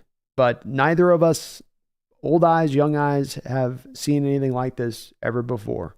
I have seen corners who can get a reputation and who have earned the reputation to then be allowed to get away with a little bit of extra grabby grab, more than you get from a normal cornerback. But they've got to earn that point to get that sort of, rope from the officials. I've never seen a guy just come in from day one and given that room and rope. And so many people reference it. I've seen, and it's not our fan base just doing it. It's fans across the country that note it. And it's wild. And I don't know why, if it's just because he's got the fancy nickname, if it's because he plays in New York. I don't know why the NFL has just decided on this one to give a path. But I would just about bet my bottom dollar on it that at some point or another, the NFL is mandated down to these refs not to worry about calling these plays, to let it go and just, let him play in this way that's special just to him. I can't explain it any other way, Chase, because some of it is I showed it on the Tariq Woolen video I did. I did a whole breakdown on Tariq Woolen, where he's going, and there was a whole section I matched up between Tariq Woolen and Sauce Gardner and how you can watch the two of them and how they both cover. And it's kind of insane how physical and grabby he gets. Every play, man. Overt is the right way to put it. That's the perfect word. Thank you, Chase. I appreciate that donation, brother. Addicted Brandon, you're right about Pete's love of the game, keeping him coming back. Kind of like his mentor, Bud Grant, who had an office for years at Viking HQ. It's in your blood. It's in your blood. You wire yourself away to make football your life and who you are. And, this is something that this is the way it goes in life sometimes. And it goes through not just in sports, but in different businesses and different guys. Maybe they're artists who continue and go out there and stay as directors in their 90s until they, just that they have that love of what they do in that way, that it's not looking towards that point of pasture. And I think a lot of people still, even in this day and age, look at life through that lens of, I work till the point where I can hit the promised land of retiring. And then every day is my own. I'm just relaxing. And, not everybody looks at it through that view of that's my ultimate goal to do that. Not everybody wants to be that's my end game point.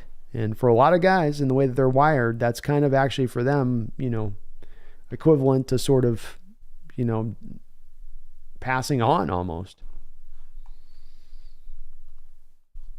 Jeffrey Thistle says prime time for head coach. I mean, maybe give him a couple more years of doing what he's doing. Let's see where he's at. I'm maybe. I ain't anti-Dion. I think he's done a very impressive job down there in Colorado. Jig Knox says that was a yes meow if I ever heard one, laughing out loud. I think so too.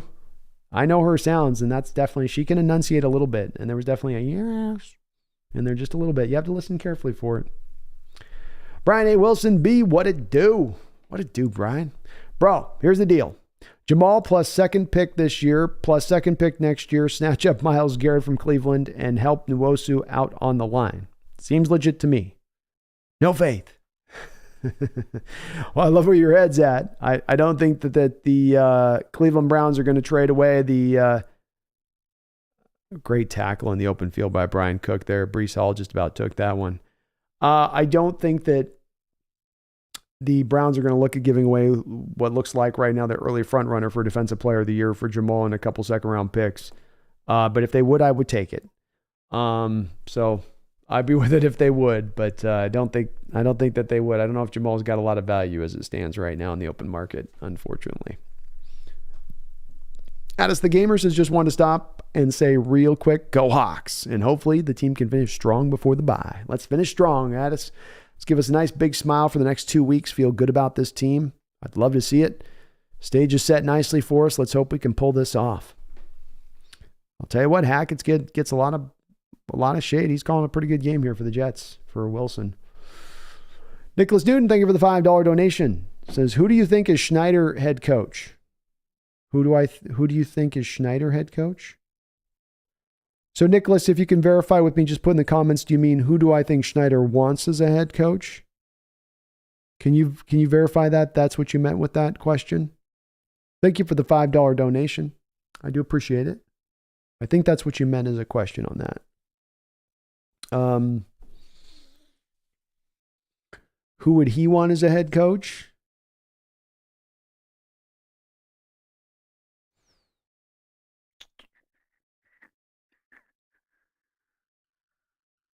Who would be a head coach down the line that he'd look at? I don't have even a good, if that's the question, and Nicholas, I don't have a good feel for who Schneider would prefer as a head coach. I've never seen him hire a head coach. So I don't know. I don't even know who he would, if he'd lean to a defensive or an offensive coach, if he would look to go from a certain tree of coaches and he'd want to try to find one of those. If he has some college guy that he really likes, that he'd be waiting, just like, if I can offer this guy the job, he's going to be awesome. I'll go get Kalen DeBoer, and DeBoer will be sweet here. Let me bring him in. I don't know, Nicholas, on that one is where if that is your question, do if you can elaborate in the comment section if that's what you were meaning it as. But he's never hired anybody, so I just don't know which way he would lean. Thank you though for that $5 dono, bro. MILF Hunter Wilson, he's out on the case tonight. He's hunting MILFs and Kansas City Chiefs secondaries at the same time. Side glance to the crowd. Hey, baby. How you doing? No, you. No, not your daughter. You. Yeah. You. No, not your other daughter. You. Yeah. I'm looking at you, baby girl. I'm looking at you. Watch this dime. Watch this dime piece.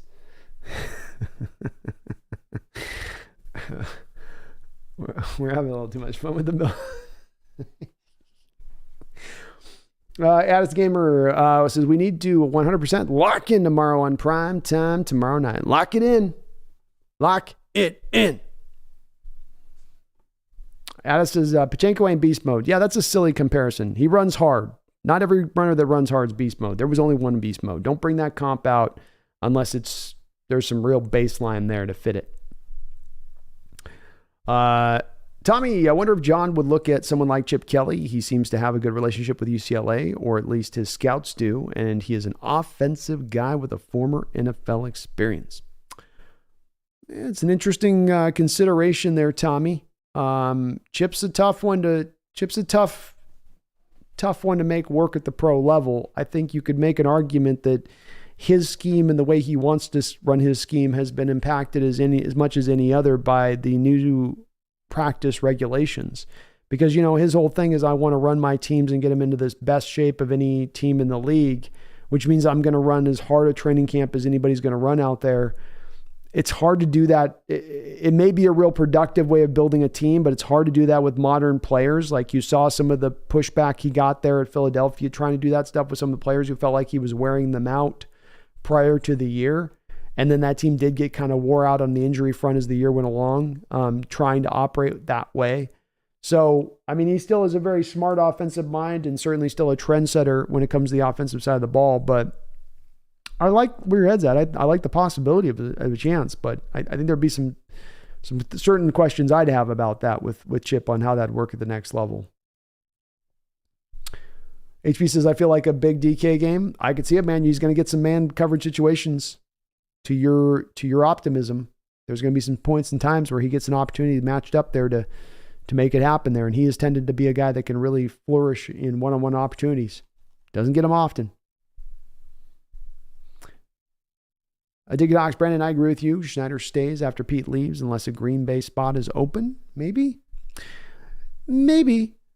It's possible. I think the chances of those two things lining up at the same time are probably low. So it's probably, Packers feel good about where their front office is and Pete moves on and he stays. That's probably the likely way to go. You'd kind of need to have a little bit of a solar eclipse there between the Packer and the Seahawks job at the same time for it to align with him going to the Packers at that point. HP, Zach's coming for Taylor Swift's mom. Zach's coming for Taylor Swift's mom.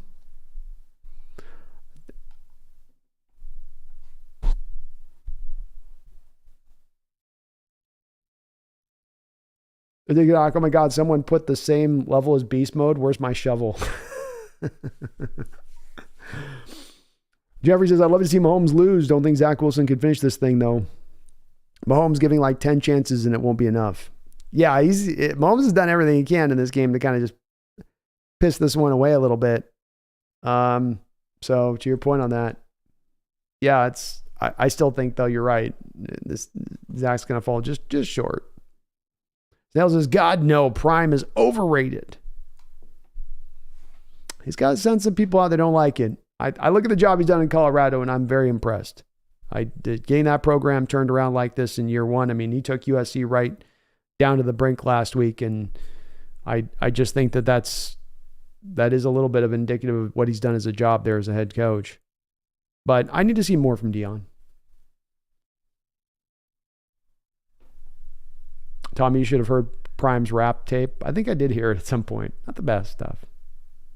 Dig Dogs, Brandon Sauce has pictures of team owners, just saying. I guess he does. Diddling kids or something, because I don't know. It would take something like that for the level this guy gets away with. So ridiculous. Gabriel says, it's very important for me to see the Hawks win tomorrow. Last year was brutal with a bye week. Having the Hawks loss in Germany being the last thing burned in our mind for 2 weeks. That was where the season started to kind of go foul, didn't it? I mean, you got the playoffs. You still got some more wins after that point, but your defense never found its footing through the rest of the year. Your offensive line fell into disarray. It was a tough loss, and it really lost that just kind of sent you in a different direction for where the year was seemingly going to go. So hopefully not another repeat this week out there in New York. Sure would be nice to go through those 2 weeks, like you say, with having that win, 3-1, feeling pretty good about this year and the progress they're making and where they're going. I'm hopeful as well as you are on that. Nicholas says, yes, that's what I mean. I'd love to give you a bit of better answer on that, Nicholas. That's the part where I can't say for sure that I think he would lock into a certain coaching tree or there would be a certain guy that stands out with Schneider. I mean, somebody mentioned Chip Kelly. That'd be as good an answer as any. But I don't think that there's a real clear one here. I think it's kind of uncertainty. Unsure, I guess is how I would put it. Tommy says he thinks John would like Chip Kelly. I could see it. Chip Kelly's the best answer I think is out there. I think a Lincoln Riley could be interesting too for John's perspective. Total a guess on my part though, because John's never really indicated what he looks for in a head coach. And let's remember with Pete was hired first and then John was hired here. HB says Chip had his chance. I think Riley would be a disaster. Connor, I don't know about Kelly. Philly fans despise Kelly for how bad he was at the end of his stint with them. He tore apart their team for nothing. It's accurate. It's accurate. McCountry Kelly had a really bad year in San Francisco too. That's true. Let's not forget he had the SF job as well. So a couple shots, and you could just make an argument with Kelly that his scheme works at its best at the college level. Might not just with the pro game and the pro rules and the pro ability to get them, to get his offense kind of put the way it needs to be. Maybe just doesn't quite have a setup here that works at the pro level in that same way. Snail, thank you for the $5 donation. I do appreciate you for that, Snail. It says, Dickert is 4-0 without a single 4 or 5-star recruit. Prime blames his losses on talent. Overrated media darling Prime isn't NFL ready yet as a coach. I agree with your last part of it. I don't think right now that this is a time where Prime is ready to get up to the pro level and go. I think he's got work to do as a head coach. There's things for him to learn. Look at the way that they managed the clock at the end of that game against USC. They're sort of taking their time, lollygagging about a bit, where there should have been a little bit more of a sense of urgency at the end of the game. That's coaching, and he's going to learn that with time. I'm not saying that I think that Prime is some new hotness and that he's the next, best coach on the scene anywhere out there, but I do think what he's done in Colorado has been impressive. And the media's hyping him up. That's for sure. I mean, he's getting a lot of love out there, but this was a Colorado program that was 1-10 last year. He came in there and then he cleaned house on top of that. I mean, it's not like he inherited anything there to really work with. It's not even like Lincoln Riley going to USC, where USC is always USC. It's always going to get a share of prospects and 4 and 5 star recruits just because it is USC. Colorado wasn't in that place when Prime did take over there. And so I think it is a pretty good job on his part to pull this off like he has and this quick of a turnaround. It's not 2-3 years down since he came in there. It's an immediate reverse course. But your point's correct, Snail, and more needs to be done from him. It's not yet determined that he's done enough.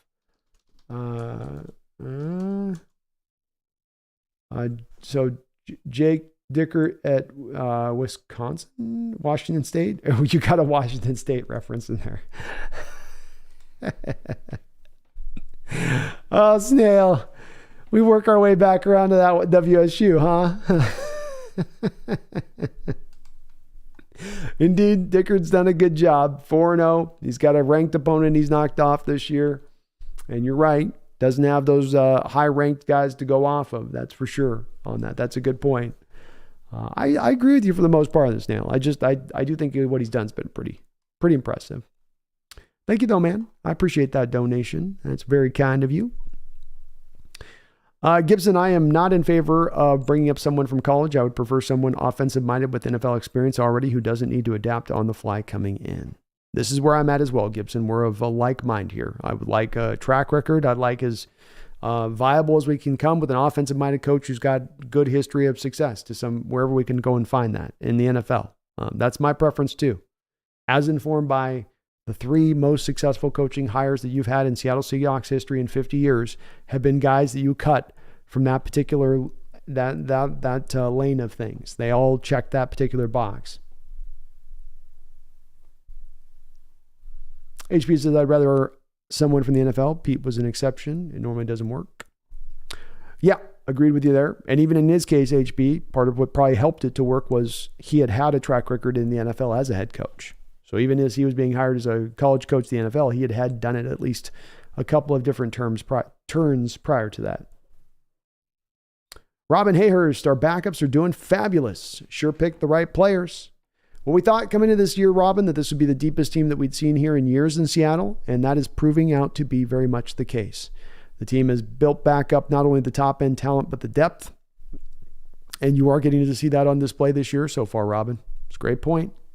I agree. Jeffrey, Mahomes remembered how to play football now after giving Zach 8 opportunities. That's right. He did. Josh Height, will Gendorf play? Gendorf's not on the roster anymore, Josh. Noah got released.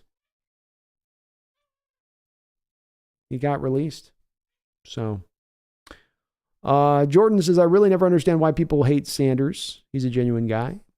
I think he's a pretty genuine guy. I think there is always a little bit of going back to where you feel a little bit of the, I think what it is he's being real, but then it gets draped sometimes, and him being, the character of Dion overwhelms the fact he's actually being real and truthful with it. So it doesn't come off that way by how he sometimes presents it. But I kind of get that impression too with him.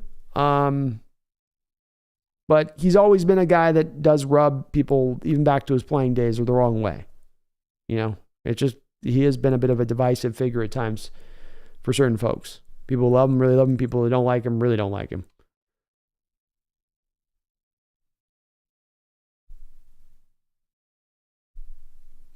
Clay Hand Grenade says, watch Travis Kelce tell the refs, yo, don't embarrass me in front of my girl. Help us out. Whisper in their ear. Addicted to Hawks, Brandon, I agree about solar eclipse. Laughing out loud. Tommy says, the way John operates, he'll probably find a head coach nobody has ever heard of, and he will be awesome. Yeah, he might be great as a hirer of head coaches. We'll find out maybe here. We'll have to see. Avery, hey, Brandon, hope you're doing well. I'm doing great, man. I hope you're doing good too. Says, I've been a diehard football Seahawks fan for 4 years. The only thing I haven't done yet is learning how to scout players in college. Do you have any tips?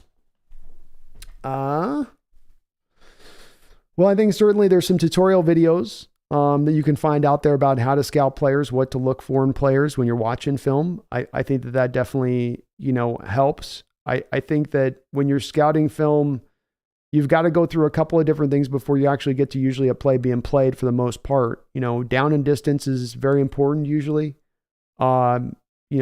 Fronts and formations, make sure that when you're scouting, you're evaluating all of that into it as well. If you're evaluating a tackle in pass protection and you've got a college football program that's getting the ball off in 3-step drops constantly, you've got to build that in a little bit. You can't just be like, well, he's doing his job there on the side. You go, well, there's some 3-step drops and he's not being asked to hold on for very long out there. So the more detailed centric you can be in it, the better, Avery.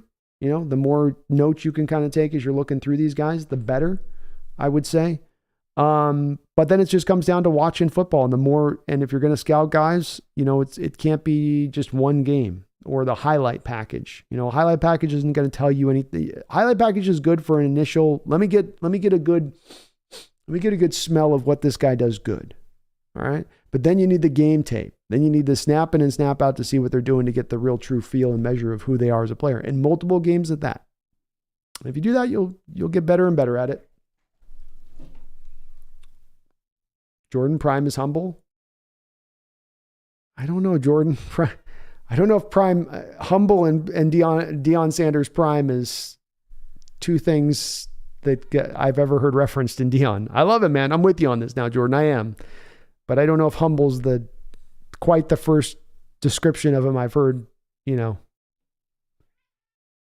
Wu-Tang is good for college ball, even if he's showboating. Yeah, he's going to do great at Colorado, that's for sure. The bean counter, Deion fan, but he hasn't done anything yet as a head coach. Definitely more work to be done. But I think he's getting this Colorado program turned in the right direction. They haven't had the easiest start to their schedule this year, and they played pretty good football overall.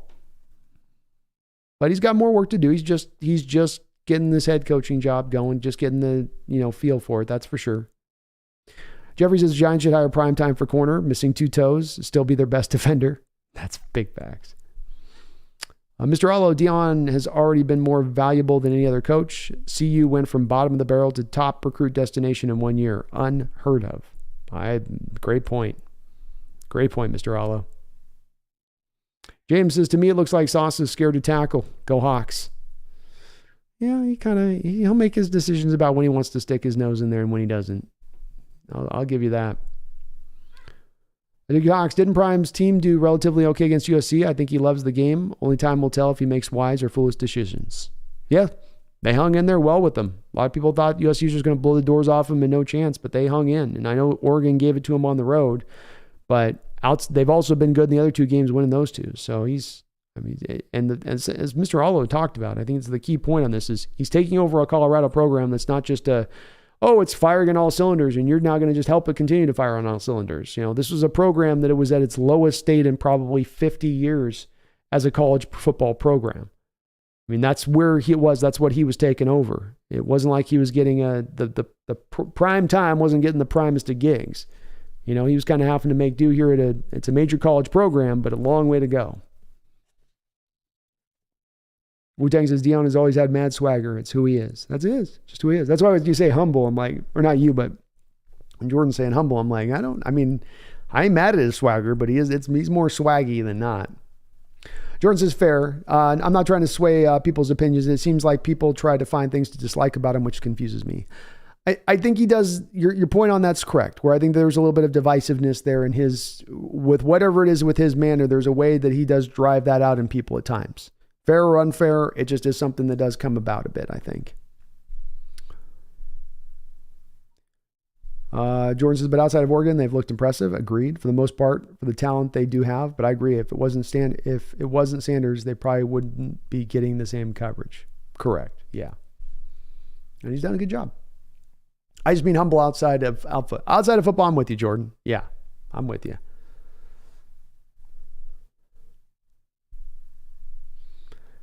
Bean Counter says Dan Lanning might be a coach someday. Oregon coach. Yeah. Yeah, I agree with you, Bean. I mean, look alone with what he's done with Bo Nix. Bo Nix looked like kind of a non-functional quarterback at Auburn. He's come to Oregon now, and he's going to maybe be able to push his value up into a first-round stage of things. And Lanning didn't come in there with that Oregon program essentially just clicking on all cylinders all across the board. He's had some stuff to do to get it right. Yeah, I agree. That could be a guy that could be certainly in line. Bean Counter, more worried about future ownership group. It's a tough one for me, Bean Counter, because I just don't know when we're going to be sold exactly.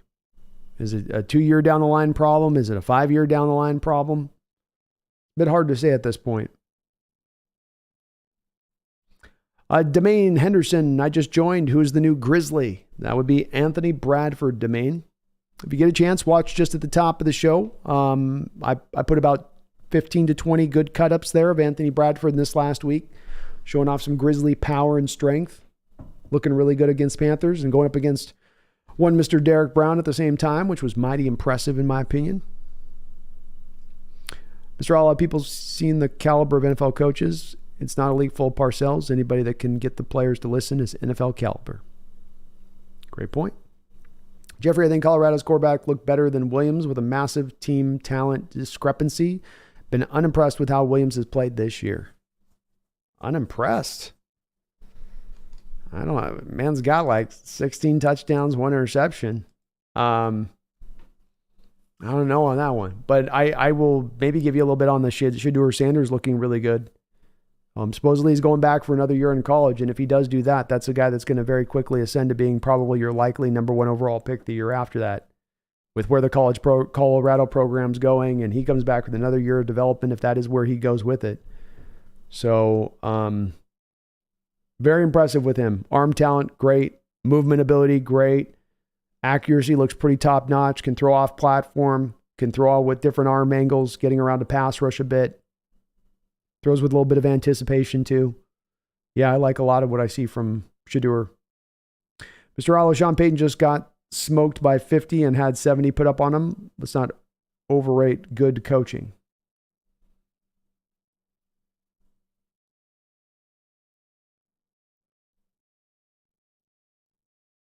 I don't know. Sorry, Mr. All. I don't know what you mean on that one. You're saying you don't want to go for. You're saying don't go for a known quantity, or I'm not sure what you're saying. Sorry, man. A1, we should get Jameson Williams when he comes out of college. Bam, bam. James Williams. College Bam Bam. Haven't had a chance to see him much, man. Try to check him out. Wu-Tang college coaches don't usually translate to the pros. It's about recruiting in the NFL. It's about managing a team in the X's and O's. Lincoln Riley might be a good NFL coach. Obviously, Harbaugh. It's a bit of a crapshoot grabbing those college coaches. You don't know what you're going to get necessarily. High risk, high reward, I guess, is the way we could put that one. Gibson Carroll did have extensive previous NFL experience. He was a defensive backs coach for the Vikes, mid-late 80s, head coach of New England, New York Jets, defensive coordinator for the Niners at the time. I was surprised by the hire, though. Yeah, he had that track record going. And that's part of why I like going for a guy that's kind of equivalent to that, where you're looking for somebody who's got a track record to him as opposed to trying to take a risk on an unknown quantity a little bit. But yeah, Carroll had a little bit of that pro experience in addition to what he's bringing from college. And certainly I think that came in handy on this run with the Seahawks and setting it up. Domain says, thanks. Thank you, Domain. Do check that out, man. I put some good cut-ups there, man, and he looked really impressive. Kid's got some incredible power that he brings to the table. Dick talks, I see Sanders as kind of a 21st century sports Roman gladiator. He talked a lot as a player, but he had the talent to back it up. I think he can be a good coach if he picks good assistants. I think that's a fair way to put it, man. It's a fair way to put it. You're right. Talked a lot, but did back it up as a player. One of the best, maybe the best all-time cornerback that the sport's ever seen. You got to give him his roses on that one. And we'll see. That's where I think people say he needs to do more. There's more to be seen. I think that's right. I think we can say I've been impressed by what we've seen from Colorado to begin things off here, but the story's not said or told yet on Dion there at Colorado as a head coach. And, let's see more of what we're going to get here as we go along for making that kind of determination. James says, watching the KC and New York Jets, and Spoon is making Sauce look bad when it comes to his tackling effort. Yeah. You've met, James, a couple people have been noticing that too, that whether, Gardner doesn't look like he necessarily wants to tackle tonight. He's kind of easing up a little bit from what I'm hearing. Prezon says, does your Bengal prediction change with how the Bengals are playing right now?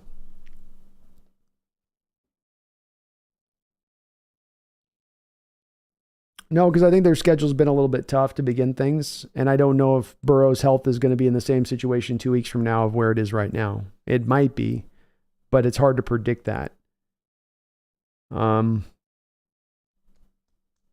It's more, I'll say this, President, it's more open to us for us to take this as a win now than it was this offseason with Burrow's health. No T. Higgins in this game. I think we're probably going to be healthier than the Bengals coming into it. But 10 a.m. on the road in Cincinnati, I don't know. I still think that's going to be a tough game to come out of with a dub. I still think their defense is pretty legitimate. I still think, again, they've had, I think, a little bit of a tougher schedule to start things off, which has made them look a little bit worse than I think they actually probably are. Tommy says, the problem with going with NFL coaches is the good ones have jobs. This is why I think we look for former NFL head coach in college or someone who has worked for an NFL coach like Sarkisian. True. Very true, Tommy.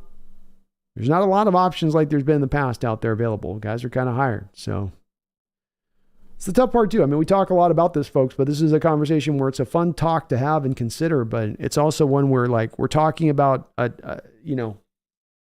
we're talking about where things are at in the here and now with the coaching position across the sport in college and the pros. We're not looking for a head coach.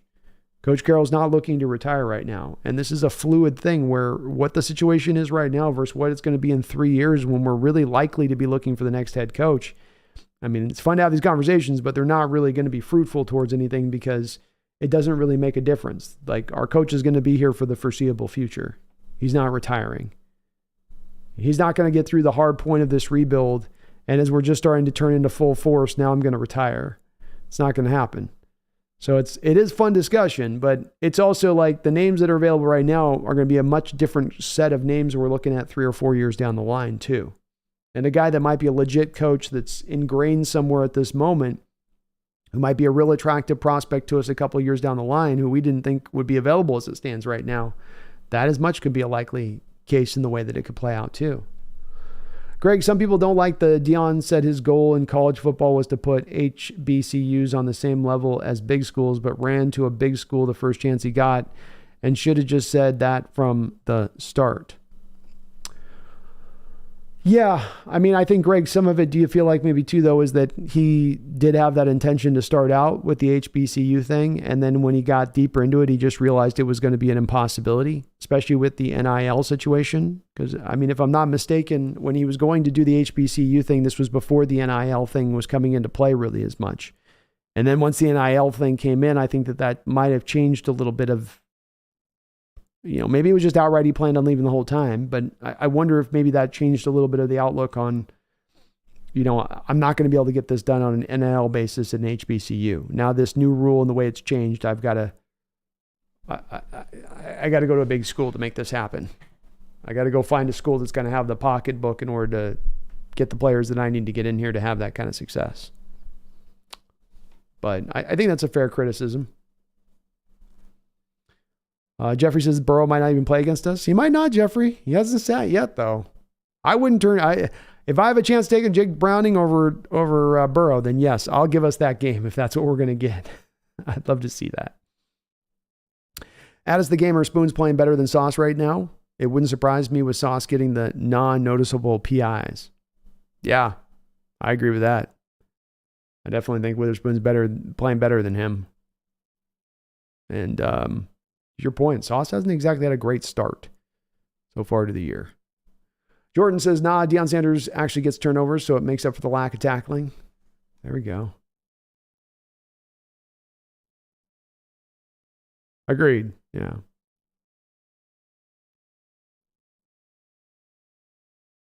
Once the Sauce has been getting cooked this season so far, boy, has he. Yeah, he's had some struggles, even with all his holding.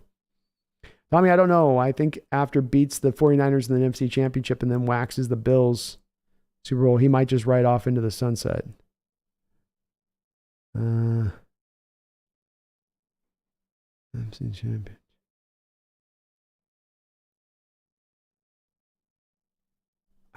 I'm not sure. I think you left out a word there, Tommy. And yeah, Jeffrey, we knew Witherspoon would be a strong tackler coming out. Gibson Carroll also has a lot of power within the franchise. He's an executive VP as well. He's kind of the face of the franchise. He'll be here as long as he wants. It's kind of how I feel about it too, Gibson. That's my feeling with it as well.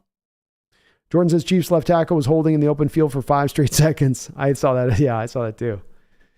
Officials letting him play. Maybe a little too much. Jordan says the ref looking right at him. How does he not call that? I don't know. Oh, Kelsey with the crazy catch there. Kelsey gets away with the push off. Officials are just letting him play. A1, that James Williams I'm talking about, 6'5", safety at Miami right now. He's a junior. Take a look at him. Take a peek. I'll add him to my list. I've got a monstrous list of guys I'm looking through right now here for this next upcoming draft. I don't know how I'm going to get through all these guys. There's just too many names. But I'll add him. I'll take a look. It's a big boy at 6'5". Corey, thank you for the $2 donation. Says, get some people back. We can make a Super Bowl run. Get some people back. You want to bring back some of the old dogs, Corey? Get some of the graybeards back. Doug Baldwin, Michael Bennett. I think they could run a couple handful of snaps a game. I think they could pull it off. And Cohen, I appreciate any donation. Corey's kind as hell for dropping that $2 dono, man. $2 better than nothing. You know? I'll take it. I appreciate it. Wow, Patrick Mahomes throws an interception. Now that flag come out as soon as the interception happened. Funny. Yeah, the Chiefs are being given this game by the officials. The Chiefs are going to be given this one. Tommy does. I mean, Pete, you don't think if he wins a Super Bowl, wouldn't retire? I think short of that, though, I agree. He will coach until the NFL goes to flag football. I guess, Tommy, I would say, like, if you think he's going to retire if he wins a Super Bowl, what would make you think that? He's never, ever hinted at the fact that he just wants to go get another Super Bowl, then he'd be done. He's shown you at every turn he loves coaching to the microfiber within his being. I just don't think there's been anything in his approach here that said and called out to I'm looking to go if I have something happen like that. I think he loves doing it. He loves the process. You know, it's not just about the end result for him, Tommy. It's the day-to-day stuff. It's the going out there and throwing the football and running routes and being the quarterback back there. I mean, I think loves it, addicted to it. Greg says, Dion also brought up God telling him it was his mission to help HBCUs or something like that, which people also didn't like, and feel him leaving made it worse. Yeah, you're definitely going to get yourself stepping in it if you're going to start referencing God and then go back on that. Like, oh, did he just stop talking to you? Did he say, okay, no, forget this, CBCs. I was wrong about that. Go to Colorado. Or were you falsely using God at that point a little bit? Yeah, I can get what that might chap some people's hides a little bit with that. I get that he's just a divisive guy too. Like, that's the bottom line with Dion. And it's, people are who they are. You know, a guy's been in the spotlight for 30 years and he's been a talking head and he's been a player and he's been a coach. And the thing that's been clear at him at every turn coming out of college from the moment he arrived on the scene is he was going to be divisive. And so, like, Dion's not going to stop being divisive. People that don't like him aren't going to like him. The people that love him are going to love him. And there are those kind of guys that are that way. And he's just that way. It is what it is with him on that. Good, bad, indifferent, other, you know. Snail, what's Mebane up to these days? He's almost 40 years old. He's chilling. A1 saw Scott with a lot of penalties his rookie year because the NFL liked his nickname. Now look, I agree. That's the only explanation I have for it too. I don't get it. Jordan Sauce got a holding call on a play he wasn't holding, and it's only because it's the Chiefs. That's wild. Yeah, it is only because of the Chiefs. Tell you what, they're getting some calls here. They're definitely, Mahomes trying to throw this game away, and the officials are trying to, like, okay, we'll get this back for you, Patrick. We got this. We'll get you set back here. Greg says they feel like he sold them something that he never intended to deliver on and would have rather him just say his goal was to work his way up to the NFL. Yeah. I mean, that's, it's fair. I don't think people can get too mad about this, Greg, to be honest with you, with what he said on that. I mean, a coach is going to continue to progress if that's what they do. A guy's not going to usually sit there, and I know he said that, but again, the thing I wonder with is, does the NIL impact any of that, Greg? When he went there, was he unaware of the fact this NIL thing was going to kick in like it has? And now since it has kicked in, does that adjusted him? And people got a chance to be a little bit annoyed. Yeah, okay, but I mean, it's not that big of a deal, really. I mean, these are not things that are like he's done some huge overstepping thing to do that. It's kind of a minor deal at the end of the day. And it is natural with what coaches do. They continue to progress upwards. They don't tend to stay in the space, especially if they're going to have success, but I get it. Like I say with this, it's one of those things for me. I just kind of struggle with it because I just know it is going to be what it's going to be on this, Greg, because that's just the personality is. And in the zeitgeist of persona in the national perspective, be it a politician, be it an athlete, be it an actor, be it a talking head or anything else, there are those people that they drive reactions one way or the other, and they drive it in a really, really extreme fashion, one direction or the other. And once you realize it for being that, there's not a lot of explanation that needs to be applied at that point. It's just that you have a particular guy that's going to drive that kind of reaction in people. And so for me, at that point, there's not a lot more to unpack. He needs to do more as a head coach. He needs to do more as a proving. It's been impressive with what he's done there at Colorado, but that's what's going to be the nature of the beast with Deion now and 10 years from now and 20 years from now. I think that there's just no change, in that. The Docs, Brandon Mahomes has to get the game over with. He has another insurance commercial to do earlier tomorrow morning. I'll tell you what, every other commercial is either Mahomes or Kelsey. Holy hell, I'm going to get tired of looking at these guys' face.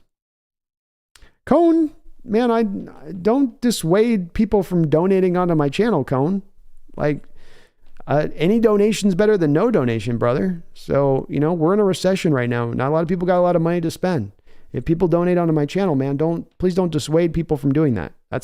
It's a good thing that he's doing that. You've hammered him twice over now on it. He's good. Gar, thank you for the $5 donation. I can see Prime finding God in Colorado. Number 3 in Colorado, whether good or bad on the field, is a beacon of holiness. Maybe Russell's, some of it's rubbing off there, Garth. You're right on that. Maybe you're right about that, man. I might get some hurt people back to the Super Bowl.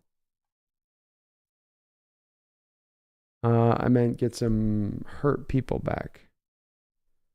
I mean, get some hurt people back to Super Bowl.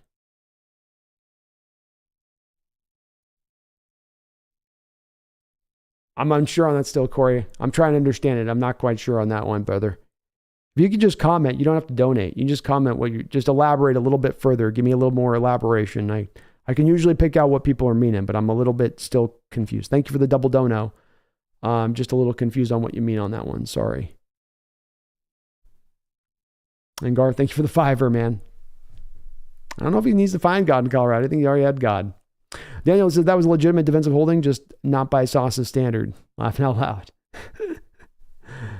Snail, Brandon Mabane can have a locker next to Peters. They can talk about playing at 40. There you go. Tommy says, do you think this is a game our pass rush finally comes alive? Niners had 75% pressure rate against the Giants. Should, Tommy. Yeah. I don't think the Giants are going to do a lot of holding the ball and 7-step drops and giving a lot of chance for your defensive line to get back there. That's one of the tougher parts to this happening. But I think you certainly have got a better chances anytime throughout these first 3 games to go out there and have that kind of impact. I don't think you're doing 75% pressure rate, of course, like the Niners did, but improved by where it's been. Sure. Yeah. Gibson and Jamal coming back as well. Would love to see us mix up the coverage more and add in more blitzing, especially Jones. Me too. I think if you're not blitzing Adams at this point, what are we doing? If we're not going to try to use him in that fashion, we're going to just drop back and cover 2 or utilize him like Julian Love's been used through the first 4 weeks of the season, it's not the proper use of Jamal. So hopefully not.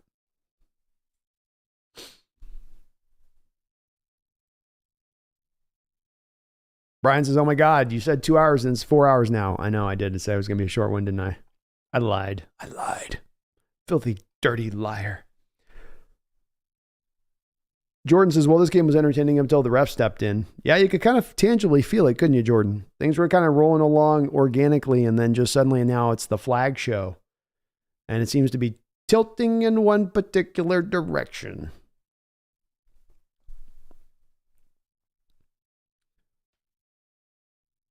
Jeffrey says, I think Primetime wants to see the thing he's building, though. His team next year will be a true contender, I think, after a summer of recruiting. Agreed.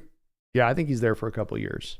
I don't think he's just looking now to just, skip like a rock across the pond, getting to the NFL as fast as possible. I think it's I'll get here, and next year they're looking, especially if Shadur comes back next year, and he's not going to the draft this year. I mean, that's going to be, imagine the amount of guys are going to get to transfer this year.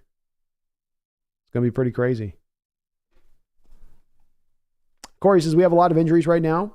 We can get some hurt people back. We can make a Super Bowl run this year. Absolutely, Corey. Yeah. Sorry I misunderstood you on your dono, but yeah, you're absolutely right. I think having a chance, depending on how this Monday night affair is going to go, you have a really good chance of getting through the bye and being at your healthiest we've been all year, including into the start of the first game of the season after you come out of the bye.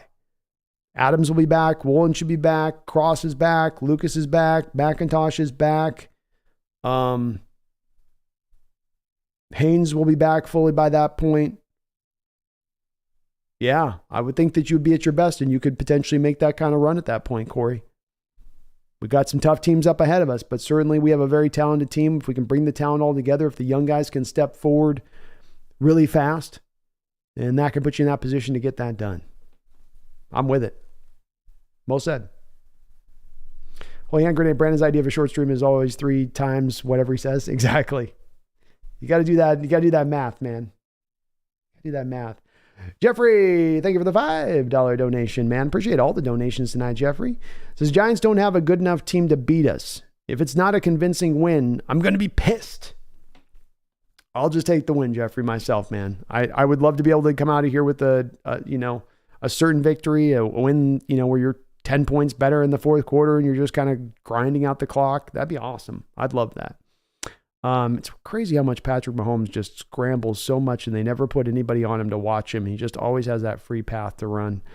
Anytime he scrambles, there's like 30 yards ahead of Patrick. There's nobody ever near him. And he scrambles all the time.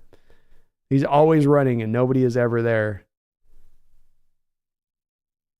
It's like the Jets pass rush there was so dumb. That just was just dumb. Dumb. But I'd love to see a convincing win here, Jeffrey. You're on the road. Let's not forget to, as bad as the Giants have played this year, Jeffrey, you're going to get their biggest, strongest punch that they have to provide. And they're short-staffed, they're short-handed, but they are going to do that in this game. You're not going to get them overlooking you or a weak effort or them coming on the road to you like last year where it's a mid-year game and, maybe they're a little tired. Maybe they've just not been running quite as strong and you kind of catch them in that spot. That's not going to be the case here. They're going to give you everything they got. So if we come out with a win, I'm going to be satisfied with that. I'm going to feel like, okay, I feel good with that. I feel solid here. We're 3-1. The team gets at full strength at the end of the bye. Let's just have us, to me, Jeffrey, let's have us playing our strongest football at the end of the season. Everything at its best, everything running in a fine-tuned place at that point. And if we can get that going, if that can happen, maybe we got a chance at that point to be a contender or to hang with some of the contenders that are in this NFC. Thank you, though, Jeffrey. I appreciate all your donations, man. Corey says, it's the NFL. Anyone can beat anyone. That's right, Corey. That's right. Can't overlook anyone. The parity is deeper in this sport, I think, than any other sport out there. And that means that you got to keep on your guard every week. There is no easy opponents. Wu-Tang says the best players on the Chiefs are wearing black and white tonight. I'm glad I'm not the only one that saw it. I haven't seen a lot of NFL games this year so far slanted to one direction, but this one at the end definitely got slanted towards you even saw Robert Saleh pissed, screaming at the ref at the end of this game because some of those calls were absolutely just ridiculous. They chose just the right time to come on in there, didn't they? Greg says, Brandon, from a coaching career standpoint, he did nothing wrong, but some people feel he was misleading the fans of HBCUs and playing with the black community's feelings and hopes when Deion didn't have to. I think people are taking this a little bit too personal on that, Greg, in a way of holding him to a standard that's not really particularly fair at that point. I mean, when is that the expectation of any coach in any place that they go? That guy can't go now because he said that he wants to make the HBCU things a deal, and it's like, new information doesn't change that then? I mean, Greg, I know, let's have a discussion on this. Like, if let's just take the point I brought up about NIL. So let's stay on that for a second. The NIL thing comes up when it wasn't there before. You didn't know it was going to be there before. You go to the HBCUs, now this does become a thing. Does not that new information then allow, from Deion's perspective, him to change course in his coaching where he goes? Because that's not a small thing coming onto the college landscape. This is one of the most major implements into what's going on in college that we've seen going back maybe 100 years just about, and how this is going to affect things. And so does that affect things? I get the promises are there. A lot of coaches make a lot of promises when they walk in the door. So I think if people are really getting too up in arms on this one, did Deion do damage to that program? Did he, that HBCU program, did he go in there and they were running at a certain height and then he left them in some shambles now and they're now, I would offer probably not. I would offer, even if there's a marginal improvement, their program was aided and helped by Deion having come through those halls. And so I don't know, man. It seems a weird thing for me, for people in their standard and what they're holding the person up to on that, to say, no, you need to stay at the HBCU and remember your promise. You don't get to go be a college program and a bigger program. You don't get to go to the NFL because you said you're going to commit to this and this is what you're going to do. And now you're stuck to that commitment and you don't get to change your mind on that at all. I mean, I don't know. That seemed kind of unrealistic. Doesn't seem like we hold any other coaches to that kind of standard like that. And I think the NIL affected it, man. I think that NIL came in and changed the game in a major way across the board in this college landscape.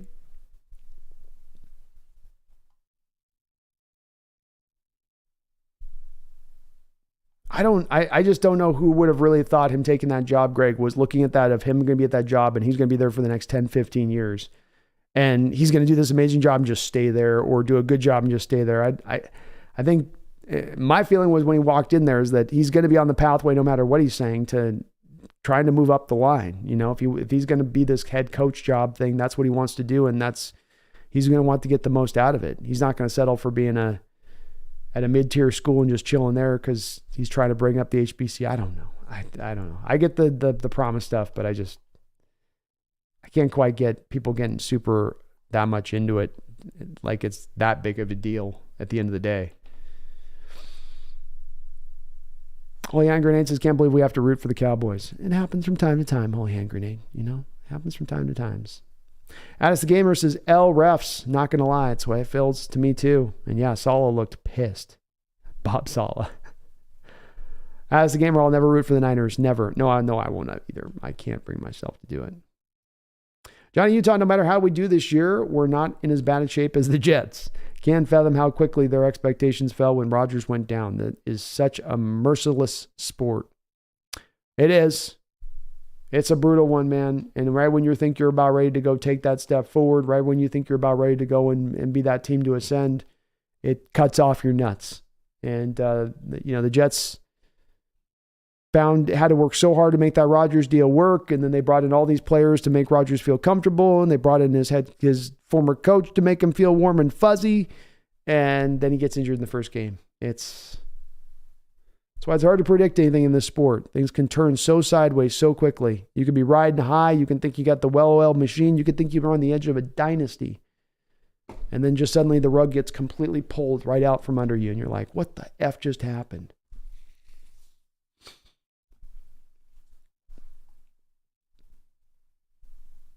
I root for the Niners if their victory puts us in the playoffs. Let's just hope that dark day never comes, Brian. Let's just hope that dark day never comes. Jeffrey, rest in peace, Jets fans, man. It was a good year. It was a good year. And Corey, I agree. Yeah, we got to beat the Niners once this year. We got to split. Got to find a way to split this thing. And hopefully on Thanksgiving night. Hopefully on Thanksgiving night we make that happen. Dear God. Want to thank... it's a good time right now to just remind you guys, if you haven't hit the like button already, do me a favor and hit that like button.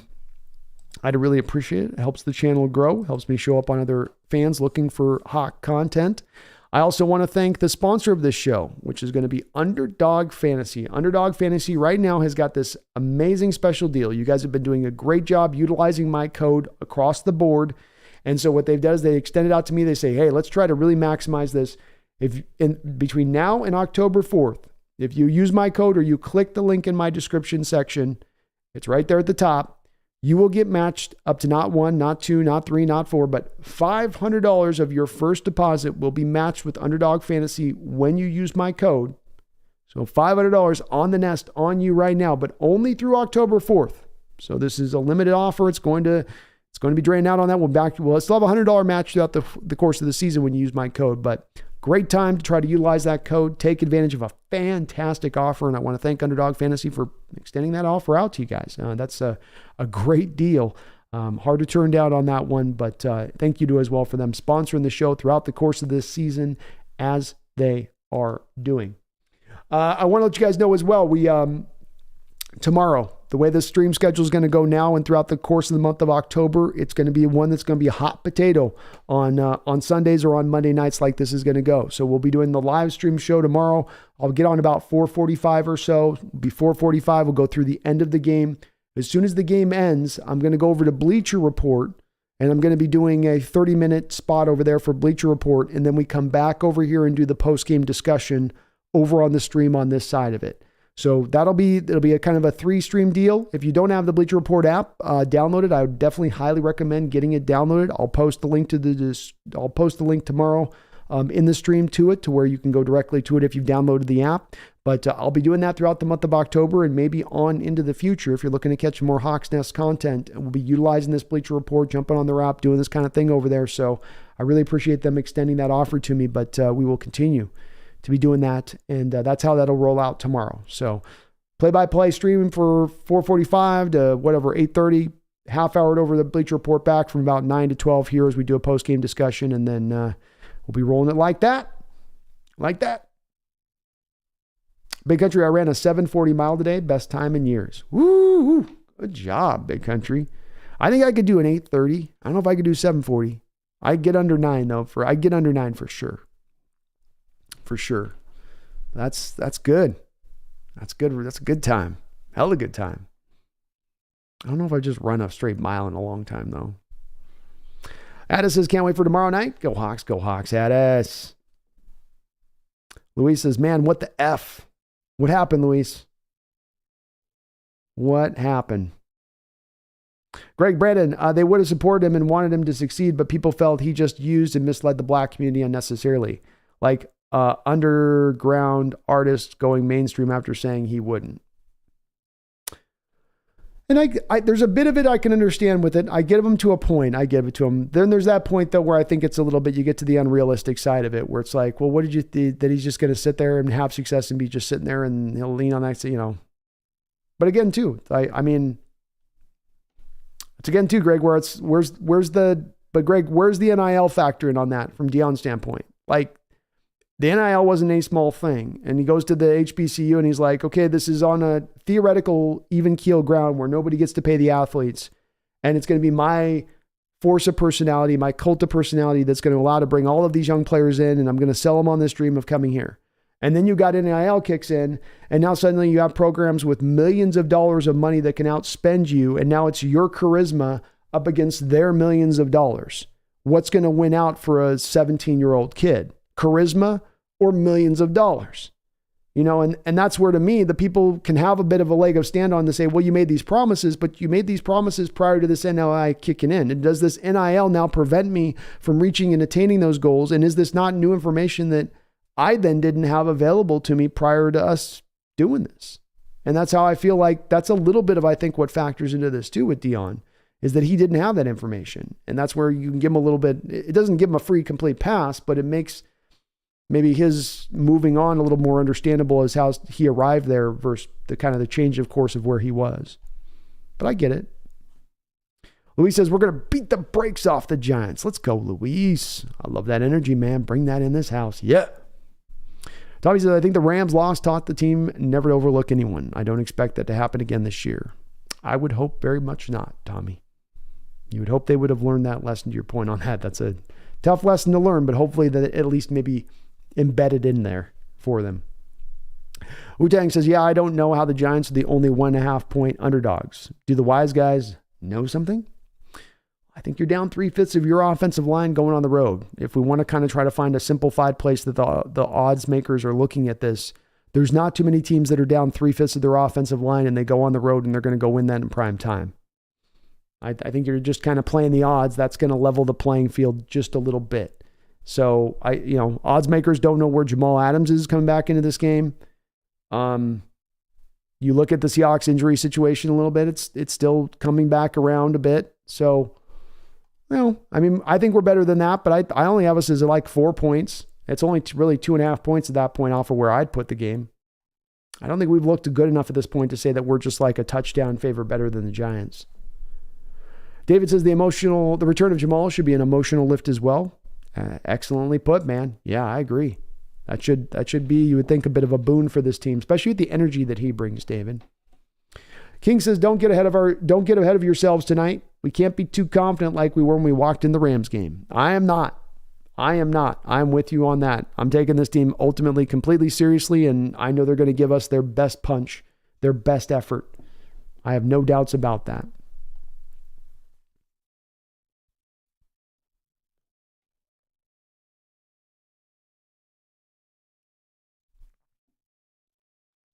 King Bomber says, I would have sidelined Adams for another week. Kind of depends on if it would have really meant any kind of big difference for me. Does 2 extra weeks going to make more of an impact at this point, given that he's had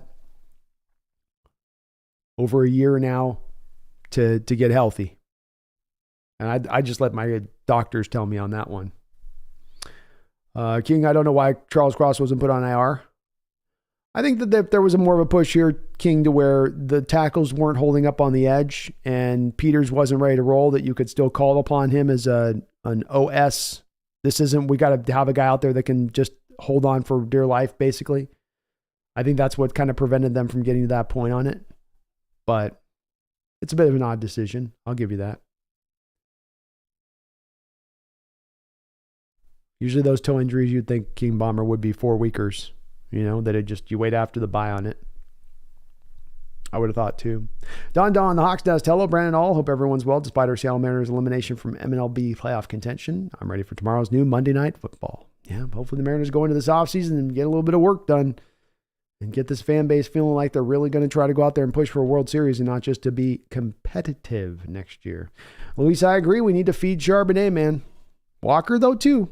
Let's not forget Walker's been very good for us this year as well.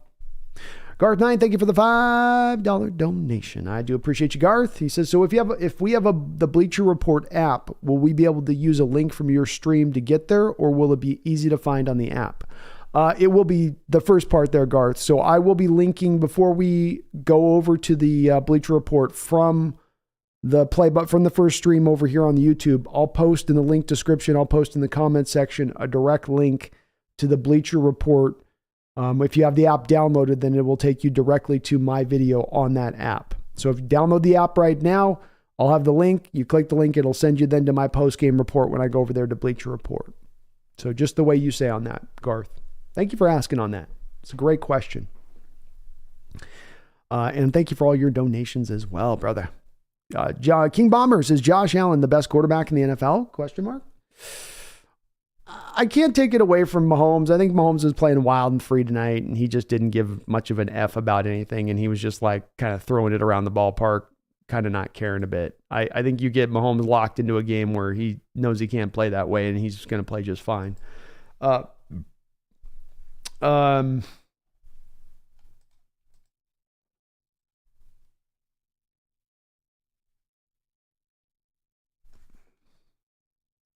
I think it's hard pressed to say that there's anybody ahead of him as far as Josh Allen right now. So I think you definitely look at it like that and go, I don't see anybody else out there that's playing better. And he's certainly looking like an early MVP candidate in this league. I mean, he's definitely the front runner after what he just did to Miami. Yeah, probably King. Probably as it stands. I mean, maybe this year he'll be the best. If it's a year-by-year thing we kind of look at. I still think Mahomes is just awesome, though, and he'll settle in when it's all said and done. Jeffrey says they should have been paying these college players decades ago. Football programs make stupid money. I agree. Yeah. They shouldn't have had to go that way.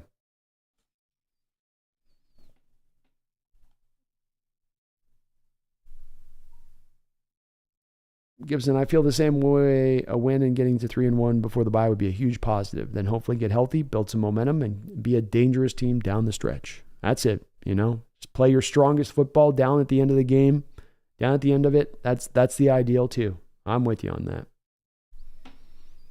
Slowly start putting this thing together. Kingdom, I do need to say that I would just die if Deion Sanders became our coach. I cannot stand that guy. Put me in the Deion hater club because I have not been liking that guy since Seminole Rap. You're not alone, man, Joe. Like I said, he's a divisive guy in that way. Divisive. And that's what it is. The people that love him really love him. The people that drives crazy really drives him crazy. King Patrick Mahomes is 8 touchdowns, 4 interceptions. Josh Allen, 9 touchdowns, 4 interceptions. I think Mahomes is an interception machine. Maybe a little bit. I don't think he's playing as under control or tight as he has in recent past. Coming off the Super Bowl win, feeling himself probably a little bit. We'll see if they lock it back in with him, though. But, yeah, I agree. Allen's playing better than him this year so far. It's just hard for me, King Bomber, to go off of a 4-game sample size data versus recent history with Mahomes and how he's played. I don't think he's fallen off a cliff or anything. Give me more Seahawks. Not going to lie, that Cardinals looking scary, even though they're 3-1, 1-3. Am I wrong? They're stronger than we thought they were going to look. And I think that they gave the Niners a pretty good fight today, considering that they're nowhere near on the same stage as that team.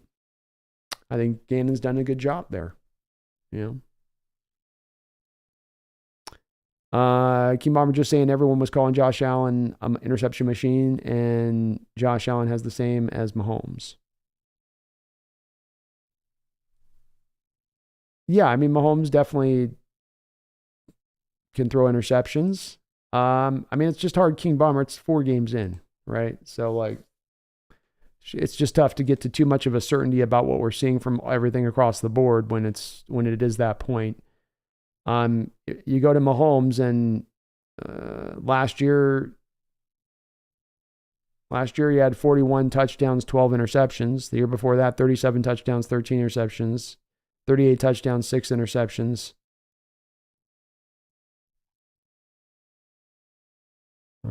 He's had 14 career fumbles in 7 years. So 14 career fumbles, 51 interceptions.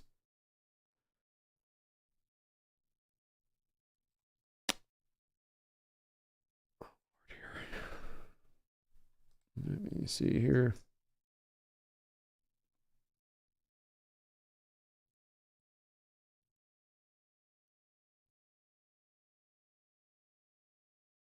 So Josh Allen kind of playing the same amount of years, 64 interceptions and 31 fumbles. So, he's got 40% more turnovers in his career than Mahomes has.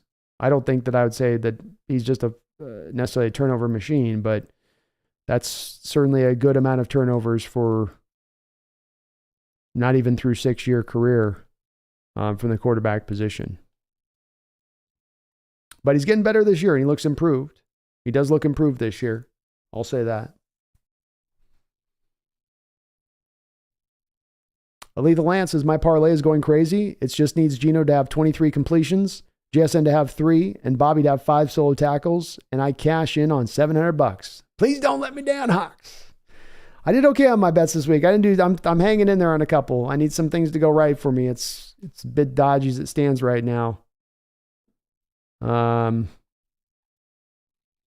I had Josh Allen at more than 35.5 passing attempts. That one didn't go through, but I had Jordan Whitehead tonight with more than 2 assists.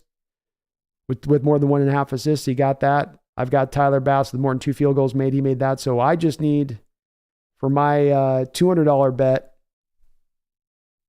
actually it's for 50 because I got one of them wrong because I insured it. So I got a $50 bet where I need Jason Myers to hit 2 field goals and I need Jackson Smith to get more than 27.5 yards receiving. And then I'll have a marginal win from this week. I think my other one just went toast.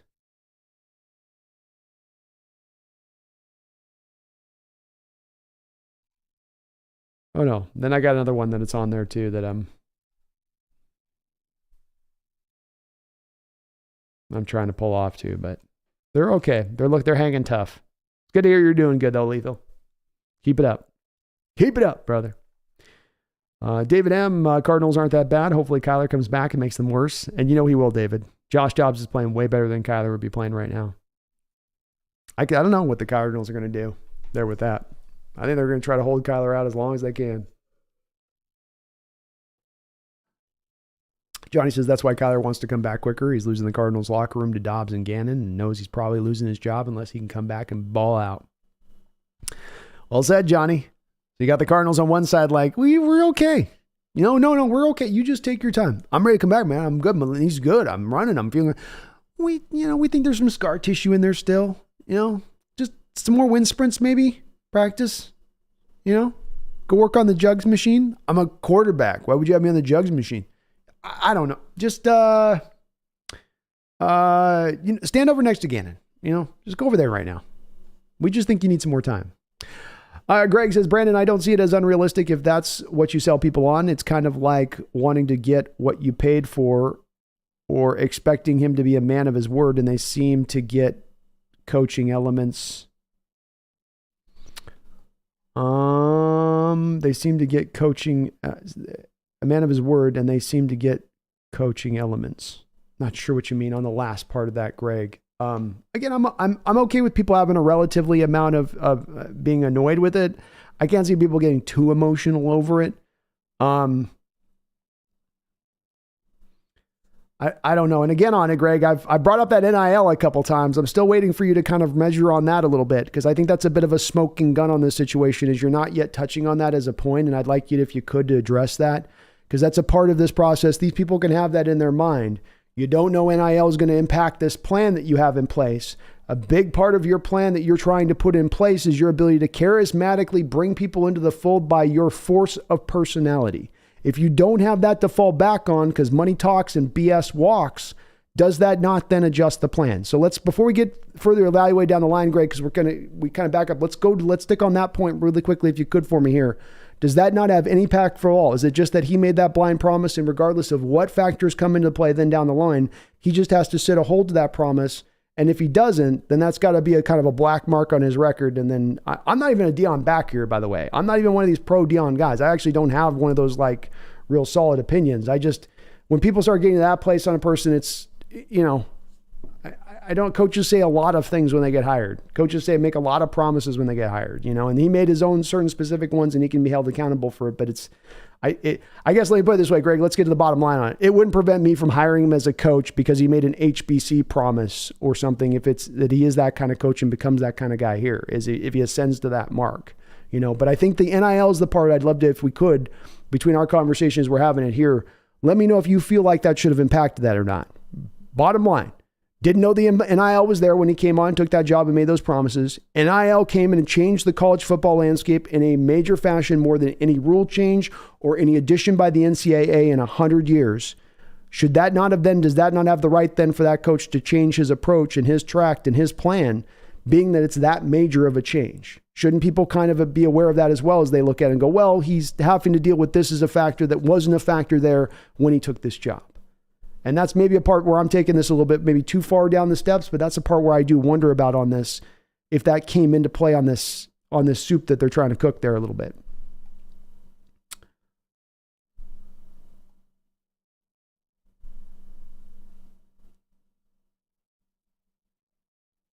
King Palmer says Mahomes threw two if not three interceptions to the Jets. So yes, a little bit of trolling, but huge Josh Allen fan. I like Josh Allen too, man. I do. I think they got robbed in that NCAA. In the great game between those two teams, you think they got robbed? It's a great game.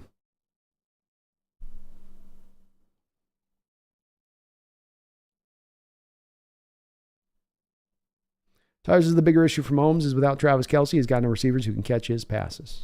That's true. That receiving core is struggling right now. Dustin Ruth just wanted to say something. Jalen Ramsey sucks. He was always overrated because of his mouth. Definitely was never the biggest Jalen guy either, Dustin. Agree with you. Lethal says we think it a good possibility for a JSN breakout game. I'm thinking he's about ready, man.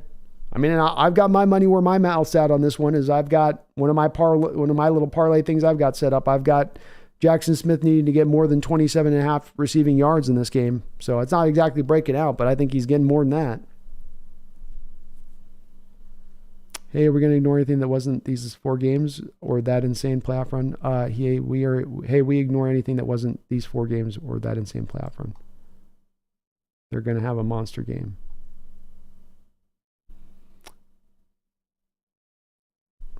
Sometimes you guys leave out words and I'm not sure what you're saying, and I'll reread it like 3 times and there's like, I swear you've left out like 4 words in the course of the sentence. And so I'm just trying to like, he boo dat who bad man to the thing for the hot. What?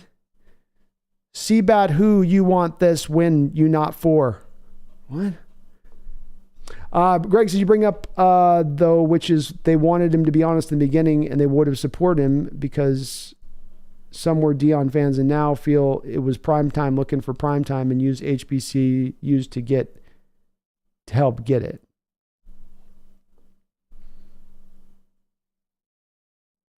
So I guess within that, Greg, Dion would not have been given any other college opportunity if he didn't go through the HBCU way.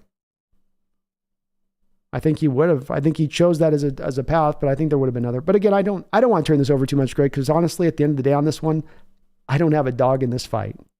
I really don't. It comes down to a bottom line from a Seahawks view of it, because I don't care about Colorado as a program. I'm hopeful it'd be great if Dion rises up, good for him. If he doesn't, don't care on that side of it either. I look at it through the lens of how it affects our Hawks. If we're 2 years down the line and Dion comes up for a job, Greg, maybe you're on the standpoint from your standpoint of he made that promise, therefore I don't want to hire him on as a coach to our Hawks as it relates to the Seattle. I'd be in a position myself of saying it wouldn't affect me. I understand that people are on the other side of it with it. I respect that. It wouldn't move my needle. It's, to me, it's on a list of things and problems and issues of coaches and things that they do that's bad and where you want to slap their hands and shake a finger at them and go naughty, naughty, naughty. That one would be very, very low on my particular list. Garth Knight, thank you for the $5 donation. Says, weird question here, Brando. Thank you for all your donations tonight. Says, with money being what it is for NFL running backs, what could a player with a size and skill profile like Sharps switch to? I think it's pretty late in the game if you get to the NFL level, Garth, and you're switching at that point. So I just don't think a player can really move anymore to different positions from college to the pros. Maybe a quarterback could eventually be a running back or a receiver that's, really rushing kind of quarterback, really leggy kind of guy.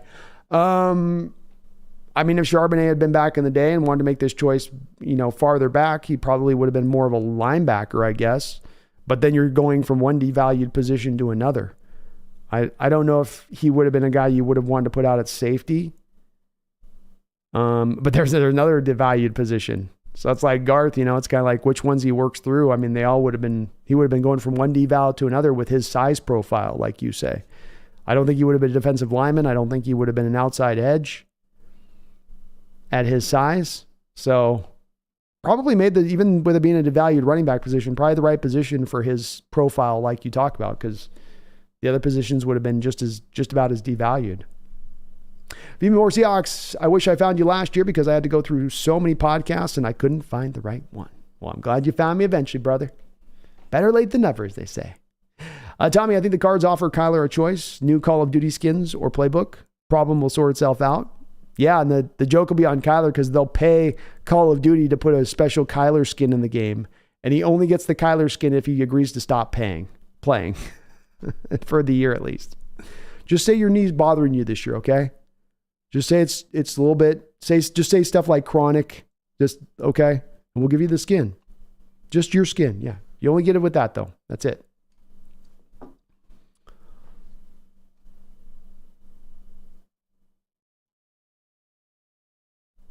Andy Schmidt, is Walker due for a big game? I need at least 9 points from him.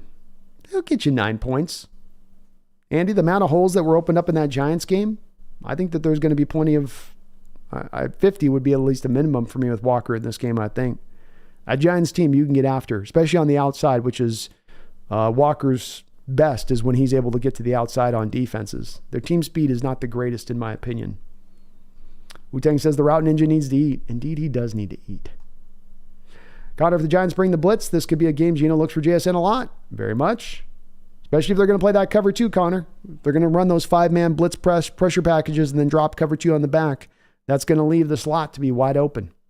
Greg says, Brandon, the NIL money part you're talking about, I didn't see really be a factor in the comment section to him leaving that I saw, but he knew about the NIL money because he had Travis Hunter.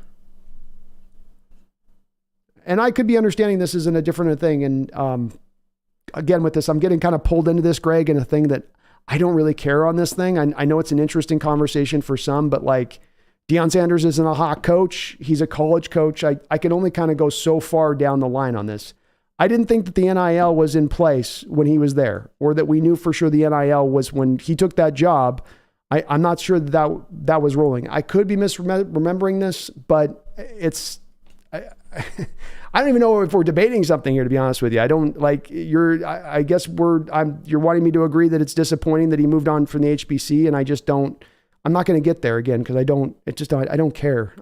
I sometimes have this happen on this, and I don't mean for it to happen, folks, when we get on the live stream where we talk about all these topics, and I think some of you guys think I might really like passionately think about. There's certain things I passionately think about. There's some things I just sort of think. It's just kind of what I believe.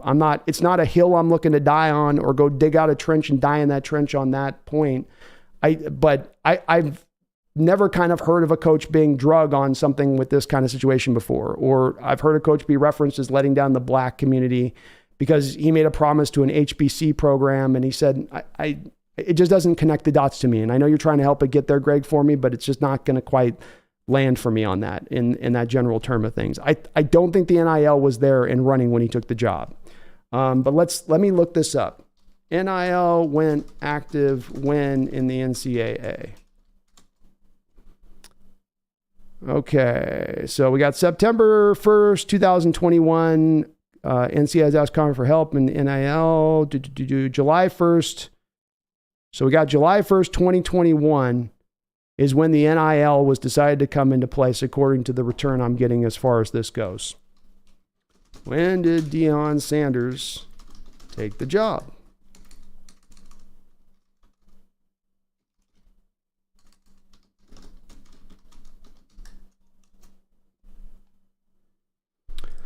So maybe he was aware of it at this point. Deion Sanders took the job in September 21st of 2020.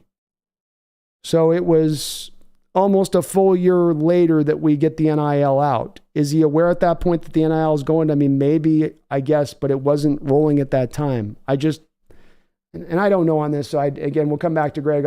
We might just get a point where we got to really agree or disagree on this, or, we got our different stances on it on this. I respect where you're coming from. I do. But it definitely wasn't that he went to Jackson State and the NIL was like going when he got there. It's September 2020. He's going there. And then it's back another year later. You get the NIL kicking in. I could be wrong on this. It wouldn't change a whole lot for me at the end of the day, though. I don't think it's necessarily indicative of that Deion doesn't have good character, or that now he's a bad character guy because he made a promise to stay at HBCU. So I'm not sure on this one. I probably took this a little too far with it, Greg, making you think I care on this as much as I don't really with it. I just don't.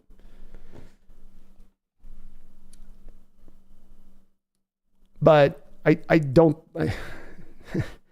So the thing is, right, the Travis Hunter thing, like I struggle with, like the NIL wasn't there. It was determined by a court decision in July. So how does he know about it then in September of 2020 when the decision doesn't come out till July of 2021? I don't.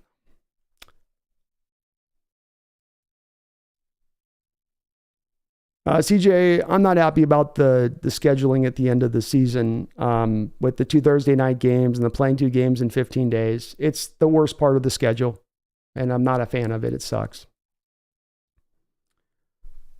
Greg said, Brandon, I actually agree with you, but that's what the comments I saw said. I don't really care about where he coached, but I might not be doing a good job explaining some of the comments I read, though. No worries, Greg. I get where you're coming from on it. I do with it. I just want to make sure I'm not getting pulled in. If I debate something, I want to make sure it's something I certainly care about, right? If I want to get into a hearty debate on something, I just want to make sure it's something I actually have a dog in the fight of. And on this one, I don't. So I'm, If people are mad at him, they're mad at him. Like I say with it, it's what I kind of go back more from this, Greg, with this kind of personality type, and kind of what I was trying to hammer on with the divisive thing of it is that these kind of personalities that are this way drive this reaction in people. And sometimes you're driven by their naturally, organically, and they mess up and they do something that causes, sometimes they do the smallest of little slights that causes them to get into that area. But when you have this kind of personality, in my lifetime of following sports and following the cult of personality types, you tend to find these guys drive that extreme reaction from one of 2 directions. And kind of no matter what they do, no matter whether they're successful or they're failure or this, they drive that reaction. And once you kind of realize that's where that just drives, it is what it is from that kind of guy. And they're going to be that kind of person on it. Seahawks Gaming already know Pete Carroll has those DJ Dallas draw plays to counter Martindale's blitzes. Maybe so. Did you guys, how many found fantasy points will Bradford get for each pancake block? I wish he got 20 a pancake block. That'd be great. David, Giants are near the bottom of the league against the run for what it's worth. Tough competition for sure, but they couldn't keep James Conner under 100 either. That's where they're definitely a place that you can get into after it. And I think they're going to try to work to stop our run, but McCaffrey last week was having some big wide holes he was running through. Garth Knight, thank you for a $5 donation. I do appreciate it, Garth. And folks, we will go ahead and start to put a bit of a button on this. So Garth will probably get us finished up here on about our last donation here. I want to kind of save the voice. I got to go for about 12 hours tomorrow in total here. So we'll probably put a button on this. Garth, thank you for the $5 donation. Says, Brando, I need you to go Stephen A on Dion right now. Who ordered the code red? Who ordered the code red, Dion? I didn't order it. Thank you for the $5 donation. No comment, Garth. I ain't no snitch. I ain't no snitch. Appreciate the donation, brother. Dick Dogs, Brandon, Dion knew about the NIL because God told him it would happen. Bad joke. I don't mean to tease people, but I just couldn't resist. Mine is one for me. No worries, man. I'd rather try the joke out at least. Let it give it a shot. Throw it out there. You never know in my land. Stimpy, could someone explain the NIL to me? I don't know much about college football. For years, Stimpy, college football was one that they did not pay the players to pay. You got yourself a scholarship, and then you got no money beyond that. Then, in July of 2021, it was decided that now they were going to be able to pay the players whatever you could come up with monetarily wise to pay those college players. So now it's a free-for-all. Anybody can be paid anything, whereas before, nobody could be paid nothing. That's the big difference. WTC, are the Seahawks going to... I thought WTC had answered you on this one earlier. I guess you must have popped out. No, I don't know if they're going to trade for someone. Right now, it's not looking good because you have to have teams in sell mode in order to trade someone. To bring someone on, you have to have someone willing to offload someone. The early look right now is that there's not the bad teams with good assets available that we would value to go out there and make the trade. So right now, I would say it's probably highly unlikely that there is any secondary trade that comes along. Kingdom Joe, this is the game, guys. Let's go, man. You're feeling good about Walker. Love it. Tali Bahai, another fine for DK. Is there a target on his back now? Probably a little bit. But I don't, it's not, I don't think he did anything egregious last week, but he's probably being looked at a little closer than your average player is. CJ, do you think Seattle has a leg up on anyone else trying to knock off San Francisco just based on familiarity? 3 matches last year. No. You lost 3 times last year. I mean, and you didn't improve with time. You didn't play them tougher with each matchup. By the third game, you had your doors the most blown off of any of the 3 contests you played them throughout the year. So you kind of got worse as it went along a little bit more than getting better. No, I think we're just as much going to have a hard time as any other team in this league would have. We could develop into that place, CJ. By the end of the year, the team could get on a rise to that spot of things, but I don't think we're quite in that place yet. Dustin says, Brandon, what Seahawks past or present would you want to share a meal with, and why? And what would you ask him about?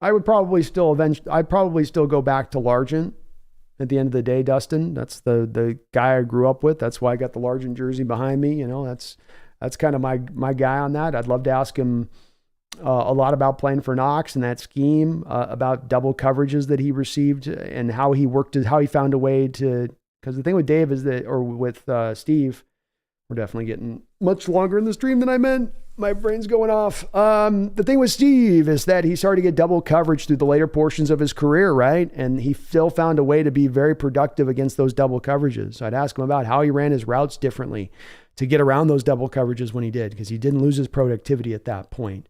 Just kind of go through every little bit of question I could ask him on that. I might have one of the LOB team guys and one of the players from this squad there, because I think there's a lot of questions you could ask them about behind the curtain type of stuff that would happen with the Hawks, during that Super Bowl run period. But then at the same point in time, I don't think that they would tell me a whole lot. I think they would be pretty closely girded with their answers. And if that's the case, then, they probably don't have a whole lot they would tell me about what was what. I'll go with Largent, though.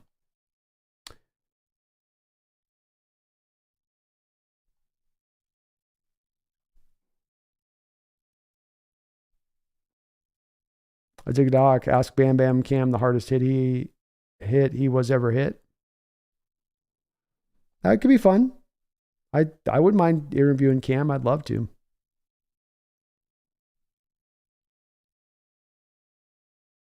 Stimpy says, so that's why players are totally fine with not getting drafted another year. Correct, Stimpy. I mean, reportedly right now, if, for instance, Caleb Williams wanted to go back, or Shadur wanted to go back, Shadur Sanders wanted to go back to Colorado, reportedly they're going to get upwards of $10 million a year to go do that now.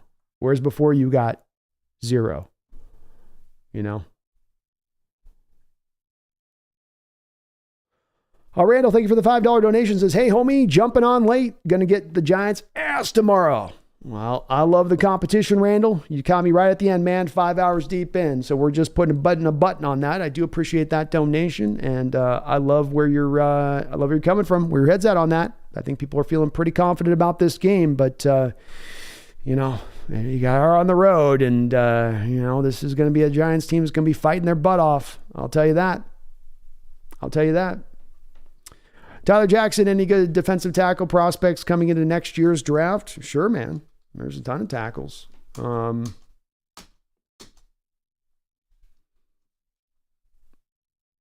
give you a name of some guys. Zerjon Newton from the Illinois.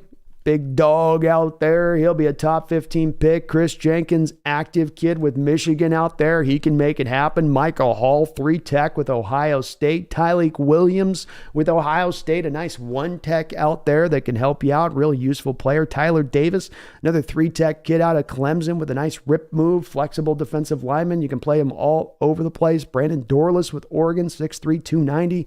Good player. Makai Wingo. Got kind of some Brandon Mabane types look to him. Dante Corleone, 6'2", 320, big, massive man, absolutely dominant at times. So yeah, there's a couple good defensive tackles coming through, man. Plenty of good guys, Tyler, to go out there and make it happen. All right, let's put a bow on this one. As you say, Addicted to Hawks, I want to thank everybody for a great show. Love the debate. Thank you too, Greg, for the back and forth on the Dion stuff. I know I wasn't quite in it as much on that. I just can't, on certain stuff I can't go too far with, especially with that. I got to hit a point where like, wait, I'm getting myself into a debate on something I don't truly have it. I got to ask myself at times, wait, do I have a dog in this fight? Because I know that there's a lot of passionate opinions out there on stuff, and I gotta learn on certain ones to jump out of it. We'll be back tomorrow at 5 o'clock Pacific Standard Time. Just to let you guys know again, one more time, we'll be streaming throughout, live streaming the game. Be heading over to the Bleacher Report post game. I'll leave a link in the description section tomorrow. We'll be back after the Bleacher Report for a post game discussion here on the channel. After that point, it'll probably be like a 9 to 12 thing or something like that here on that side of it. I appreciate all of the donations from everyone in the channel and I. Randall McDaniel, Garth Knight, multiple times over. Jeffrey Thistle, multiple times over. Corey Combe, multiple times over. Snail, Chase Stern, Nicholas Newton. I want to appreciate all of you guys. Nicholas, couple donations as well. Multiple. You guys and your support are tremendous, amazing, unfailing. Pick your superlative, attach it to it. I hope you guys know I really do appreciate it here.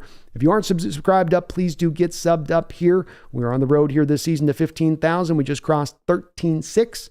So we're about 1,400 away. If you're not subscribed, you can help us get a little bit closer to that mark. Please do help us get in line to get over into that spot of things. I would really appreciate it. I do want to say one more thank you to, again, the sponsor of this show, which is going to be Underdog Fantasy. Underdog Fantasy has a special deal going on right now until October 4th. If you go in there as a first-time user and you click my link below, it's over in the description section. You'll be using my code. They will match you up to $500 of your first deposit. There's limitations in the state of Washington, but even if you go in the state of Washington to a casino, you can use the app. But $500 on the Hawks Nest from me to you. Special offer. No one else out there in Underdog land is getting on this. We're able to use this because you guys are utilizing the code so well right now, doing such a good job with it. So $500 match to you right now if you do utilize that code. Thank you to Underdog Fantasy for sponsoring this show throughout this season. And that's a great little deal on their part.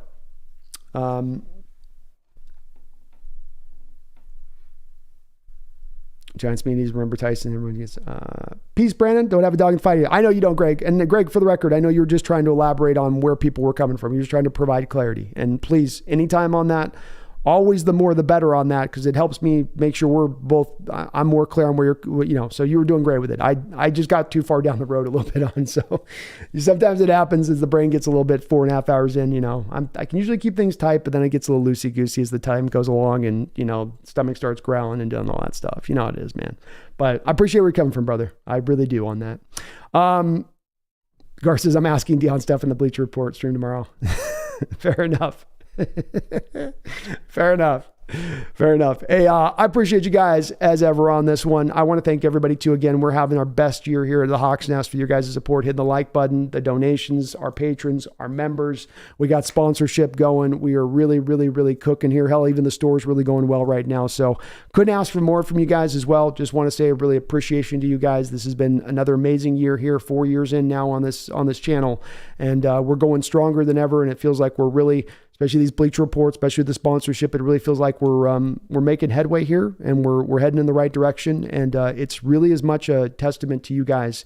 Anything of what I'm doing here, it's as much a testament to you guys in the community that you guys have helped here foster and keep as strong as it is, as smart as it is, and as fun as it is for me to be able to do this. I was going to do a 2-hour stream today.